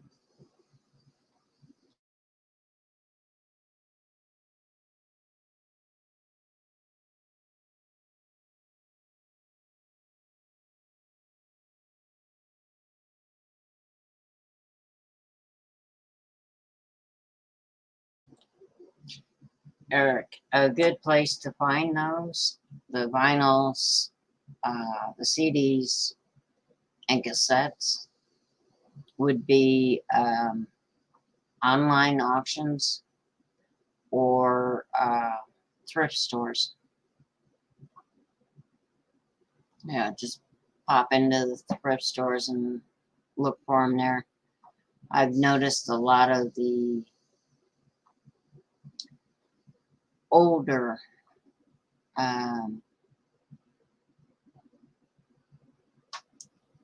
uh, 33 records and CDs are popping up lately.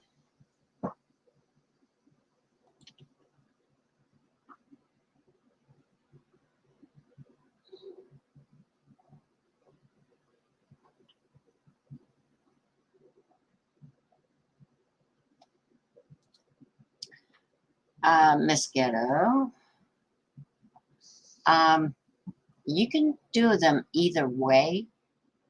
Um, from what I've seen, most people do cut them up. Um, Me personally, I'm not sure, but that is something on my list that I need to do. Um, I would probably cut them because of the shape of the jar.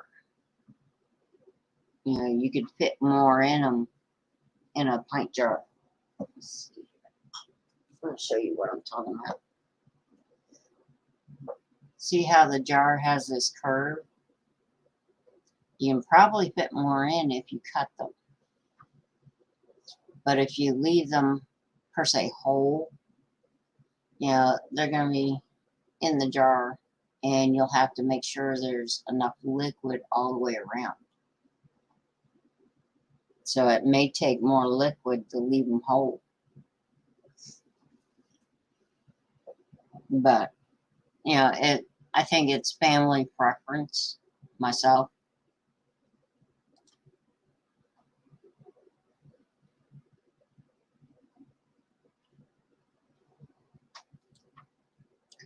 Yeah. American Bandstand, yeah. Dick Clark, yep. Yep, that was one thing.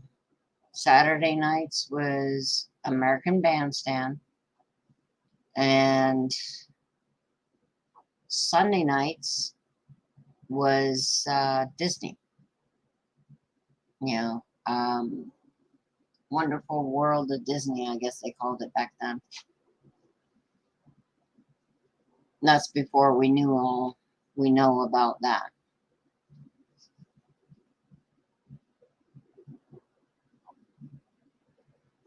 My understanding is that they're in hot water. But I encourage you all to do your own research. Not interested in getting strikes.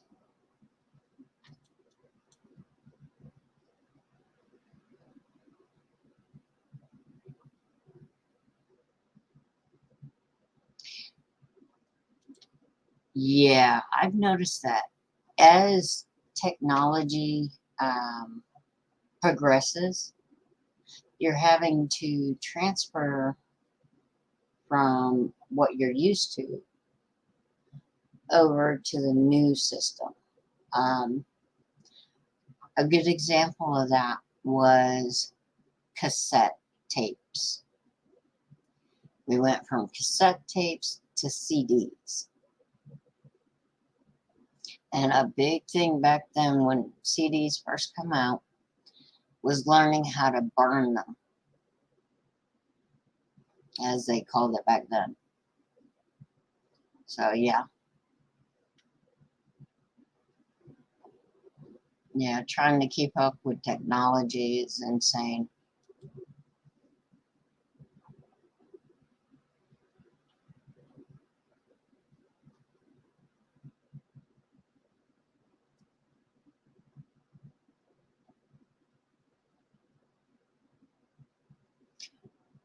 Yeah, debubbling is definitely a good thing to do, especially on them, on your green beans, definitely.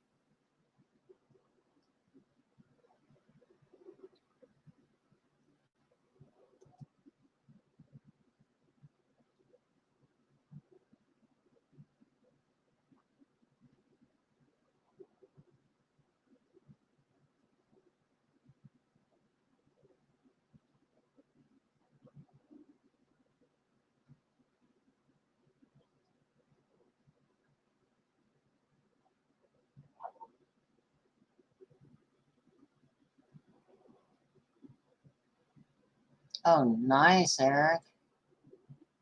That is great. Yeah, yard sales. I didn't think about that. Yeah.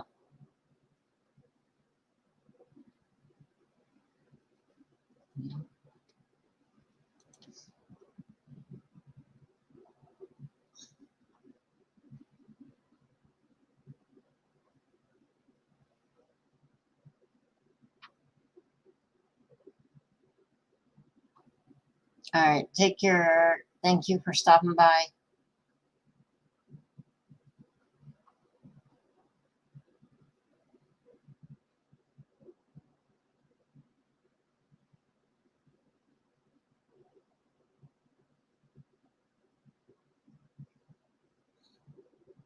Oh, you're welcome, Miss Ghetto.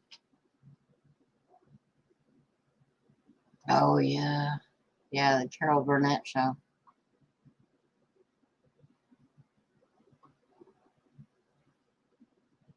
Oh, my goodness. Disney.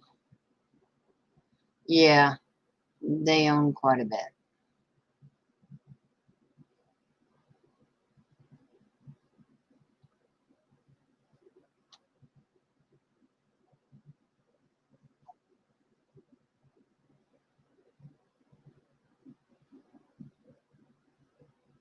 Oh, wow.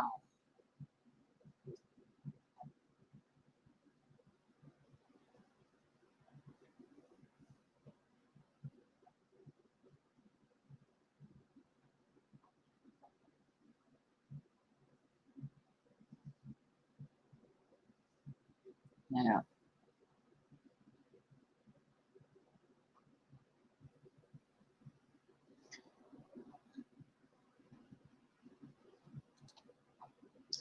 that is awesome, Eric.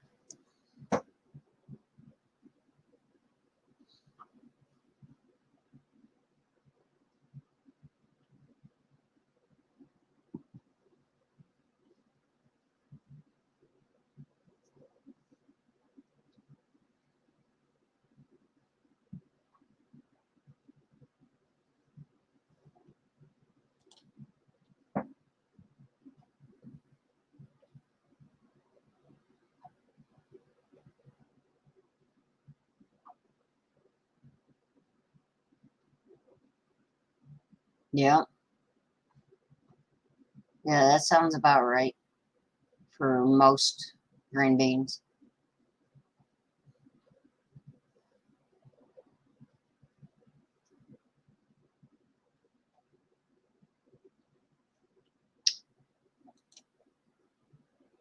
Good question, Miss Sharon. Um, I'm thinking yes, because it's a low acid food. So, but let me see what the book says. Excuse me.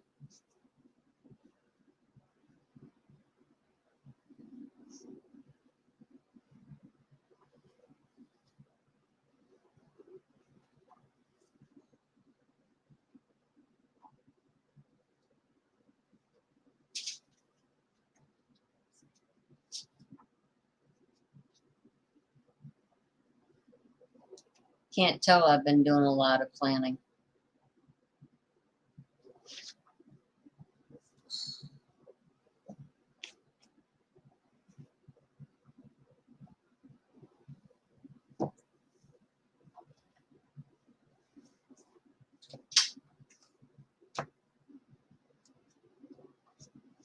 Mm.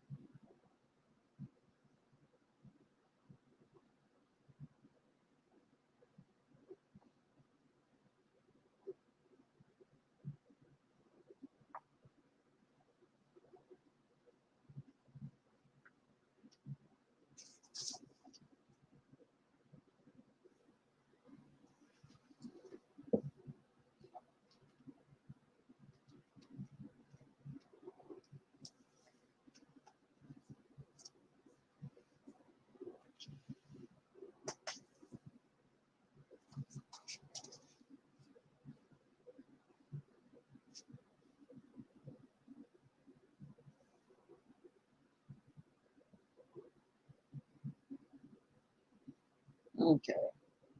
Okay. If they're pickled, you can do the boiling water bath canner. So, let's see.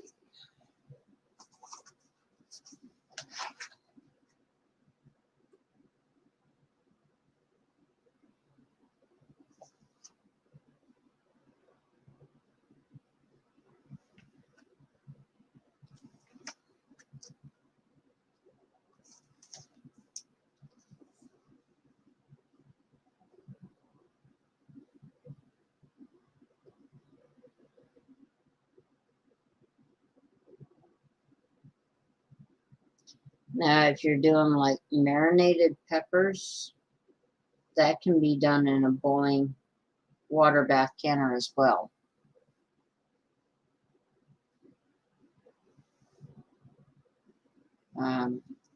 Let's see, straight up green beans. Um,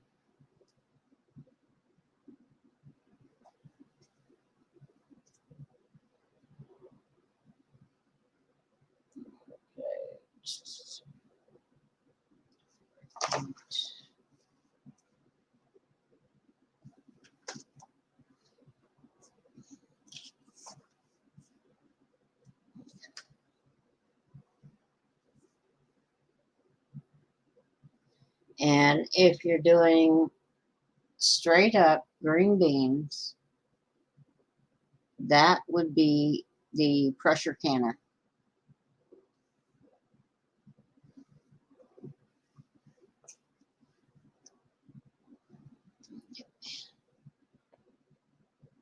Let me catch up here. I was looking that up.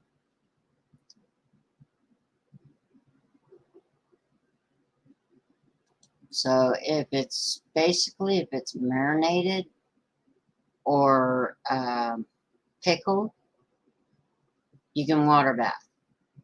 If it's just regular green beans, you have to pressure can it. Okay. Okay. So, and the information that I just gave you comes from this book.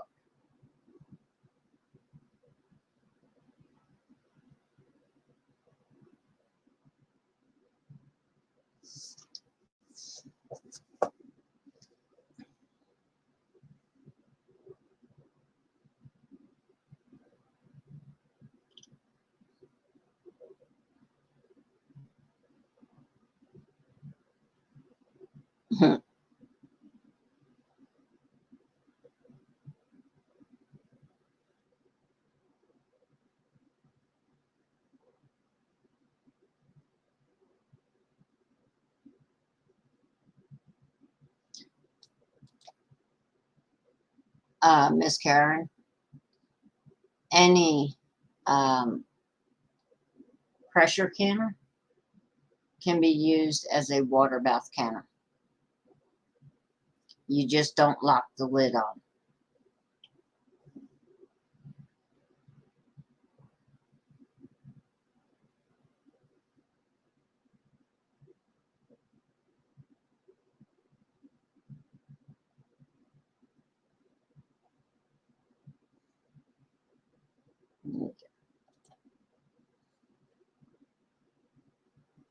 That I'm not familiar with as far as dry packing.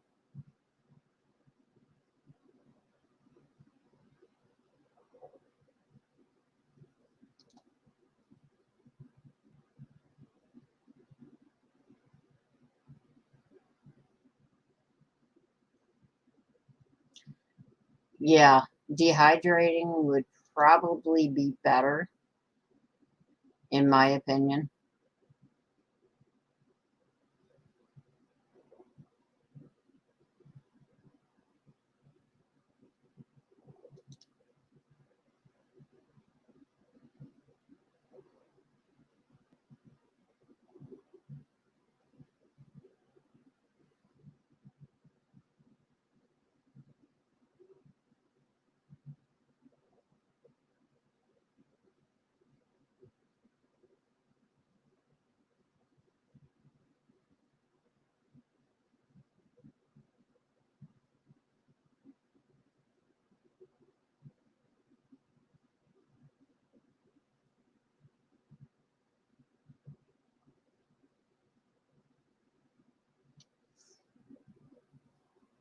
Yeah, as far as peppers and onions, my personal opinion is to dehydrate them,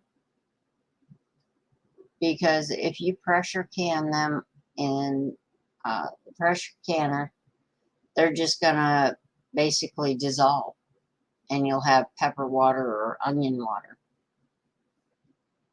So I would I would rather uh, dehydrate those.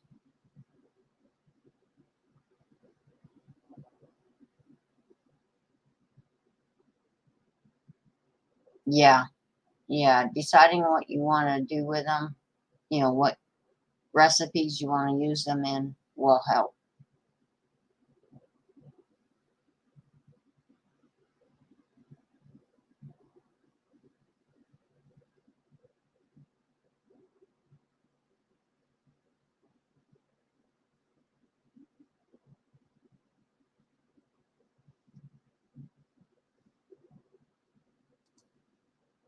That's awesome, Moonchild. I just, you know, with me and my household, I just prefer to dehydrate them rather than can them or anything like that.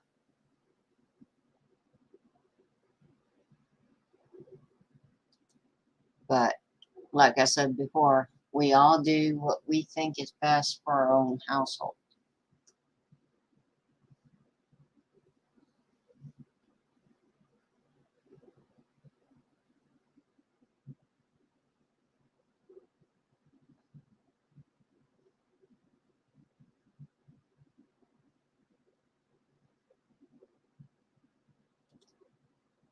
Ooh,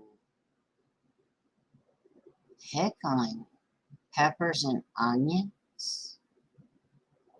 Ooh, that sounds really good. Hmm. Guess I'm gonna have to do some research on that one.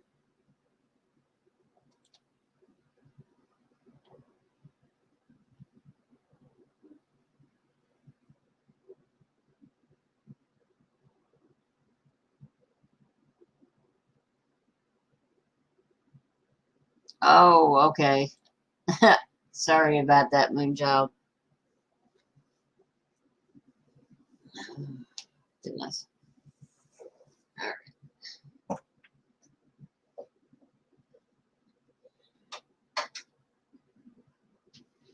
Ow. that's hot.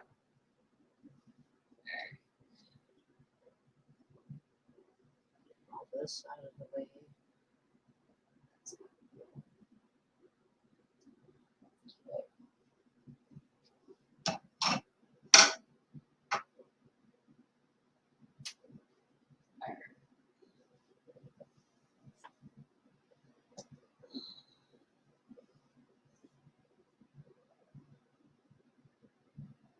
Ooh, pickled peppers, yeah.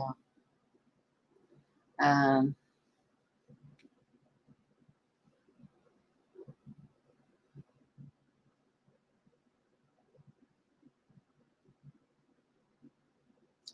okay.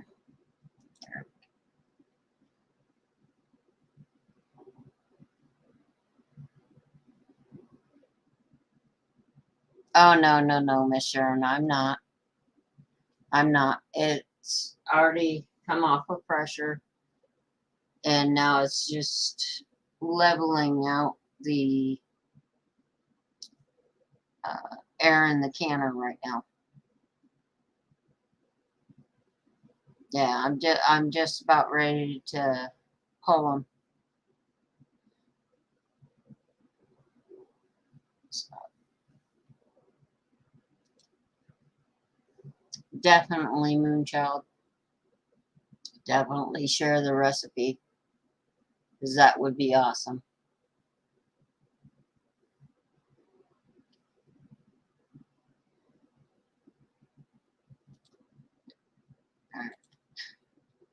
All right, give me a couple minutes, guys, and then when I come back, we'll pull cans.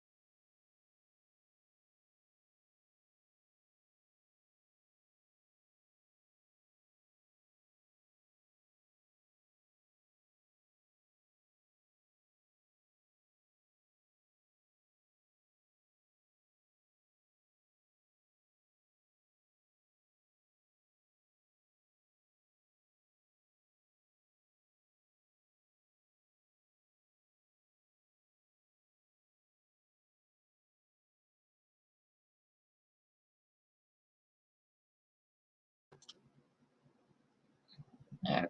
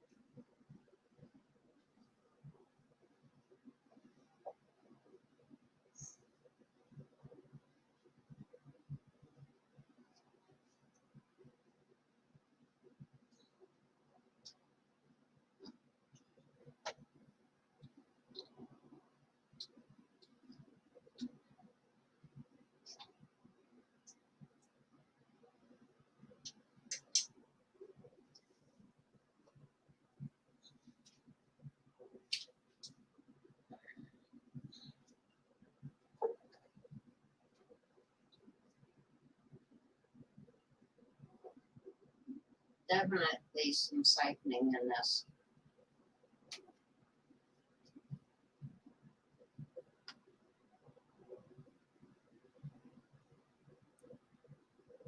There you go.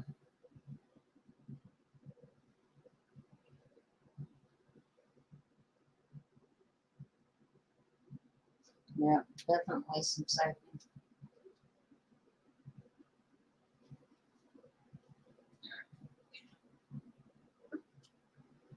Yep, they're already popping.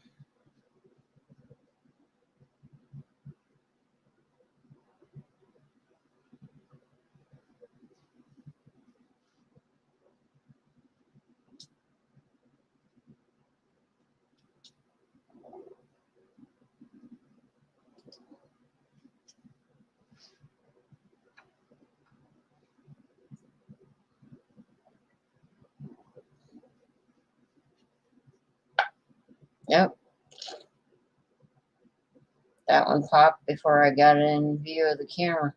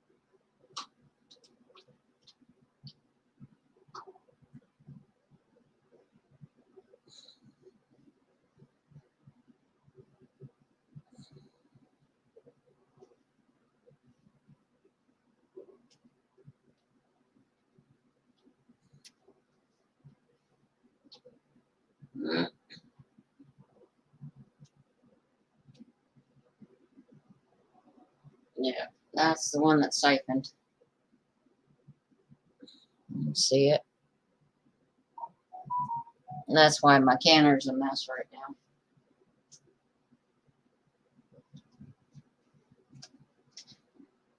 Last one.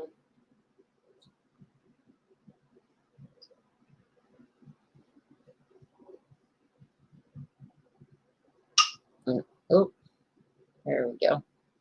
And that's another one that siphoned.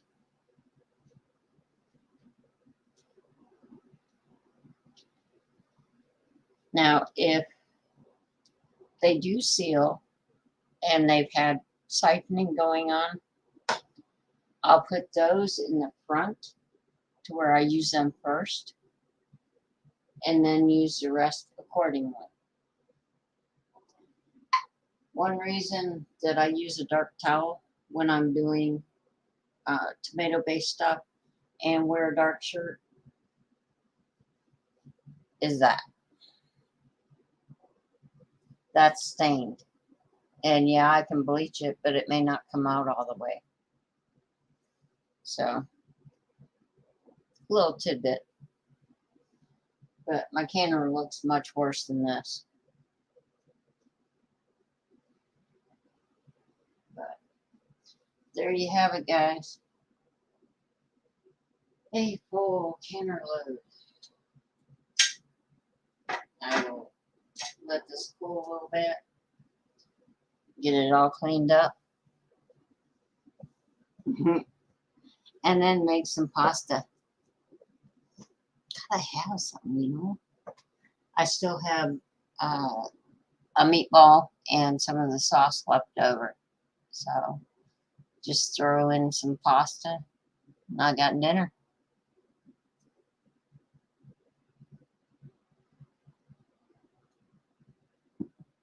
There you go, Miss Ghetto.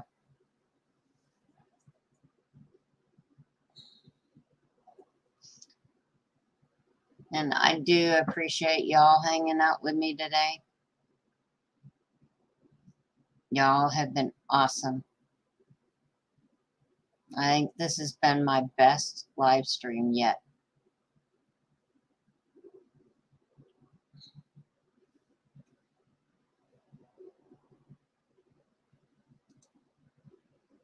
Thank you, Miss Sharon.